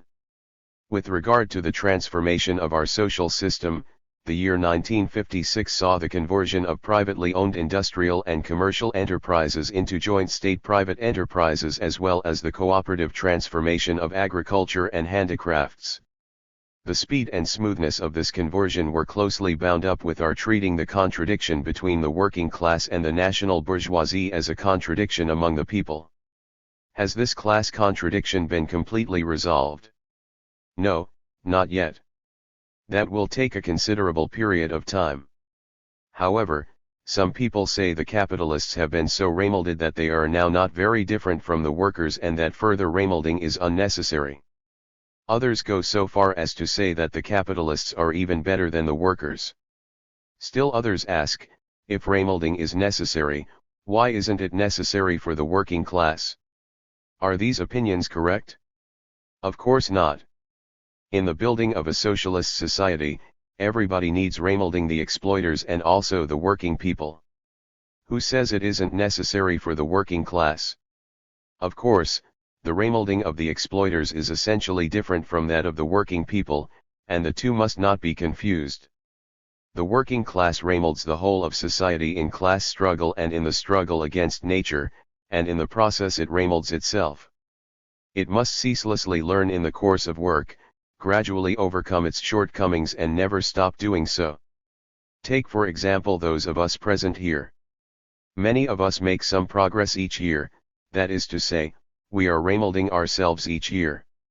For myself, I used to have all sorts of non-Marxist ideas, and it was only later that I embraced Marxism. I learned a little Marxism from books and took the first steps in remolding my ideology, but it was mainly through taking part in class struggle over the years that I came to be remolded. And if I am to make further progress, I must continue to learn, otherwise I shall lag behind. Can the capitalists be so good that they need no more remolding? Some people contend that the Chinese bourgeoisie no longer has two sides to its character, but only one side. Is this true? No. While members of the bourgeoisie have become administrative personnel in joint state-private enterprises and are being transformed from exploiters into working people living by their own labor, they still get a fixed rate of interest on their capital in the joint enterprises, that is, they have not yet cut themselves loose from the roots of exploitation. Between them and the working class there is still a considerable gap in ideology, sentiments, and habits of life. How can it be said that they no longer have two sides to their character? Even when they stop receiving their fixed interest payments and the bourgeois label is removed, they will still need ideological remolding for quite some time. If, as is alleged, the bourgeoisie no longer has a dual character, then the capitalists will no longer have the task of studying and of remolding themselves. It must be said that this view does not tally either with the actual situation of our industrialists and businessmen or with what most of them want. During the past few years, most of them have been willing to study and have made marked progress. As their thorough remolding can be achieved only in the course of work, they should engage in labor together with the staff and workers in the enterprises and regard these enterprises as the chief places in which to remold themselves. But it is also important for them to change some of their old views through study. Such study should be on a voluntary basis. When they return to the enterprises after being in study groups for some weeks, many industrialists and businessmen find that they have more of a common language with the workers and the representatives of state ownership, and so there are better possibilities for working together. They know from personal experience that it is good for them to keep on studying and remolding themselves. The idea mentioned above that study and remolding are not necessary reflects the views not of the majority of industrialists and businessmen but of only a small number. The question of the intellectuals. The contradictions within the ranks of the people in our country also find expression among the intellectuals. The several million intellectuals who worked for the old society have come to serve the new society, and the question that now arises is how they can fit in with the needs of the new society and how we can help them to do so. This, too, is a contradiction among the people. Most of our intellectuals have made marked progress during the last 7 years. They have shown they are in favor of the socialist system. Many are diligently studying Marxism, and some have become communists. The latter, though at present small in number, are steadily increasing. Of course, there are still some intellectuals who are skeptical about socialism or do not approve of it, but they are a minority. China needs the services of as many intellectuals as possible for the colossal task of building socialism. We should trust those who are really willing to serve the cause of socialism and should radically improve our relations with them and help them solve the problems requiring solution, so that they can give full play to their talents. Many of our comrades are not good at uniting with intellectuals. They are stiff in their attitude towards them, lack respect for their work and interfere in certain scientific and cultural matters where interference is unwarranted. We must do away with all such shortcomings. Although large numbers of intellectuals have made progress, they should not be complacent. They must continue to remold themselves, gradually shed their bourgeois world outlook and acquire the proletarian, communist world outlook so that they can fully fit in with the needs of the new society and unite with the workers and peasants. The change in world outlook is fundamental, and up to now most of our intellectuals cannot be said to have accomplished it. We hope that they will continue to make progress and that in the course of work and study they will gradually acquire the communist world outlook, grasp Marxism-Leninism, and become integrated with the workers and peasants. We hope they will not stop halfway, or, what is worse, slide back, for there will be no future for them in going backwards. Since our country's social system has changed and the economic base of bourgeois ideology has in the main been destroyed, not only is it imperative for large numbers of our intellectuals to change their world outlook, but it is also possible for them to do so. But a thorough change in world outlook takes a very long time, and we should spare no pains in helping them and must not be impatient. Actually, there are bound to be some who ideologically will always be reluctant to accept Marxism-Leninism and communism. We should not be too exacting in what we demand of them, as long as they comply with the requirements laid down by the state and engage in legitimate pursuits, we should let them have opportunities for suitable work. Among students and intellectuals there has recently been a falling off in ideological and political work, and some unhealthy tendencies have appeared. Some people seem to think that there is no longer any need to concern themselves with politics or with the future of the motherland and the ideals of mankind. It seems as if Marxism, once all the rage, is currently not so much in fashion. To counter these tendencies, we must strengthen our ideological and political work. Both students and intellectuals should study hard. In addition to the study of their specialized subjects, they must make progress ideologically and politically, which means they should study Marxism, current events, and politics. Not to have a correct political orientation is like not having a soul. The ideological remolding in the past was necessary and has yielded positive results. But it was carried on in a somewhat rough and ready fashion and the feelings of some people were hurt. This was not good. We must avoid such shortcomings in future. All departments and organizations should shoulder their responsibilities for ideological and political work. This applies to the Communist Party, the Youth League, government departments in charge of this work, and especially to heads of educational institutions and teachers. Our educational policy must enable everyone who receives an education to develop morally, intellectually, and physically and become a worker with both socialist consciousness and culture. We must spread the idea of building our country through diligence and thrift. We must help all our young people to understand that ours is still a very poor country, that we cannot change the situation radically in a short time, and that only through decades of united effort by our younger generation and all our people, working with their own hands, can China be made prosperous and strong. The establishment of our socialist system has opened the road leading to the ideal society of the future, but to translate this ideal into reality needs hard work. Some of our young people think that everything ought to be perfect once a socialist society is established and that they should be able to enjoy a happy life ready-made, without working for it. This is unrealistic. 6. The question of the minority nationalities. The minority nationalities in our country number more than 30 million. Although they constitute only 6% of the total population, they inhabit extensive regions which comprise 50 to 60% of China's total area. It is thus imperative to foster good relation between the Han people and the minority nationalities. The key to this question lies in overcoming Han chauvinism.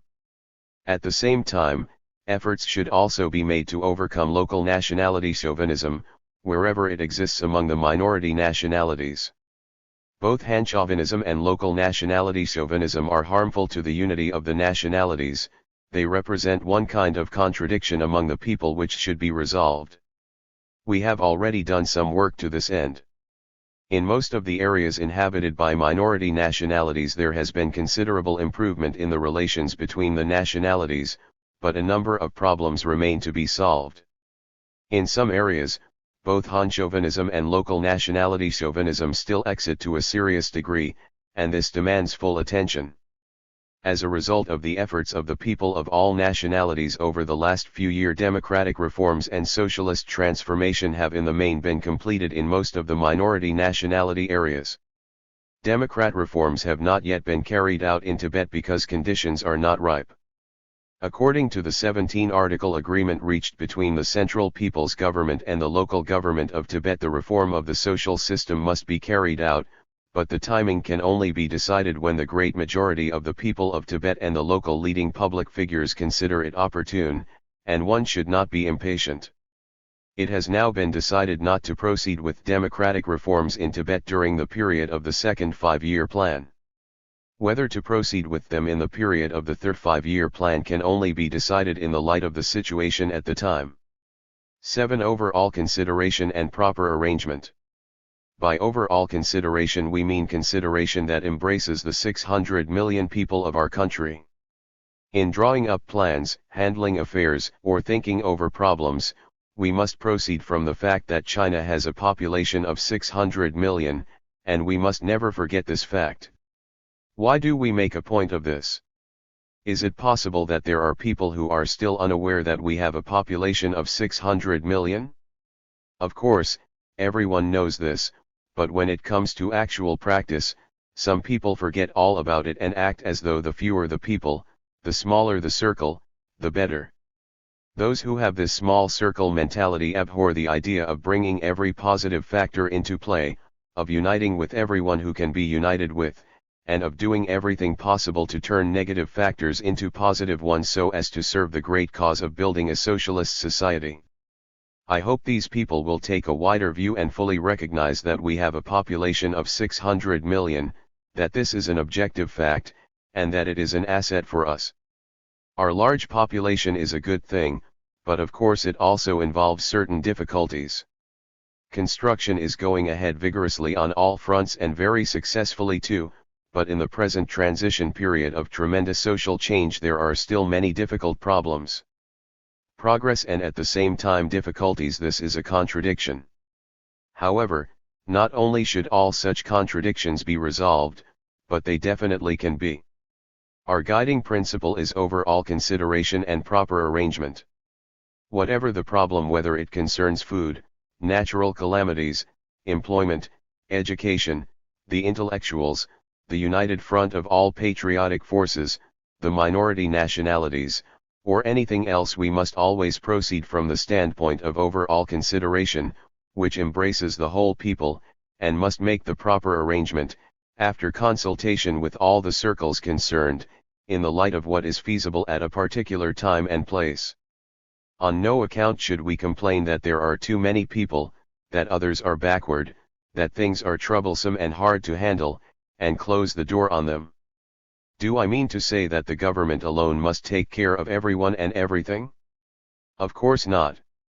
In many cases, they can be left to the direct care of the public organizations, or the masses. Both are quite capable of devising many good ways of handling them. This also comes within the scope of the principle of overall consideration and pro-arrangement. We should give guidance on this to the public organizations and the people everywhere. 8. On let 100 flowers blossom. Let 100 schools of thought contend and long-term coexistence and mutual supervision. Let 100 flowers blossom, let 100 schools of thought contend and long-term coexistence and mutual supervision. How did these slogans come to be put forward? They were put forward in the light of China's specific conditions, in recognition of the continued existence of various kinds of contradictions in socialist society, and in response to the country's urgent need to speed up its economic and cultural development. Letting 100 flowers blossom and 100 schools of thought contend is the policy for promoting progress in the arts and sciences and a flourishing socialist culture in our land. Different forms and styles in art should develop freely, and different schools in science should contend freely. We think that it is harmful to the growth of art and science if administrative measures are used to impose one particular style of art or school of thought and to ban another. Questions of right and wrong in the arts and science should be settled through free discussion in artistic and scientific circles and through practical work in these fields. They should not be settled in an oversimple manner. A period of trial is often needed to determine whether something is right or wrong. Throughout history, at the outset, new and correct things often failed to win recognition from the majority of people and had to develop by twists and turns through struggle. Often, correct and good things were first regarded not as fragrant flowers but as poisonous weeds. Copernicus' theory of the solar system and Darwin's theory of evolution were once dismissed as erroneous and had to win out over bitter opposition. Chinese history offers many similar examples. In a socialist society, the conditions for the growth of the new are radically different from and far superior to those in the old society. Nevertheless, it often happens that new, rising forces are held back and sound ideas stifled.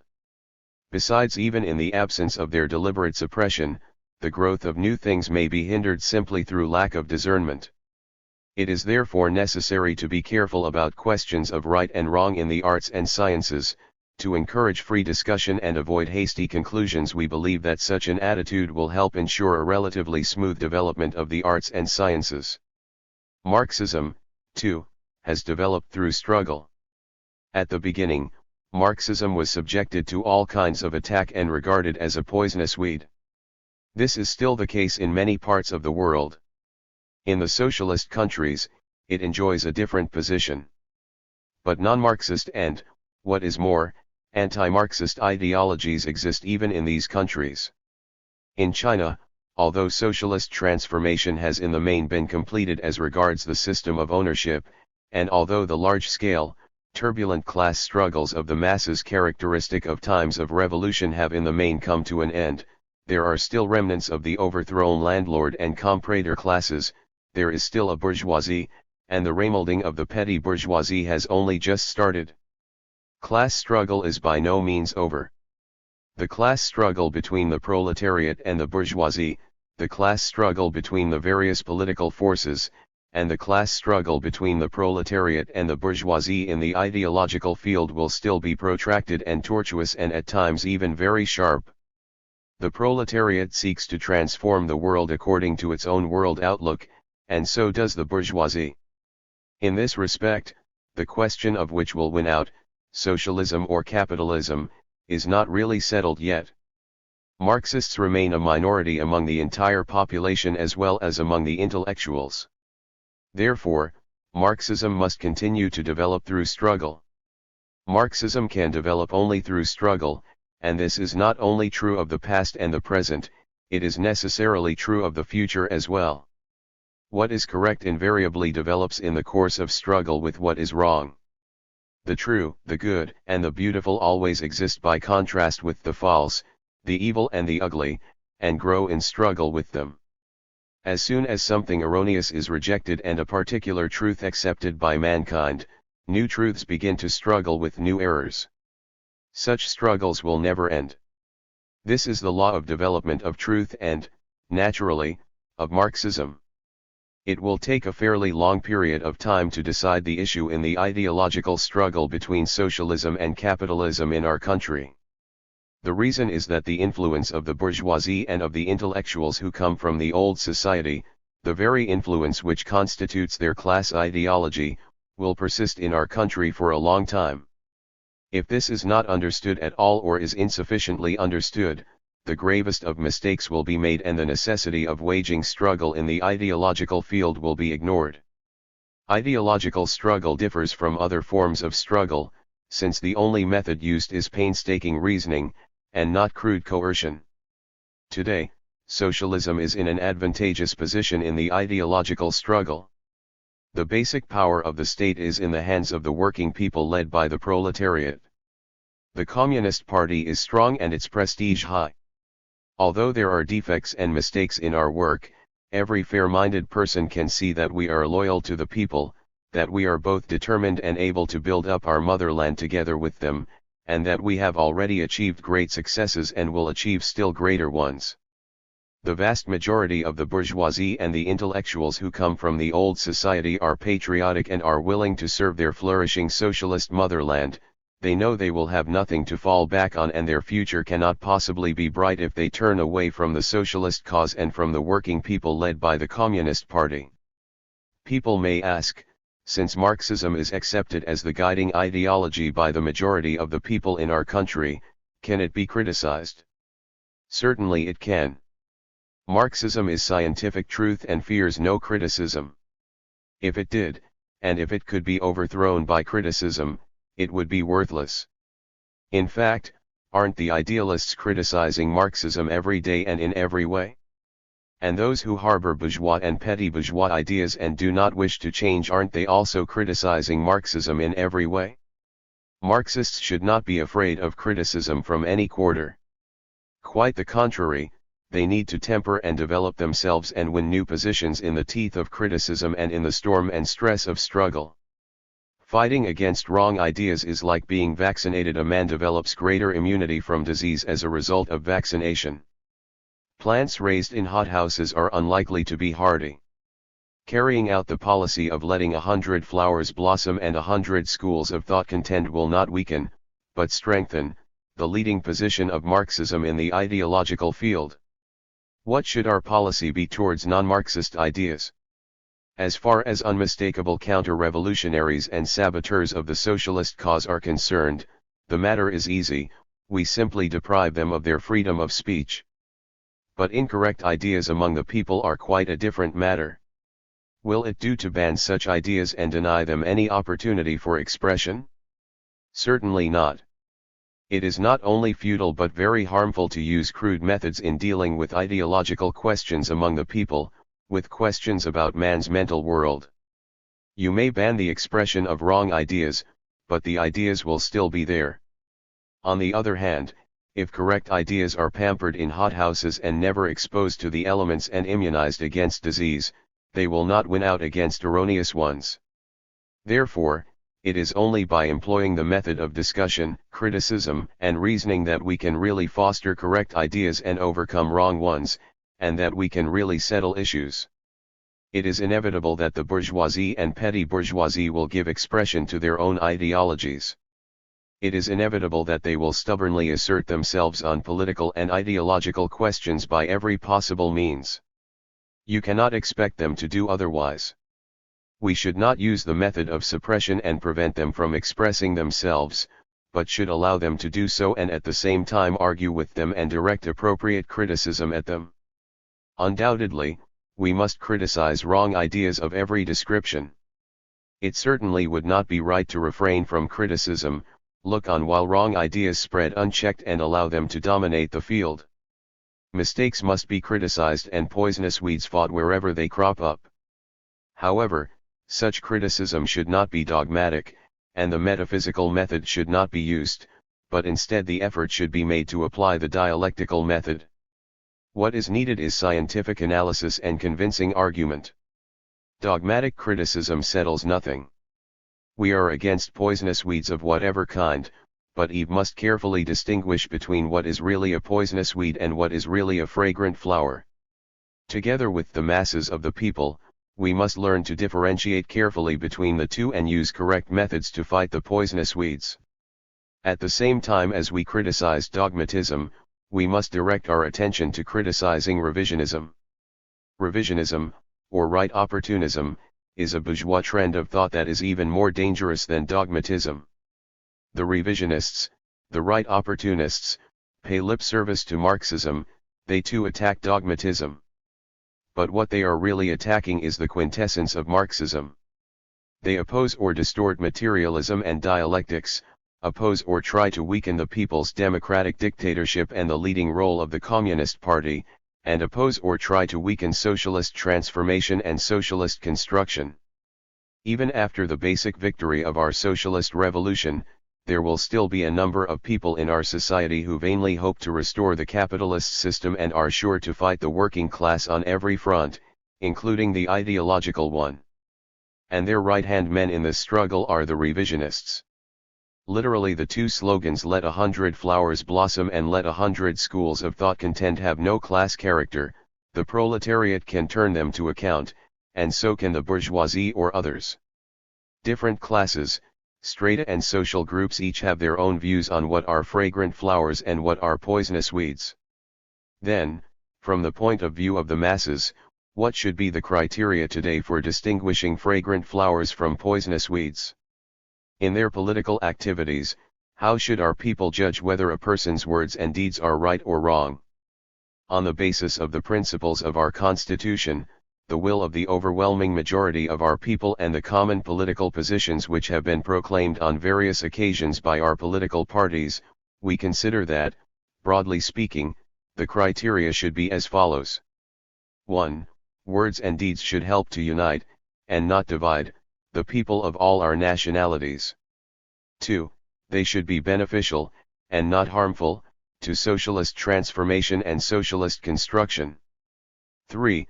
They should help to consolidate, and not undermine or weaken, the people's democratic dictatorship. 4. They should help to consolidate, and not undermine or weaken, democratic centralism. 5. They should help to strengthen, and not shake off or weaken, the leadership of the Communist Party. 6.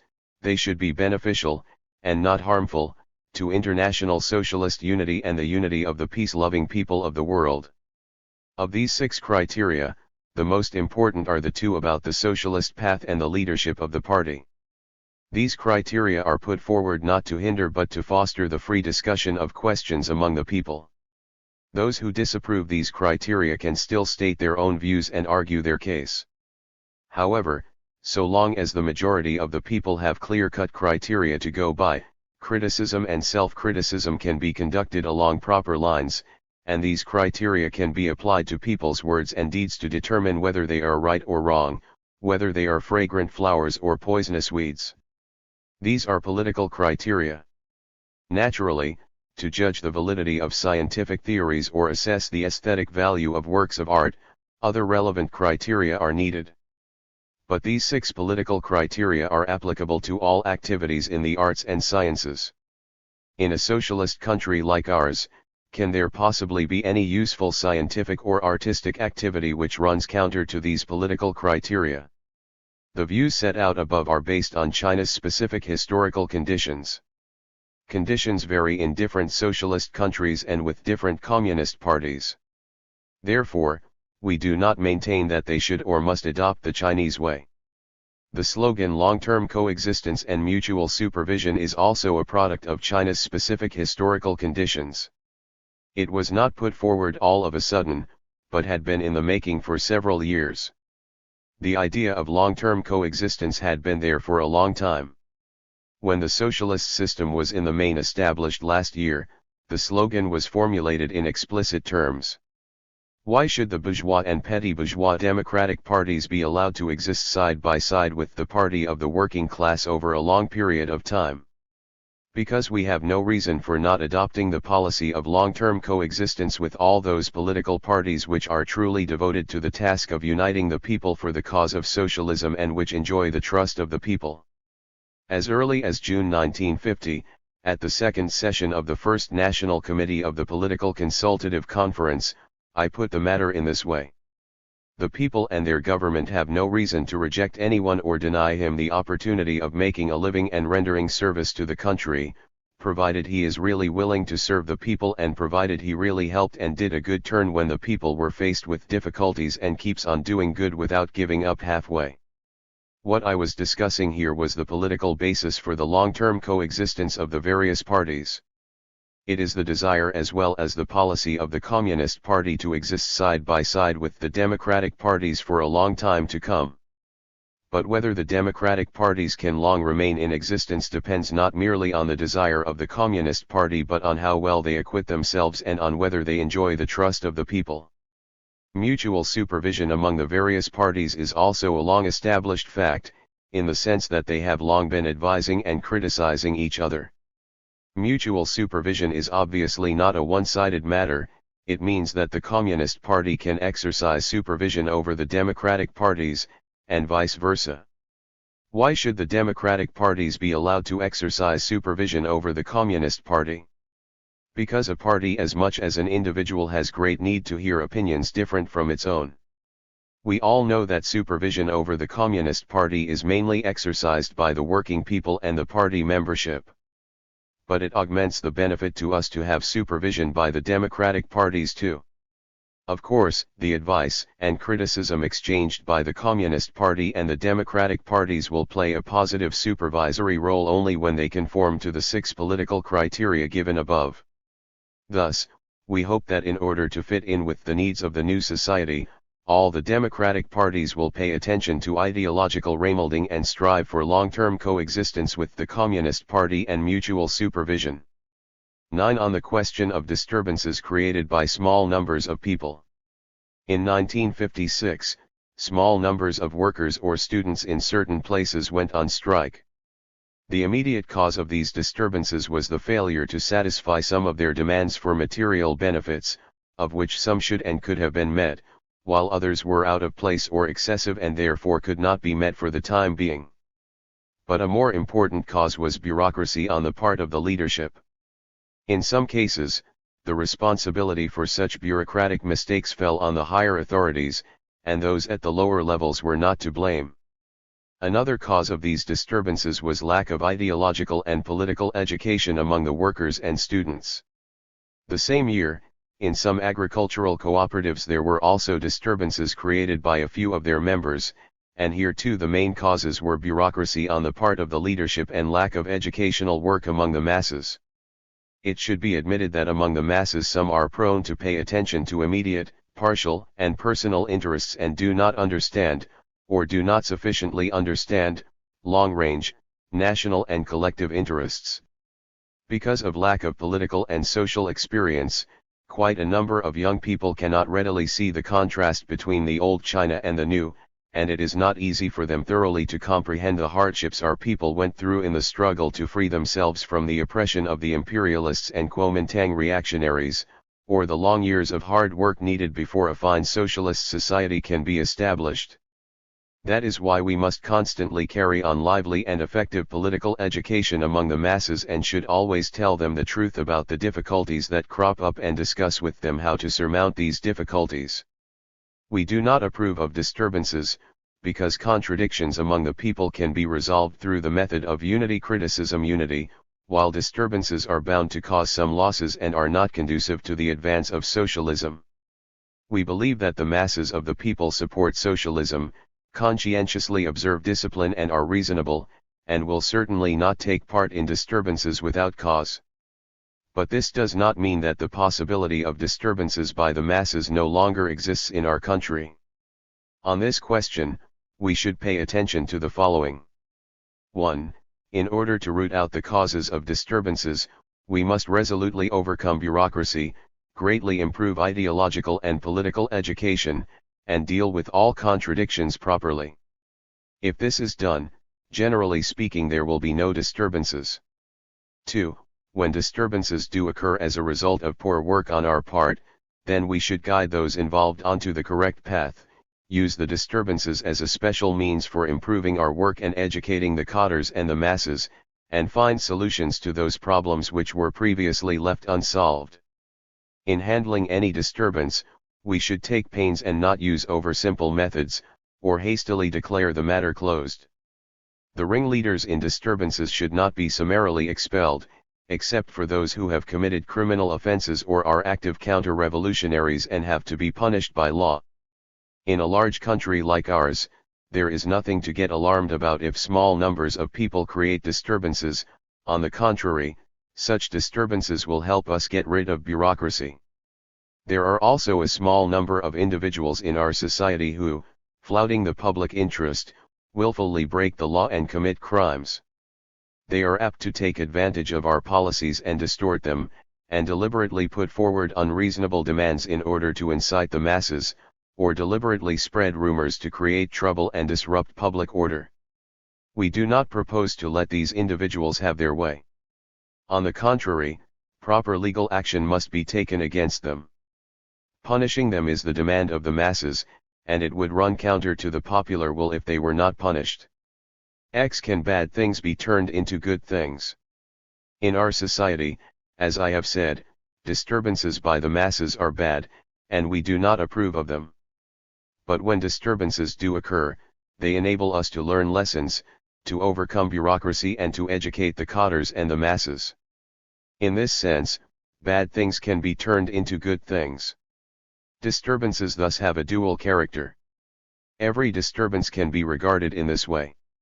Everybody knows that the Hungarian incident was not a good thing. But it too had a dual character. Because our Hungarian comrades took proper action in the course of the incident, what was a bad thing has eventually turned into a good one. Hungary is now more consolidated than ever, and all other countries in the socialist camp have also learned a lesson. Similarly, the worldwide campaign against communism and the people which took place in the latter half of 1956 was of course a bad thing. But it served to educate and temper the communist parties and the working class in all countries, and thus it has turned into a good thing. In the storm and stress of this period, a number of people in many countries withdrew from the Communist Party. Withdrawal from the party reduces its membership and is, of course, a bad thing, but there is a good side to it, too. Vacillating elements who are unwilling to carry on have withdrawn, and the vast majority who are staunch party members can be the better united for struggle. Why isn't this a good thing? To sum up, we must learn to look at problems from all sides, seeing the reverse as well as the obverse side of things. In given conditions, a bad thing can lead to good results and a good thing to bad results. More than 2,000 years ago Lao Tzu said, "Good fortune lieth within bad, bad fortune lurketh within good." 1. When the Japanese shot their way into China, they called this a victory. Huge parts of China's territory were seized, and the Chinese called this a defeat. But victory was conceived in China's defeat, while defeat was conceived in Japan's victory. Hasn't history proved this true? People all over the world are now discussing whether or not a third world war will break out. On this question, too, we must be mentally prepared and do some analysis. We stand firmly for peace and against war. But if the imperialists insist on unleashing another war, we should not be afraid of it. Our attitude on this question is the same as our attitude towards any disturbance. First, we are against it. Second, we are not afraid of it. The First World War was followed by the birth of the Soviet Union with a population of 200 million. The Second World War was followed by the emergence of the socialist camp with a combined population of 900 million.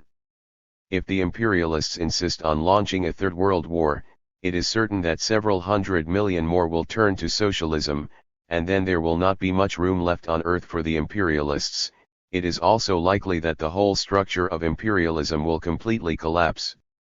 In given conditions, each of the two opposing aspects of a contradiction invariably transforms itself into its opposite as a result of the struggle between them. Here, it is the conditions which are essential.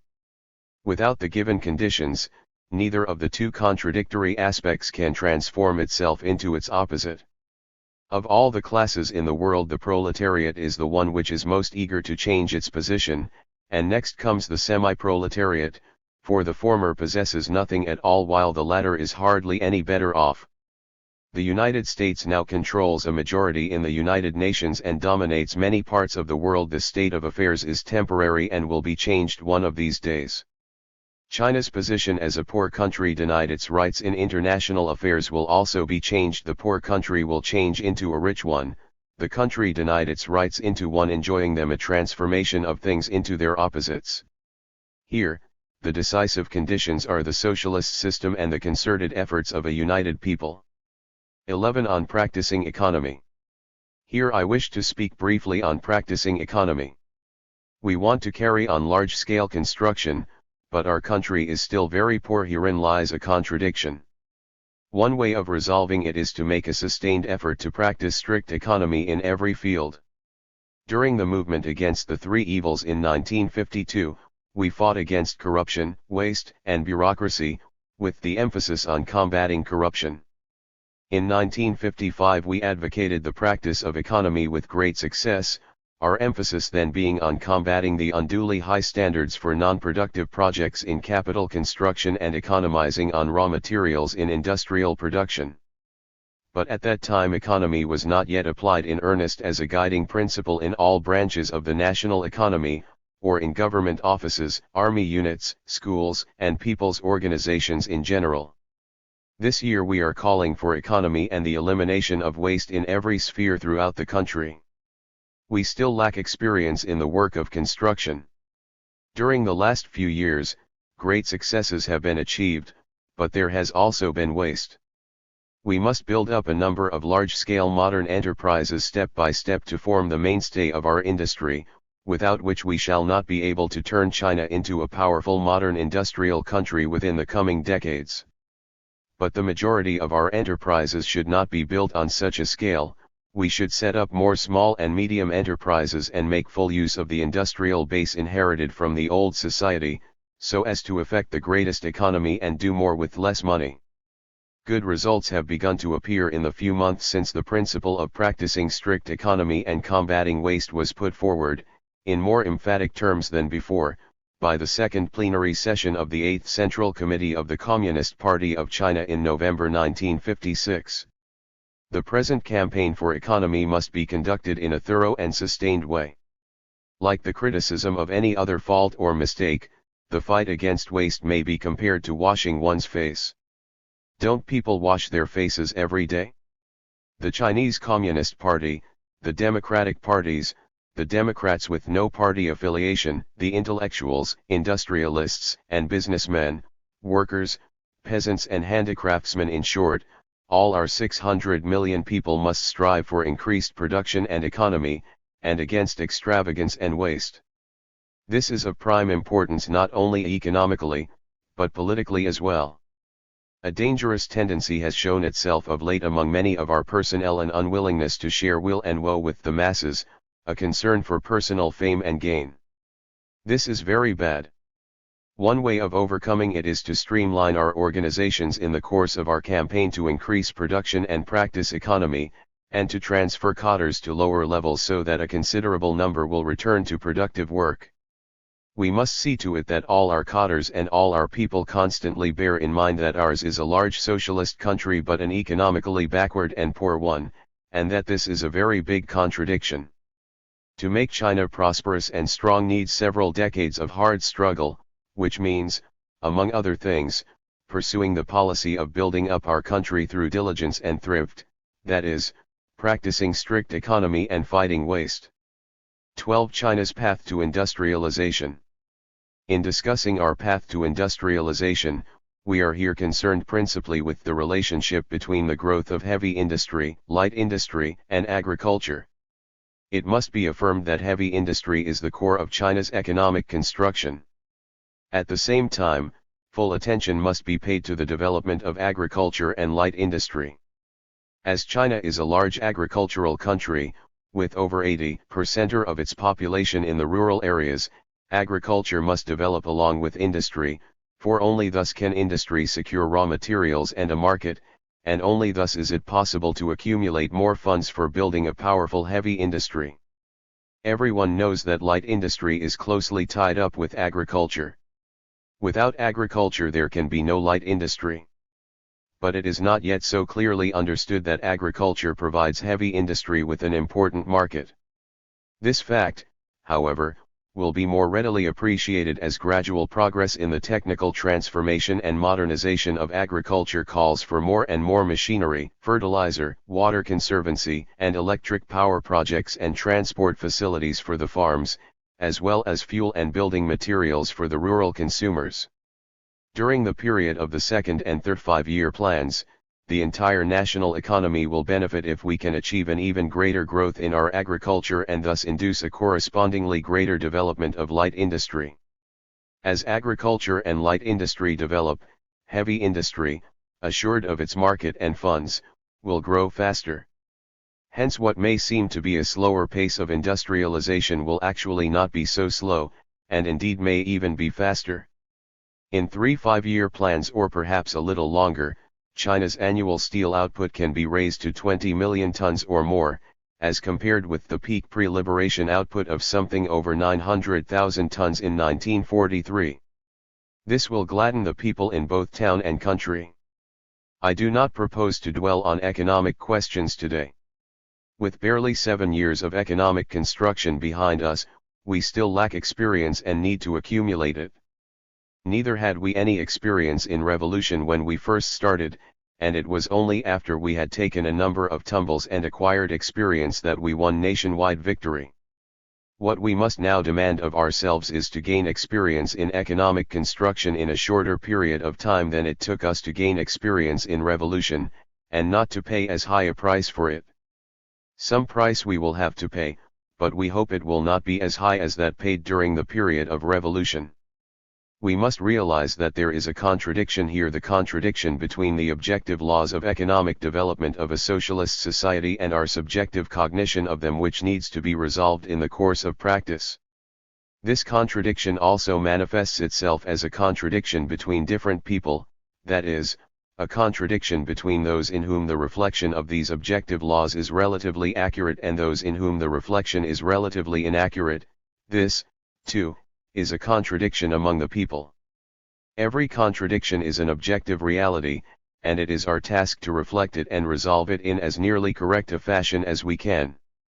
In order to turn China into an industrial country, we must learn conscientiously from the advanced experience of the Soviet Union. The Soviet Union has been building socialism for 40 years, and its experience is very valuable to us. Let us ask, who designed and equipped so many important factories for us? Was it the United States? Or Britain? No, neither the one nor the other. Only the Soviet Union was willing to do so, because it is a socialist country and our ally. In addition to the Soviet Union, the fraternal countries in East Europe have also given us some assistance. It is perfectly true that we should learn from the good experience of all countries, socialist or capitalist. About this there is no argument. But the main thing is still to learn from the Soviet Union. Now there are two different attitudes towards learning from others. One is the dogmatic attitude of transplanting everything, whether or not it is suited to our conditions. This is no good. The other attitude is to use our heads and learn those things which suit our conditions, that is, to absorb whatever experience is useful to us. That is the attitude we should adopt. To strengthen our solidarity with the Soviet Union, to strengthen our solidarity with all the socialist countries, this is our fundamental policy, this is where our basic interests lie. Then there are the Asian and African countries and all the peace-loving countries and peoples. We must strengthen and develop our solidarity with them.